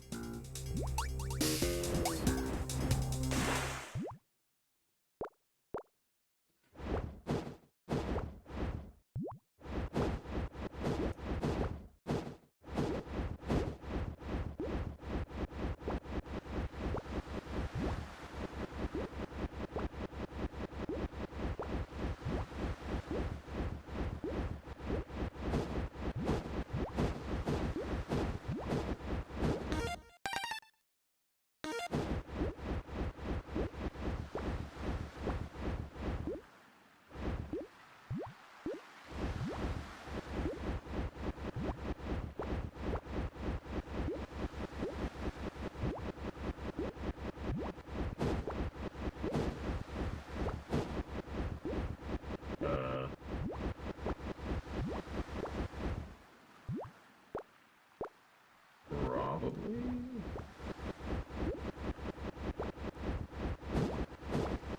Okay, I'm gonna give up on this because these directions are literally wrong.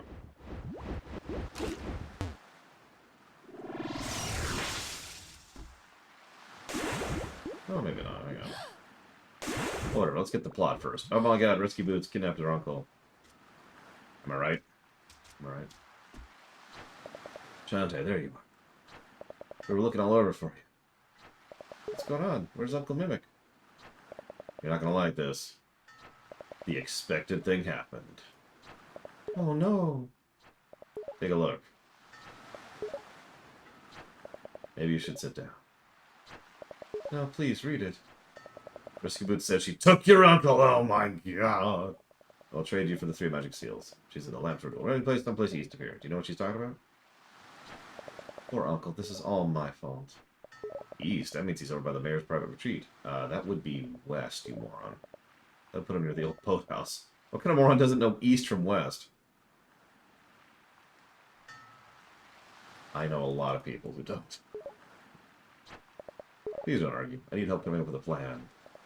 I can help, for I am the Squid Baron. Who's this guy? You've got it all wrong. Risky Boots didn't take your old friend. It was that zombie gal. Roddy Tops? She'd never. Besides, why would I believe you? Didn't you explode in a huge stage clear sequence? Hey, don't blame me for putting up a fight. The pirate lady was threatening me and my babies if I didn't hand over my magic seal. She really shook things up, and now my kids have run off. Whether you believe me or not, that zombie and pirate are in cahoots, and that's a fact. This sounds fishy. Why would you come here? To strike a deal. Naturally.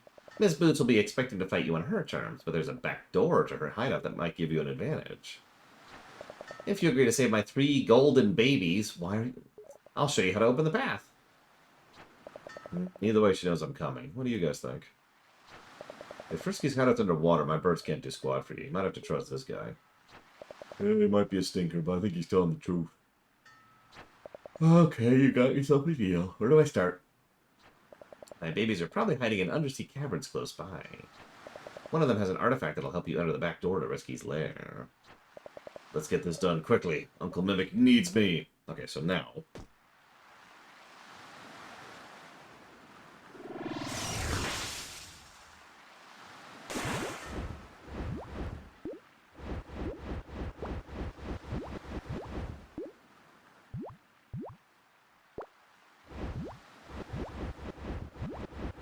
These directions are really weird.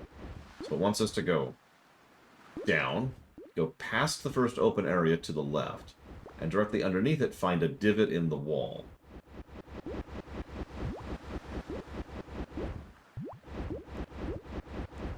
Okay. Which I guess is here.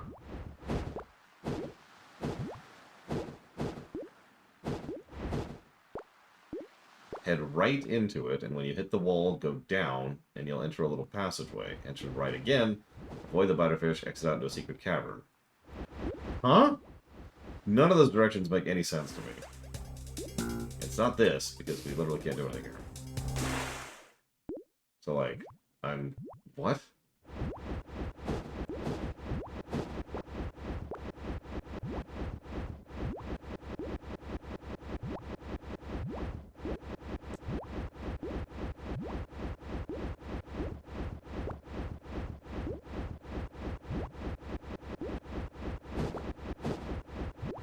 We're just gonna roam normally and completely ignore the directions, which is what I should have done to begin with. This is why I wanted to bother with that. Especially our last health up.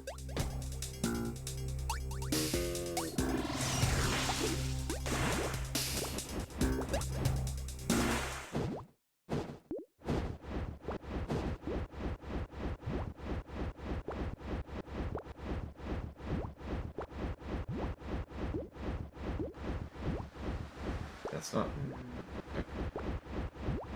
Well, you see Shay Magenta, who's not shy at all.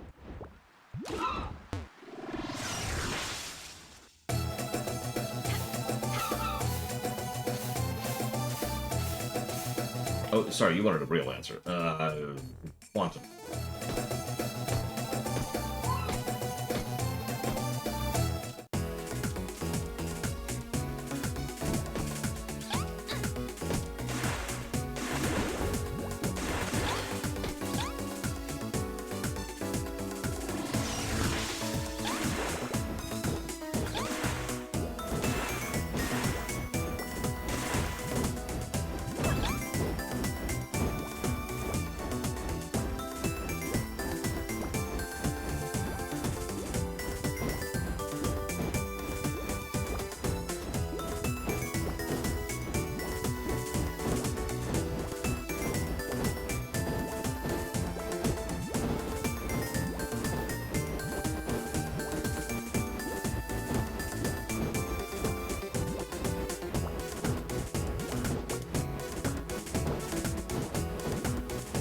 I cannot, no.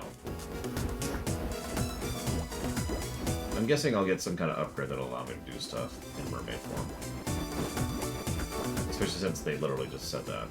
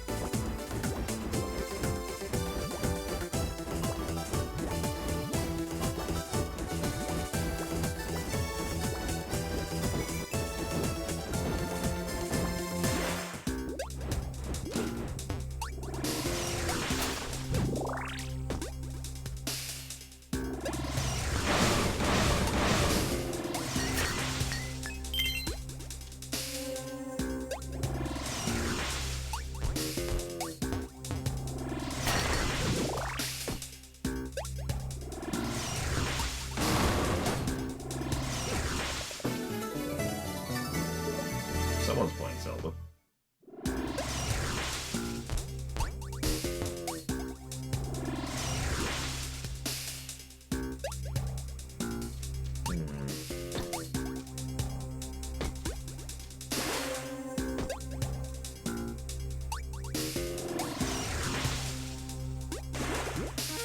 I think I've decided I'm going to give this game 2 negatives. I've been sitting on this for a bit now.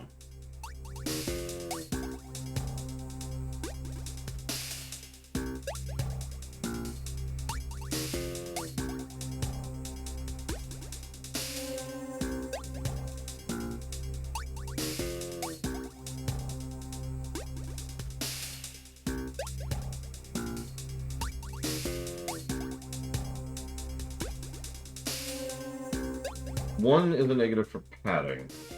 The other is a negative for backtracking, which are kind of different reflections of the same thing in this case.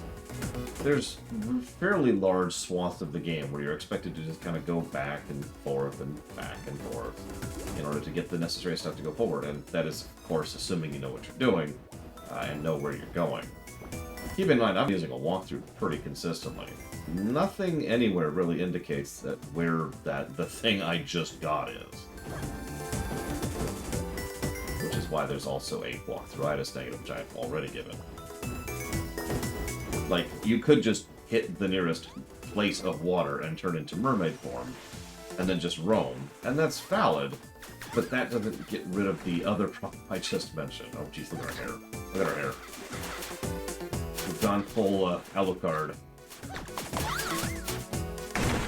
And it pads the whole experience out. I find myself thinking that this was a more linear game, which had better or smoother level design, and was just shrunk by, say, a few hours. This would actually be a much tighter experience and a much better game.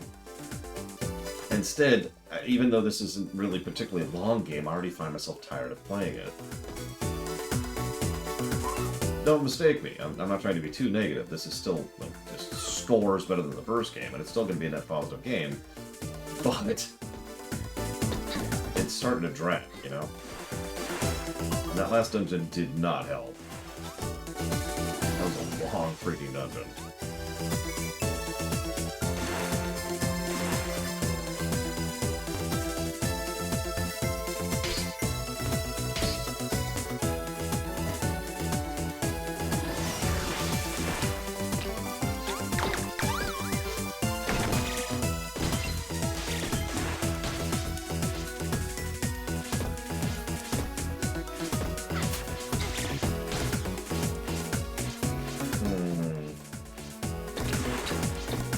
That's not quite how I mean that, Mr. But I get your point.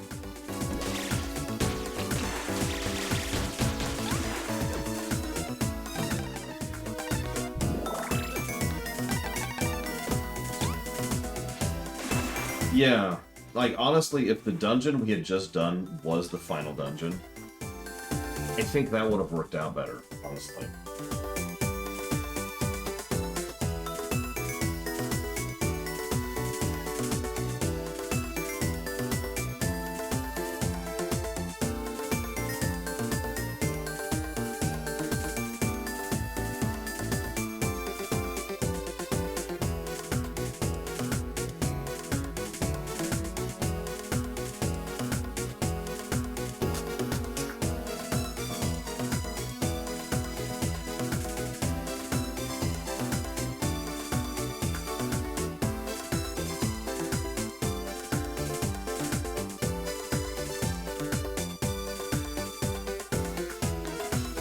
Could be Mr. Ed, I don't know.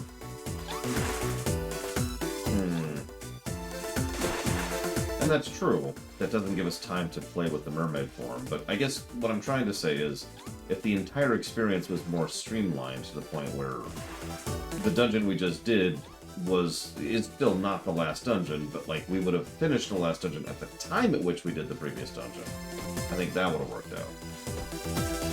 Basically, trim a lot of the fat everywhere in microscopic portions, you know, literally optimize the whole game, and we're good. That's my take on it. Like, you look at that map, it's not a large map, and yet we've been here for a minute, you know?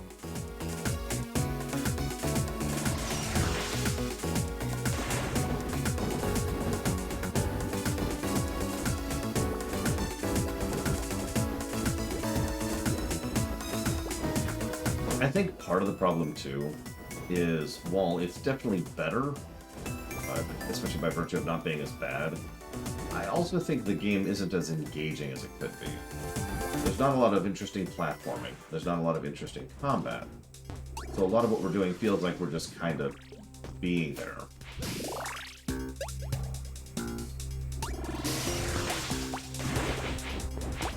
Well, we've still got the outro, Sean. But yeah, no, you are correct. And we've also got to do the audit, obviously. That's a good question, Christmas. I don't know. Where's the third one?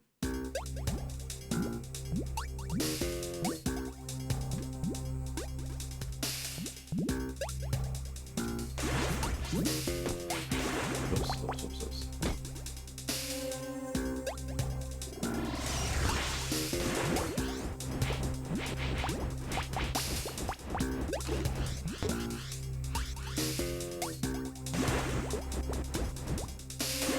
It does make me wonder, because obviously we've got the 3 major dungeons, so there's your 3 episodes, and yet this last episode has been noticeably longer than the previous 2. And this whole side quest I'm doing right now does not help that issue.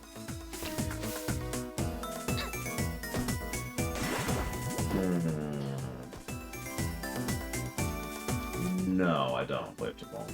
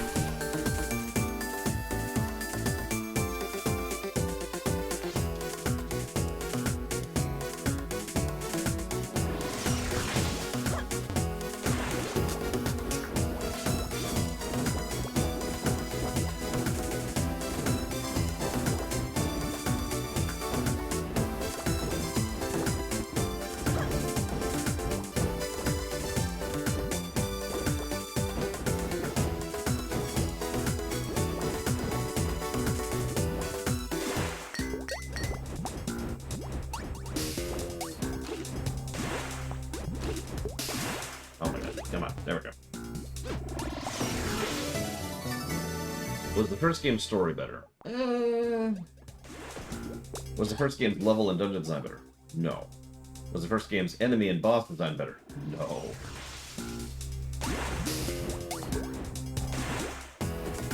I'm pretty sure the review will prove me correct on that, but so far I've only really had issues with one boss fight, and that's Hypnobear. And even that was just not a good fight. Nothing was better. Nothing was better. Right.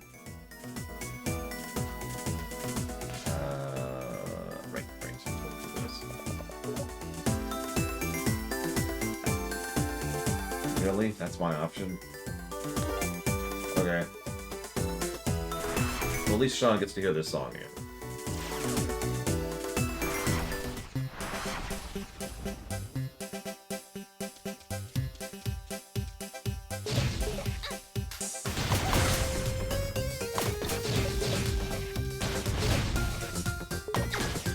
I should probably mention, we're actually extraordinarily close to 100%ing the game.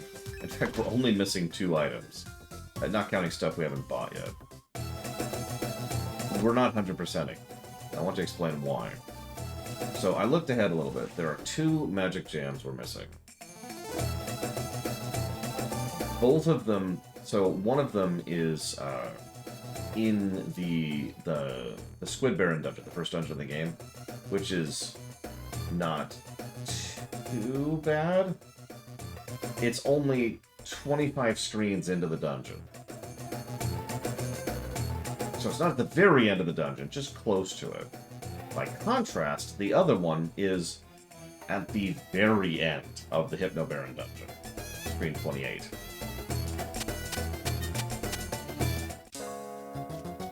No.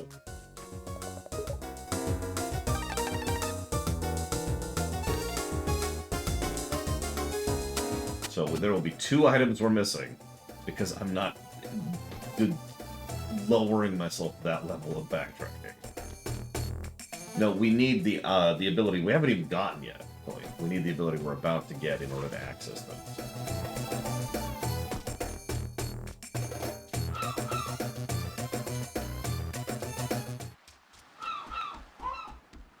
Any difference in the ending?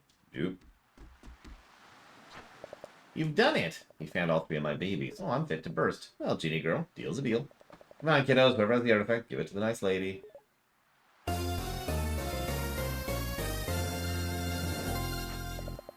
Now we can attack as a mermaid. With that thing, you can fire bubbles in mermaid form. In addition to blasting enemies, you can also destroy undersea blockades. Risky's lair is east of here, just outside of town in the deepest part of the sea. Well, what are you waiting for? Kick her butt. Take her down hard. And once you do, snap some close-ups. It's time for... Bolo. Bolo. Yeah, that does mean every single spot on the map is the game. There's nothing other than this game, which is weird. Because that map looks so tiny, and yet it feels so long. That's just really strange.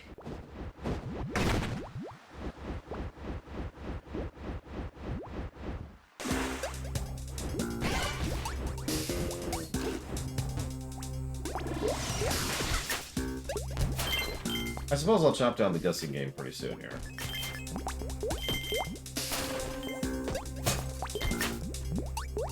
Say when we enter the final dungeon. I mean, one of my biggest memories about Half Genie Hero was that while I enjoyed that game a great deal, the last boss sucked. So... we'll see.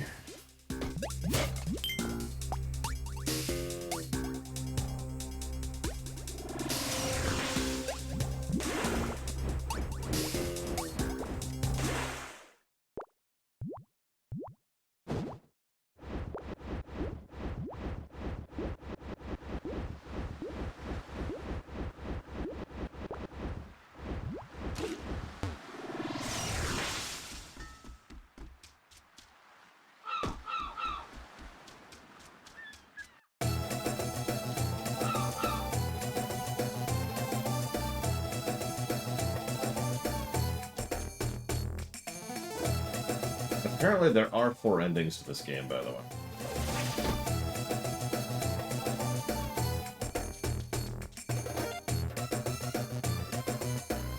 These,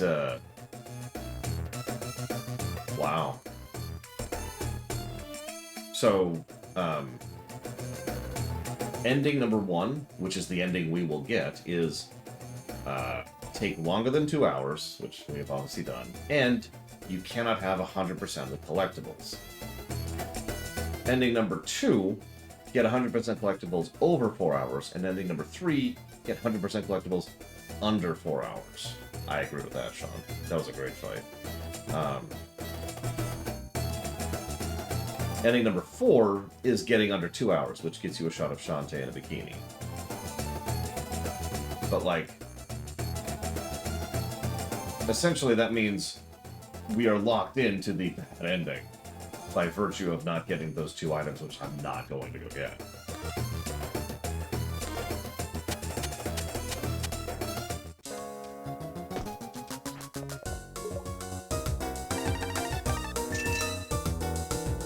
And yeah, there's the 2 jams, which are the last 2 items.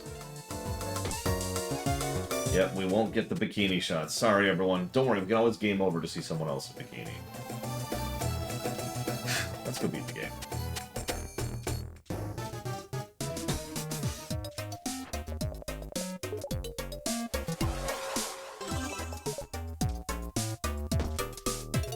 This sounds weird to say this, but I've been kind of running through the game in my head a little bit as we have been doing some nothing burger sections in. Well, I think that describes the game in a nutshell. It certainly looks very visually impressive in certain areas. But it's kind of a nothing burger game. You know? I'm nowhere near as impressed as I thought I would be. Now, I'm finding myself trying to debate against what kind of contemporaries this game was up against. You know, DS platformers, right? Obviously, we got Mega Man ZX and Mega Man ZX2, both of which didn't score particularly well. But I'm trying to remember what else there was on the DS that was a 2D platformer like this. And for some reason, I'm coming up blank. I know there were several. Because, I mean, it was the DS.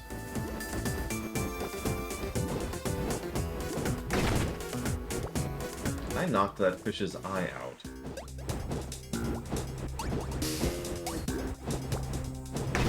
Yeah, exactly, Crazy Norse. Like, I'm not even sure I'm going to give the NPC set dressing positive I was thinking about, because it's just kind of there, which is fine. It's not a bad thing.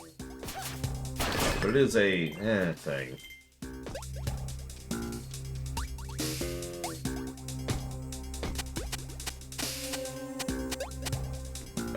Sure.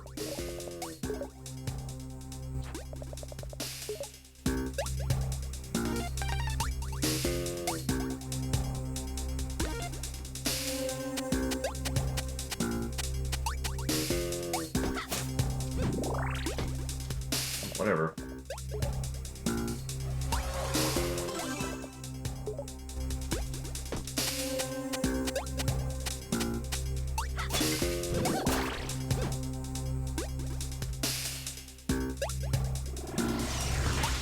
I also agree with something Yura mentioned earlier. The fact that an overwhelming number of the dungeons use the same brick set is just kind of a weird choice. Okay, I didn't realize we'd be playing Arkanoid. Or not Arkanoid. What do you call this? Oh god, I can't think of the name of it. Gradius, that's it, Gradius.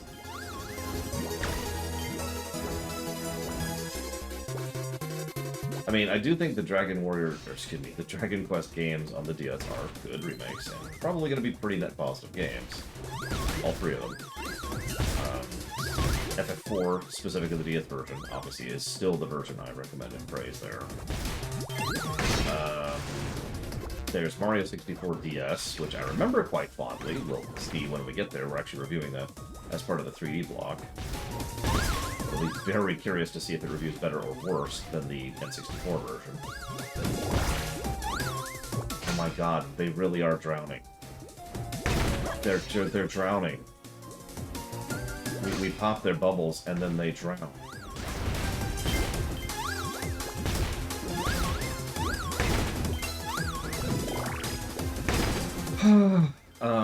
Sure. Anyways, let's see. DS games. There's obviously the good Pokemon games. Well, I don't know why I'm saying it like that. There's several good Pokemon games. There's the Ranger series, I want to say. I'm pretty sure Pokemon Mystery Dungeon was on the DS as well originally. But there's also Gen 4, which is pretty legit. And the Gen 2 remakes were on the DS. I'm noticing a lot of RPGs here, which is funny because the DS was glutted with RPGs, and a lot of them sucked. I actually cast my net pretty wide when it came to DS RPGs because I had the availability to. It was when I was finally doing stable enough to actually be able to afford gaming again as a hobby. And like, there's that airship one, which sounded so cool and was awful. There's the Spacebound one I can't think of the name of, which I just was not impressed by. There's the Pokemon Conquest one, which I just actively despised.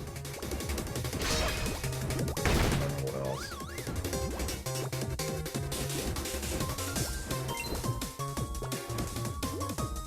It was Crazy Horse, and for some reason I can't think of any of them.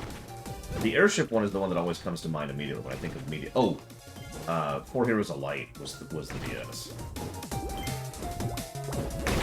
I did enjoy Spirit Tracks, for what it's worth, and I thought that What You Fig was okay. I think I get the one with Phantom something. Phantom Hourglass. There we go. Phantom Hourglass. I thought Radiant Historia was 3DS. Maybe Crazy Horse?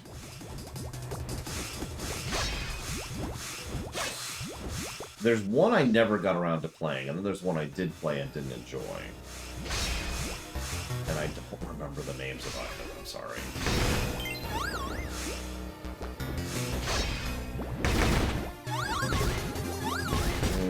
Then no, that's not the one I'm thinking of, Crazy Horse. The one I'm thinking of, similar to the airship one, was basically a typical JRPG with a coat of paint over it.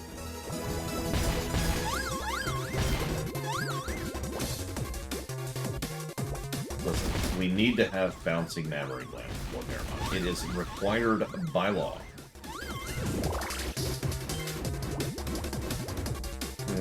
I believe you, Ginger Ninja.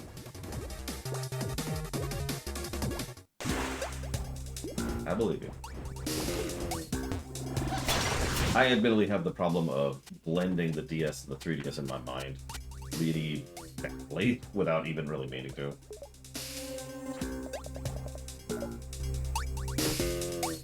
That's probably our last 4 point. Double check something here.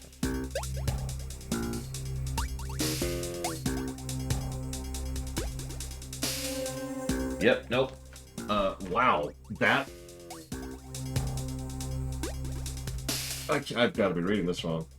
Nope. So I'm gonna chop out the guessing game now, because that was the last dungeon. We're done. We're at the boss.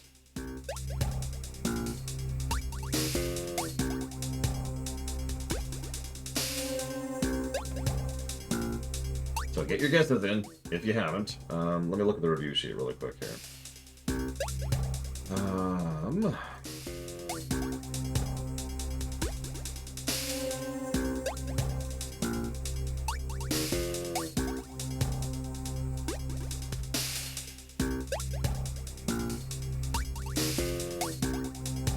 Let me get some thoughts here.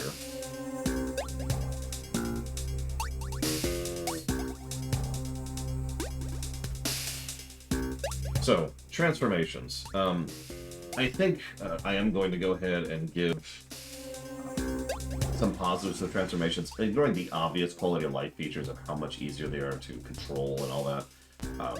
All of the things that should have been positives about the transformations in the last game are now, because all of the negatives have been removed. The extra jump, the slightly different jumping mechanics, the adorableness of it, clinging to the wall, dashing off the wall. It's good kit. It's good kit. I like it. And it's part traversal, and it's part navigation. Or part combat, excuse me. Because this is still a way to absolutely destroy things.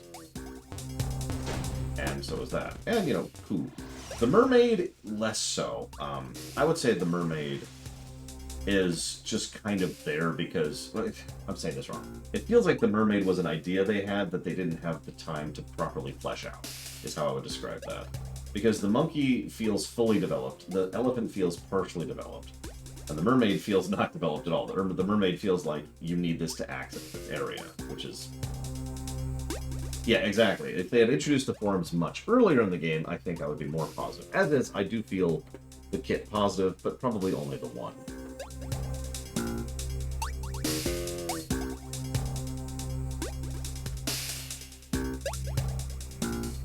It does, Witchville. I agree completely. Yeah, I guess that's it for the moment. Obviously, we are going to have an outro, and we're going to have an audit. You know what? Hang on. We'll save. I have a terrible idea here.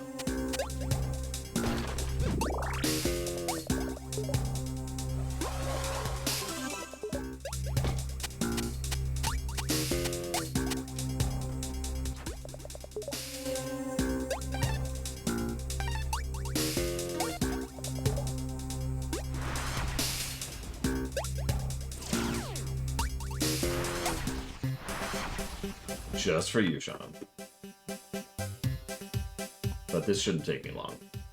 I'm going to just do a really quick audit here, just to have it ready to go when we finish up.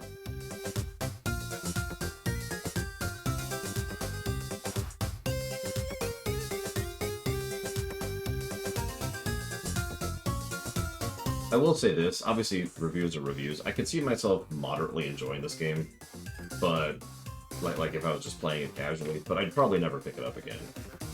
I mean, the first game can go directly to hell, but this game is like, yeah, okay. And yeah, I stand by my earlier prediction. I think it'll be a mid game. Okay, so we've got...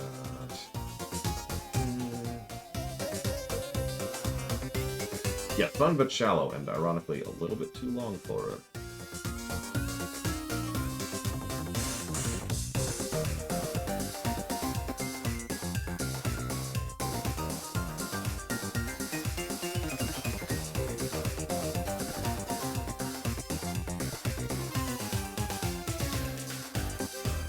It's not quite Dragon Age 2 syndrome, but it's definitely leaning that direction. Honestly, the word I want to use here is undercooked. It feels like... I mean, Sean put it best earlier. This is Season 2 of TNG. You can see the potential, you can see the ideas, and there's starting to be some cool stuff, but it's still just being held back.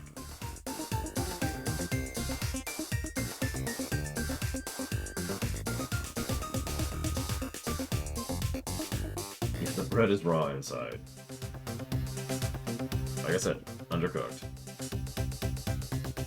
Unlike Overcooked, which is a game that I rather enjoy, but I probably shouldn't.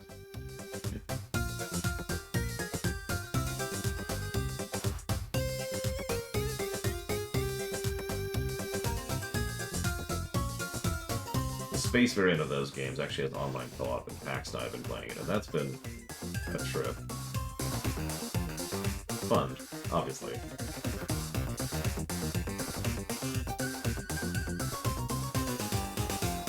Yeah, Overcooked is... We talk a lot on this show about games that take too long to come out, that are... I'm saying this wrong. The opposite of that. The games that were rushed, games that are undercooked, games that had a release date. Baldur's Gate 3 arguably qualifies as it definitely needs some additional patches in order to be where it needs to be. Obviously, Dragon Age 2 is one of the more infamous examples, but we cover tons and tons of games that had rushed developments. And it's usually a bad thing, but taking too long, it is always worth noting, is also bad, and for essentially the same reason.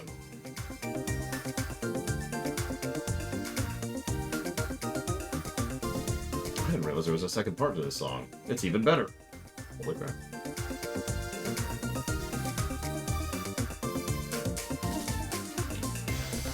Yeah, bloated games. Oof. Bloated games are a problem. Let's put that simply.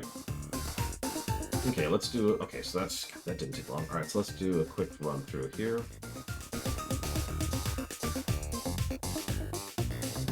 I feel like I've encountered a game semi-recently that had that exact problem. Which of all... Oops. Thank you! Exclamation mark. Doing some paperwork right at the end of the run before we start the next game right now. Period. What kind of errands are you gonna get done? Question mark.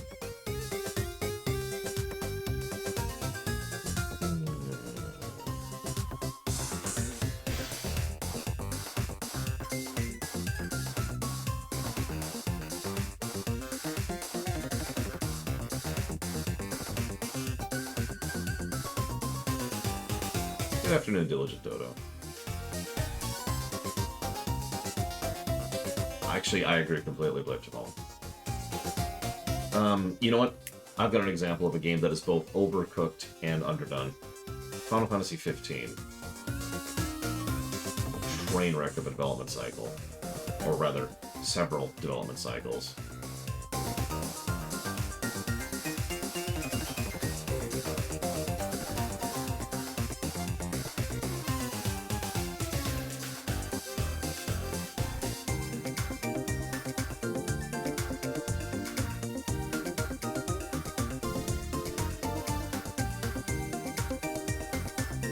That's it! Wait, what's the bug? What's the bug? I don't see a bug. You're lying to me, Yura. How did you do this here?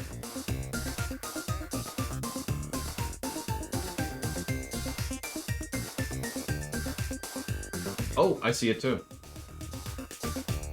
Huh. Interesting. I'm sorry, my face was full of spreadsheet. I didn't even notice until you pointed it out.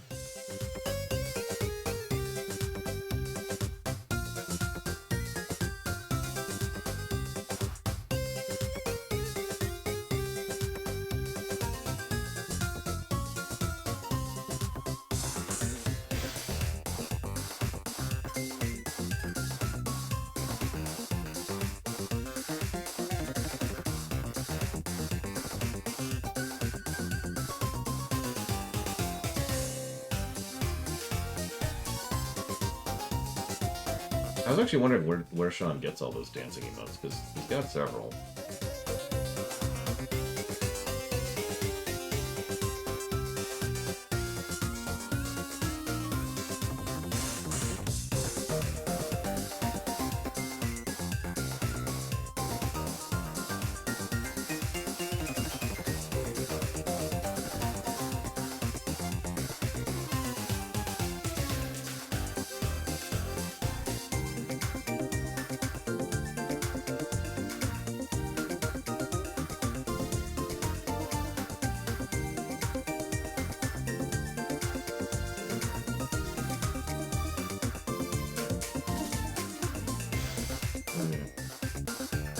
Done. I just need to become a VTuber. That's it. It is what it is.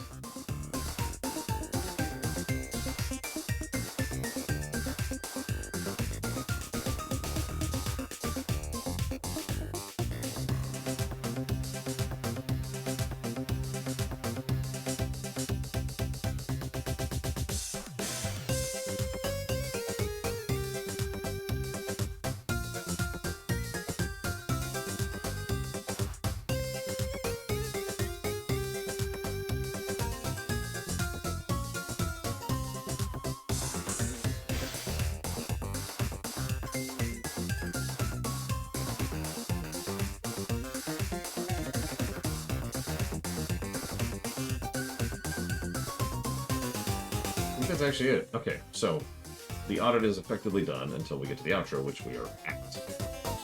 That was plenty of time for you to get your guesses in, so I'm going to go ahead and shut off the Dutzy game. All important things to do, exclamation mark.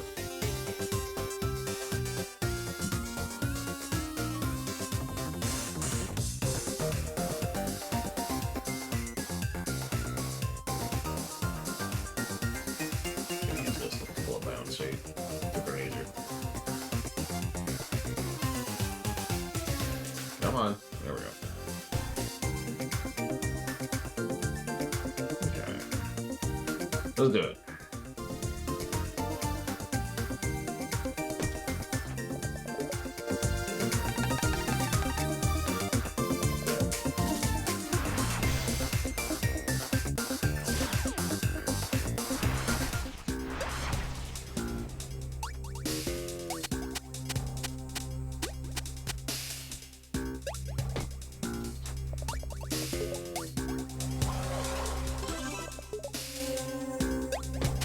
Oh, and to answer your crazy verse, no, I don't think we'll give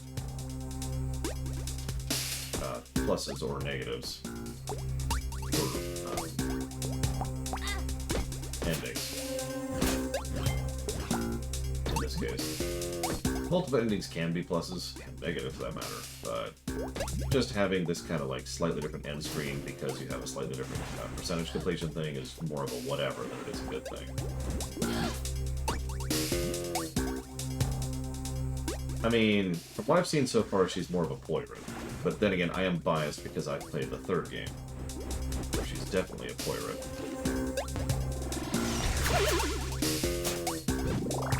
Well, even in the fourth game, where she's more sinister, she's still not a pirate. So, yeah. Same answer.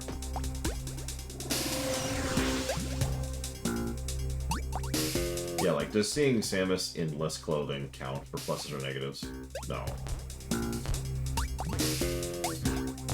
It's there.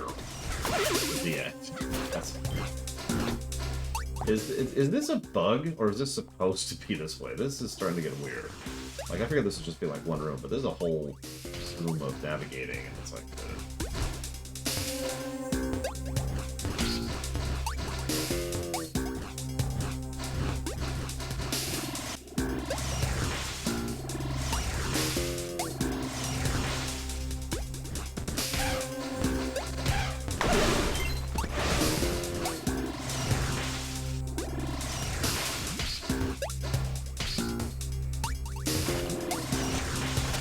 a second if this room is black, too. Nope, we're fine. Okay, whatever. Oh. Make yourself comfortable, Grandpa. Your genie friend should be arriving any moment now. You three, what are you standing around for? You've been paid, now shut off. Hey, maybe it wasn't for cash. What about our brains? And our lifetime supply of coffee. Sorry, change of plans. Well, that ain't worth fighting over. Let's go. I got a feeling things are about to get messy. How could you betray us, Roddy Tops? How could you? And all because you wanted to eat my brains. Risky. This is a new low, turning my friends against each other. It's sick. Ah, you've arrived. Could have gone differently, you know. Maybe you should have just handed over the seals in the first place. In the beginning, and saved your friends from such grief. The outcome would have been the same. Now give me those 3 seals, and I promise your uncle can go free. I can't say the same for you. Don't do it, Shantae. She'll use them to unleash the lamp's hidden power. It's okay, hidden power sucks unless you're the right type. I can't. Risky wins this time. You guys were dragging this because I was too weak to do my job. Okay. It's my responsibility as a guardian genie to face this on my own. Give Risky the magic seals? No, that's stupid. I don't have a choice. I have to do it. Sweet. Okay. Magic seals are mine. Your uncle's free to go. Uncle, go down. But... get the hell out of here, you dumbass. Okay.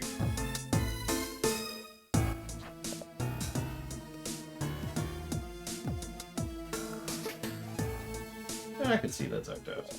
In a few moments, the lamp will be restored to full strength, and its dark power will be mine. It's not over yet. There's still time to stop you. You're certainly welcome to try.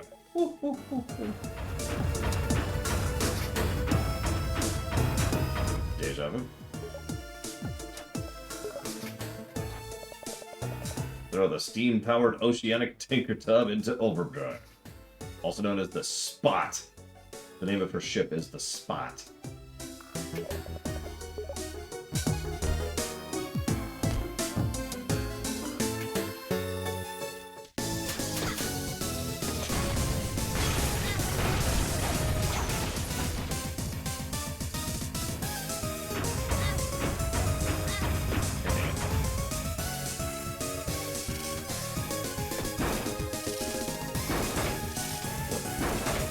Okay.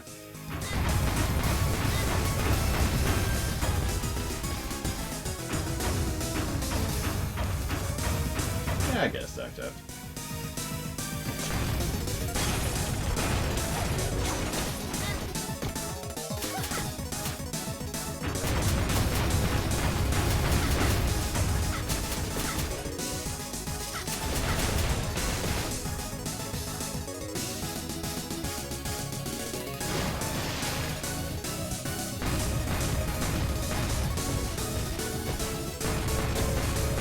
Don't do it, Alex, don't do it!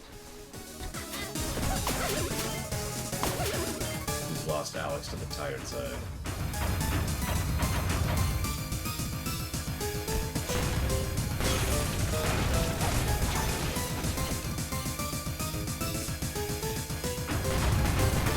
And also trying to get me killed in the middle of a boss fight side.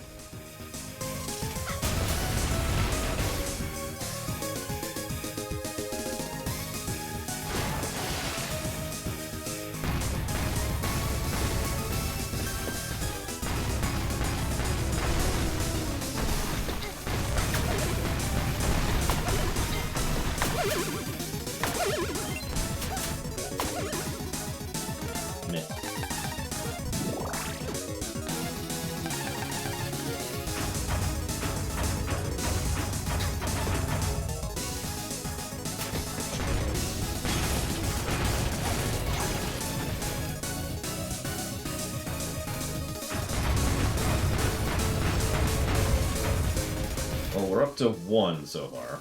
2 now. The rule of 3 might apply. Thank you, Alex. I do hope you can recover, because I know exactly what you mean. Whoops, that's my review. Plus to review. Alex Corbianigi. Shadows over... Whoops, over loading. And Pokemon Arceus. Yeah, the sprite work in this game is honestly quite legit. It's kind of carrying the story axis.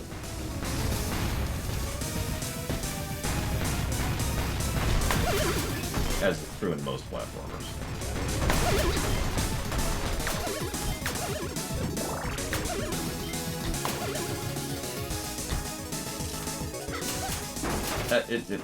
No. Ah! Well, that's extremely irritating. I guess we'll wait an entire another cycle before we can do any damage to you.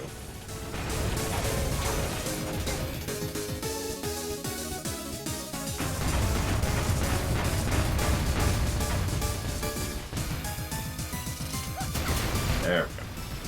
Thankfully I was wrong. So that's 3. Okay, roll of 3. Round 1. Complete. You're finished, Risky. Oh, speaking of which, I'm sorry, I should update the HUD, since the HUD is up to date.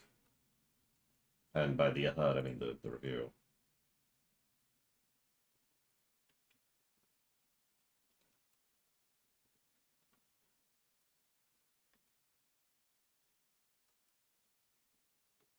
I'm not giving a plus to the rule of 3. I am not, however, giving a negative. Okay. Keep your eye on the prize, you see?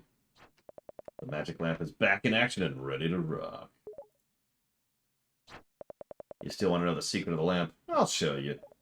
Open wide and say, ah!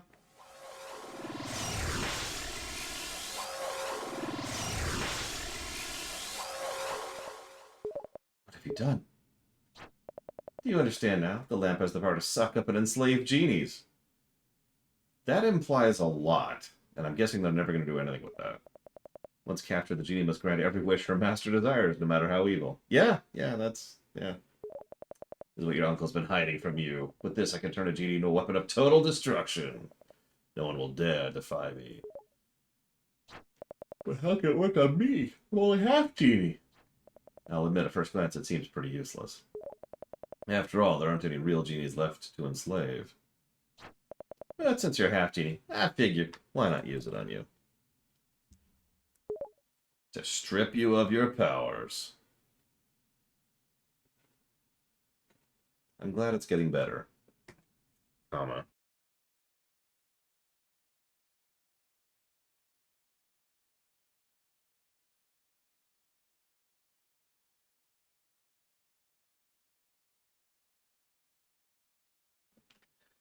Oh my god, she's right. My magical half is gone.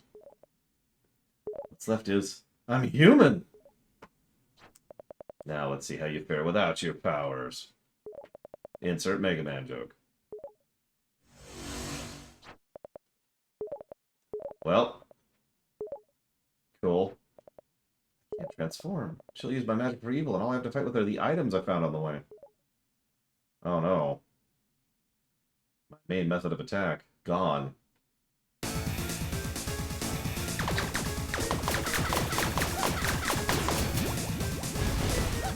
Why couldn't I do that as a genie?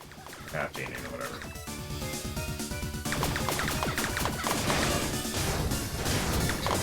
Why couldn't I do that either? Jesus. Why do evil people get all the cool stuff? How much health do you have? Good lord. It's kind of shredding here.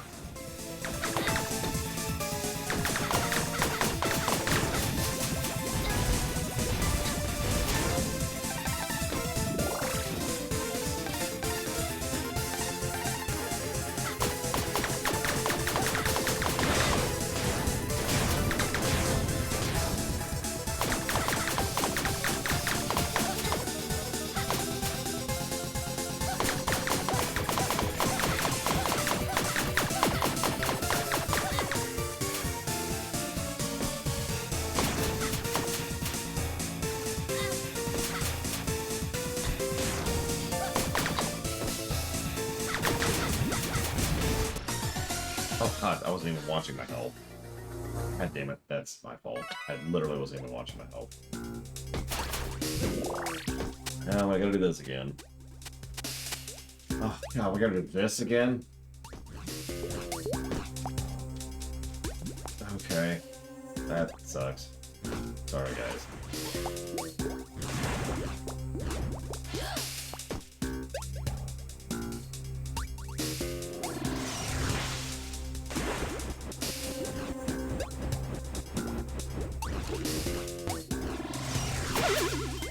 Yeah, that's not great checkpointing. Especially since I happen to know... I mean, I shouldn't say no.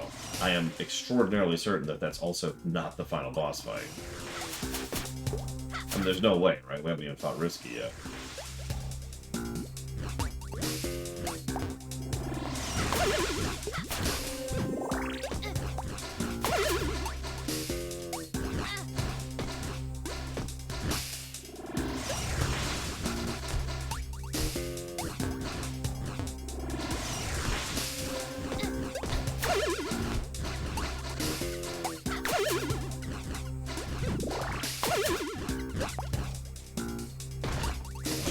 Okay, so anyways.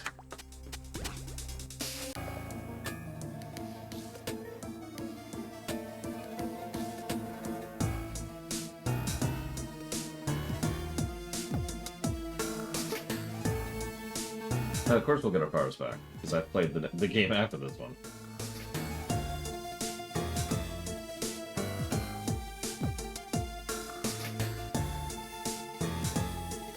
So, I have played the third and fourth games, Alex, of which this is the second. So, turns out, she has 400 health.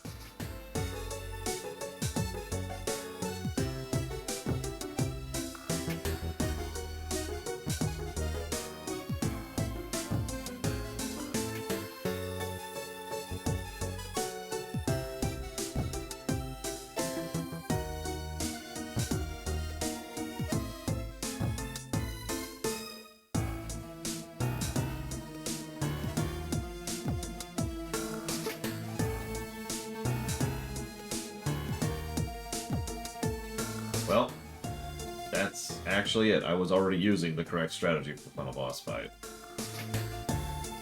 She's just got a billion friggin' health, and using the balls, plus the whipping, is the most damage per second. So, okay.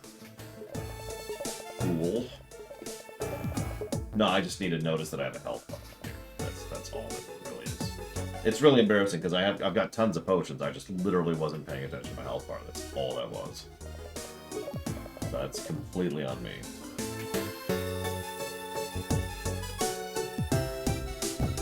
So what's your theory on why she's crying, by the way? Because you didn't share that earlier.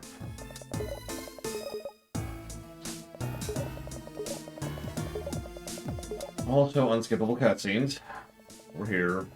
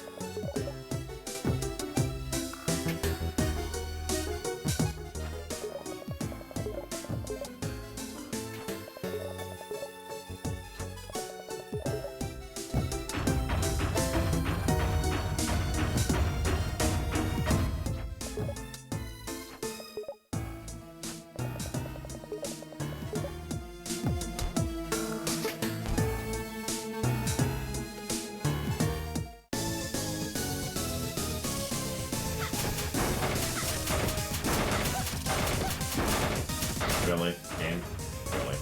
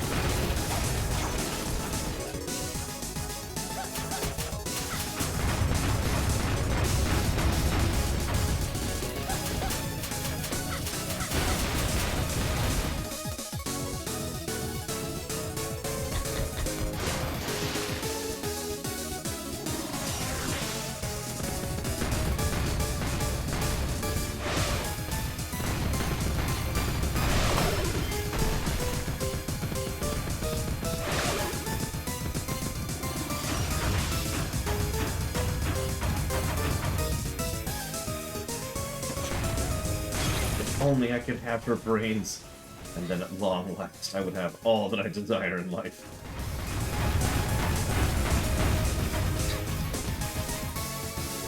You've heard of Hunger for Revenge. It's related, you know, it's similar.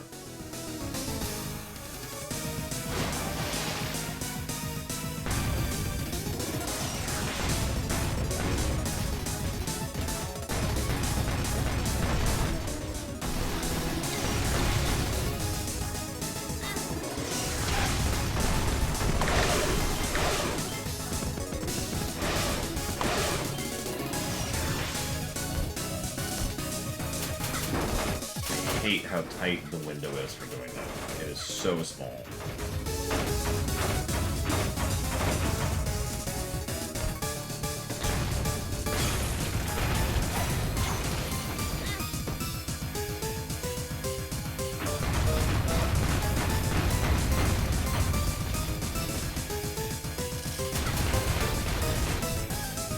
Oh, excuse me, rule of 4, maybe.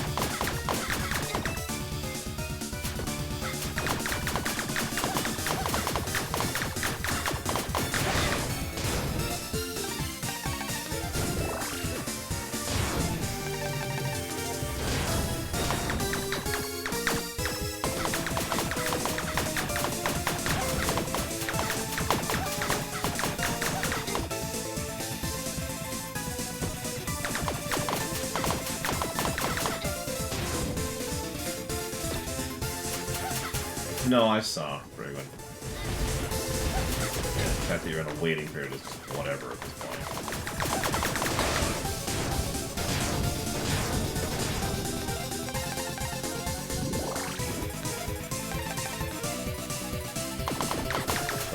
Lock that under. It is what it is. That's half her health.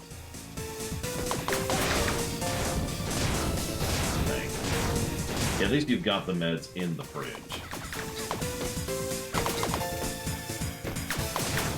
Quite literally, in this case.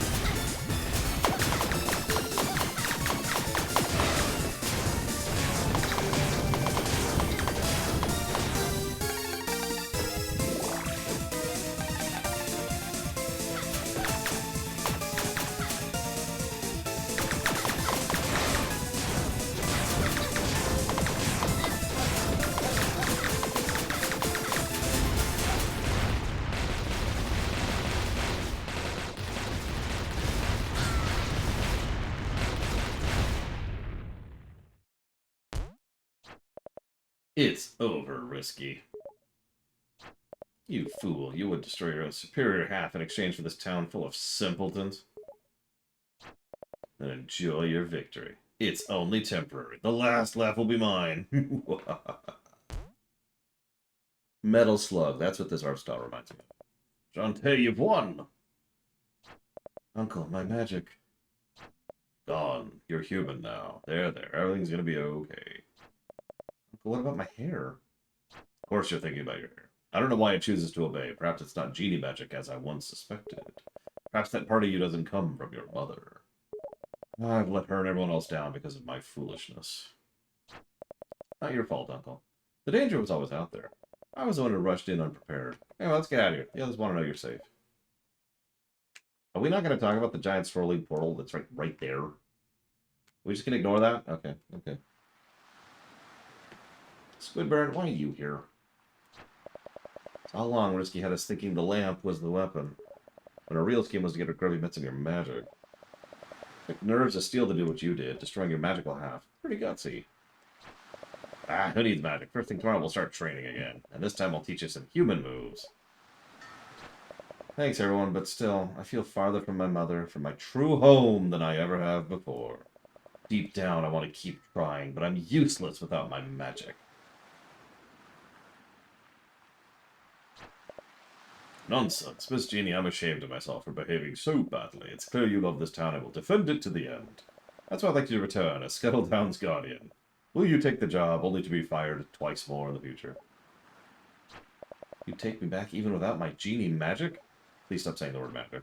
Absolutely. I'm gonna have a talk with Ammo Baron and get our town back to normal. Lickety-split. You will? Yes, I'll do it. I'll protect this place with everything I've got. I won't do it alone anymore. We all love this place and we'll defend it together as a team. I promise from now on I won't be too proud to take help from others. Evil never rests. Risky Boots and her Tinkerbats are still out there. And Roddy Tops and her brothers, too. Things will be different from now on. Yeah, but as long as we stick together, evil doesn't stand a chance. Anime pose.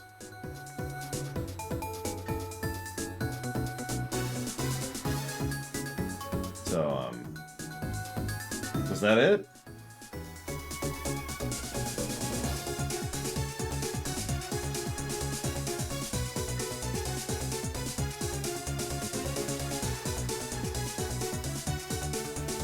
Like, I've seen worse, but that was not a good outro.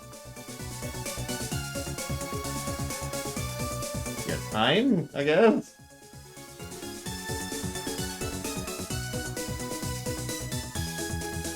Time to side class into gun cheating.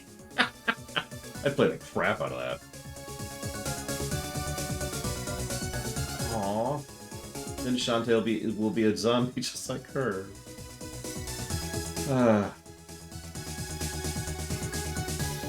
It's okay, Roddy Tops. I accept you for who you are.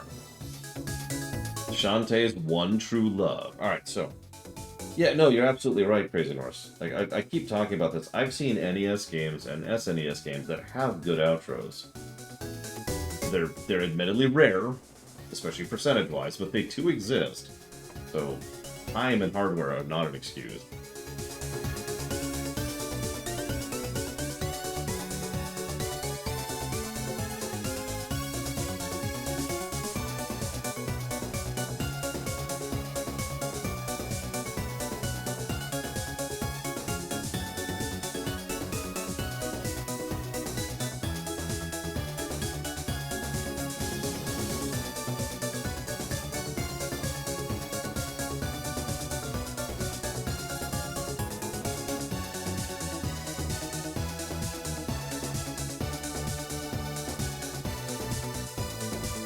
Actually, I'm looking forward to Wizard with a Gun.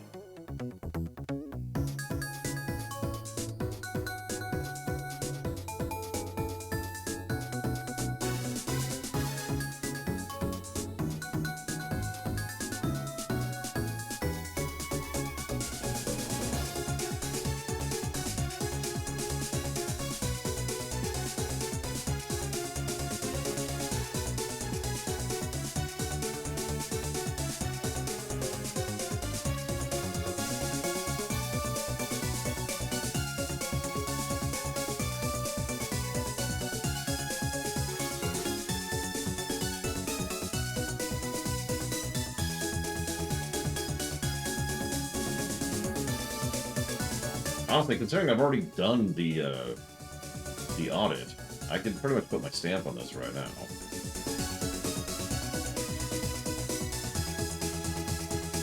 Let's see.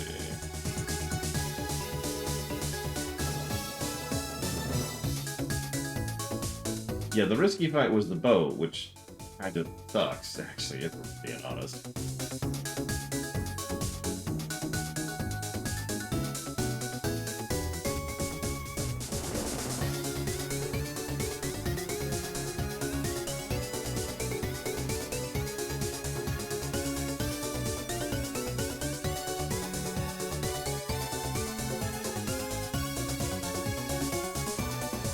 Listen, Crazers, I got weight to do. I really do. Anytime I finish a stream, I have weight to do. Let's get caught up for the next stream. The good news is I got some extra leftovers last night that I can eat today for lunch, so I don't have to waste time cooking.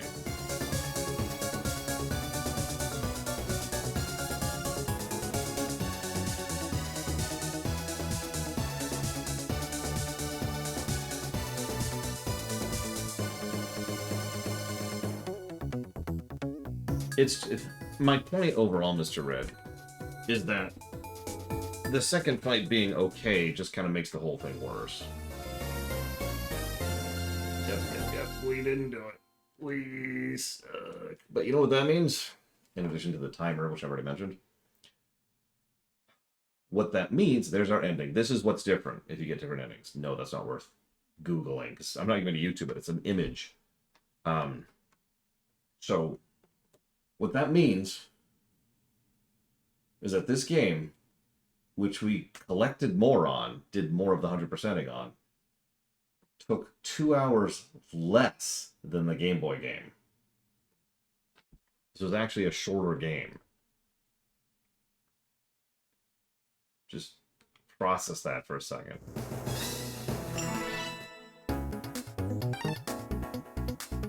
What the hell is magic mode? Lessens magic consumption, but cuts defense in half. And, of course, we're wearing the princess outfit from the next game. So it did feel shorter, which is funny, because I still think it was too long. But, yeah. Okay. Because it's the princess outfit. Hang on. I know we must do it.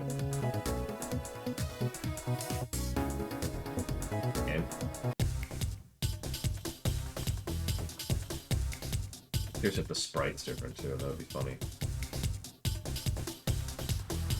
It is. Oh my gosh.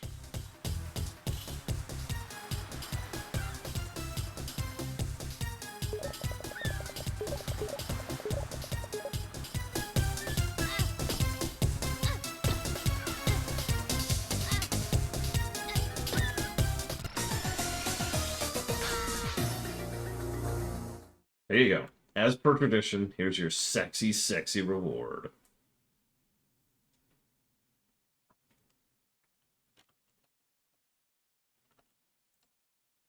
I love how this is already a tradition. All right, let's do some math, shall we? I like math. Everyone in chat, no! Destroy it! No. Okay, so Shantae. Here it is.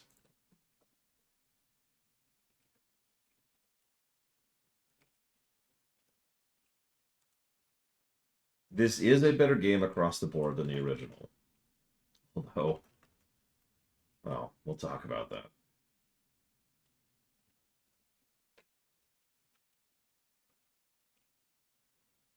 Yeah, low bar. See you around, Alex. Congratulations. We've successfully taken the step over the low bar. Yep. Wow. Okay, so. +7 to story, which is better than the original. Still not super great, if we're being completely honest. But not exactly bad. Here, let me pull up the genre sheet. Let's compare these side and side. This is Risky's Revenge specifically. So hang on. Let me punch in some numbers over here.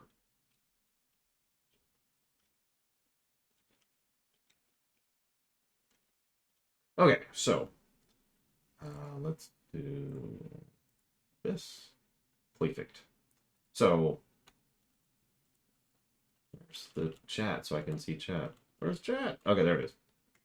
7 pluses to story, which is not terrible. The first game got 3 for perspective. This game had 0.99 pluses per hour, so one positive to story per hour. Not too shabby, with an 88% ratio. Not too bad. The gameplay scored a 0, with no positives or negatives per hour, obviously, and a straight 50% ratio. In other words, the reason it's 0 is because it got exactly as many positives as negatives. For a bit of perspective, gameplay-wise, that puts it pretty far down the list. Obviously, nowhere near as bad as the previous game, but most platformers have at least A+ to get to gameplay. Story-wise, well, story-wise, it fares a little bit better. Most of the platformers we've covered average around 10 to 15 pluses to story, so not great, but not whatever. Which leaves us, of course, with the golden number. Can I get a drum roll, please? Oh yeah, and for perspective, the last Shantae game got a -34 to gameplay, so going from -34 to 0 is actually a pretty big jump upwards. Shantae, the first game, got -17.79 on the golden number, which, if you know how the system works, is really freaking bad. This one gets, and it's a positive number, 18.8, which puts it above Super Mario Bros. 2, but below Mario 64. And yeah, that's actually, if I'm being honest, that's not actually as good as I was thinking it was going to be. So let's see. Who wins that one? A big improvement. Honestly, I know that sounds like a small gap in number, but remember, the negatives scale differently than the positives, so that's a pretty big variance in scale. But that means the winner is Mr. Red for being the only one who guessed that low. Wow. So we will put that towards Spiritfarer.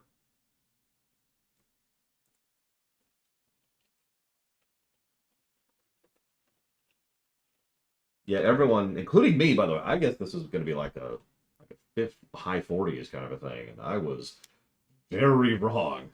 Although you're right, that outro did not do it any favors. Next up, what's the name of the next game? Hang on. What is the name of the next game? It's not Seven Sirens, that's the fifth one. Pirate's Curse. Pirate's Curse.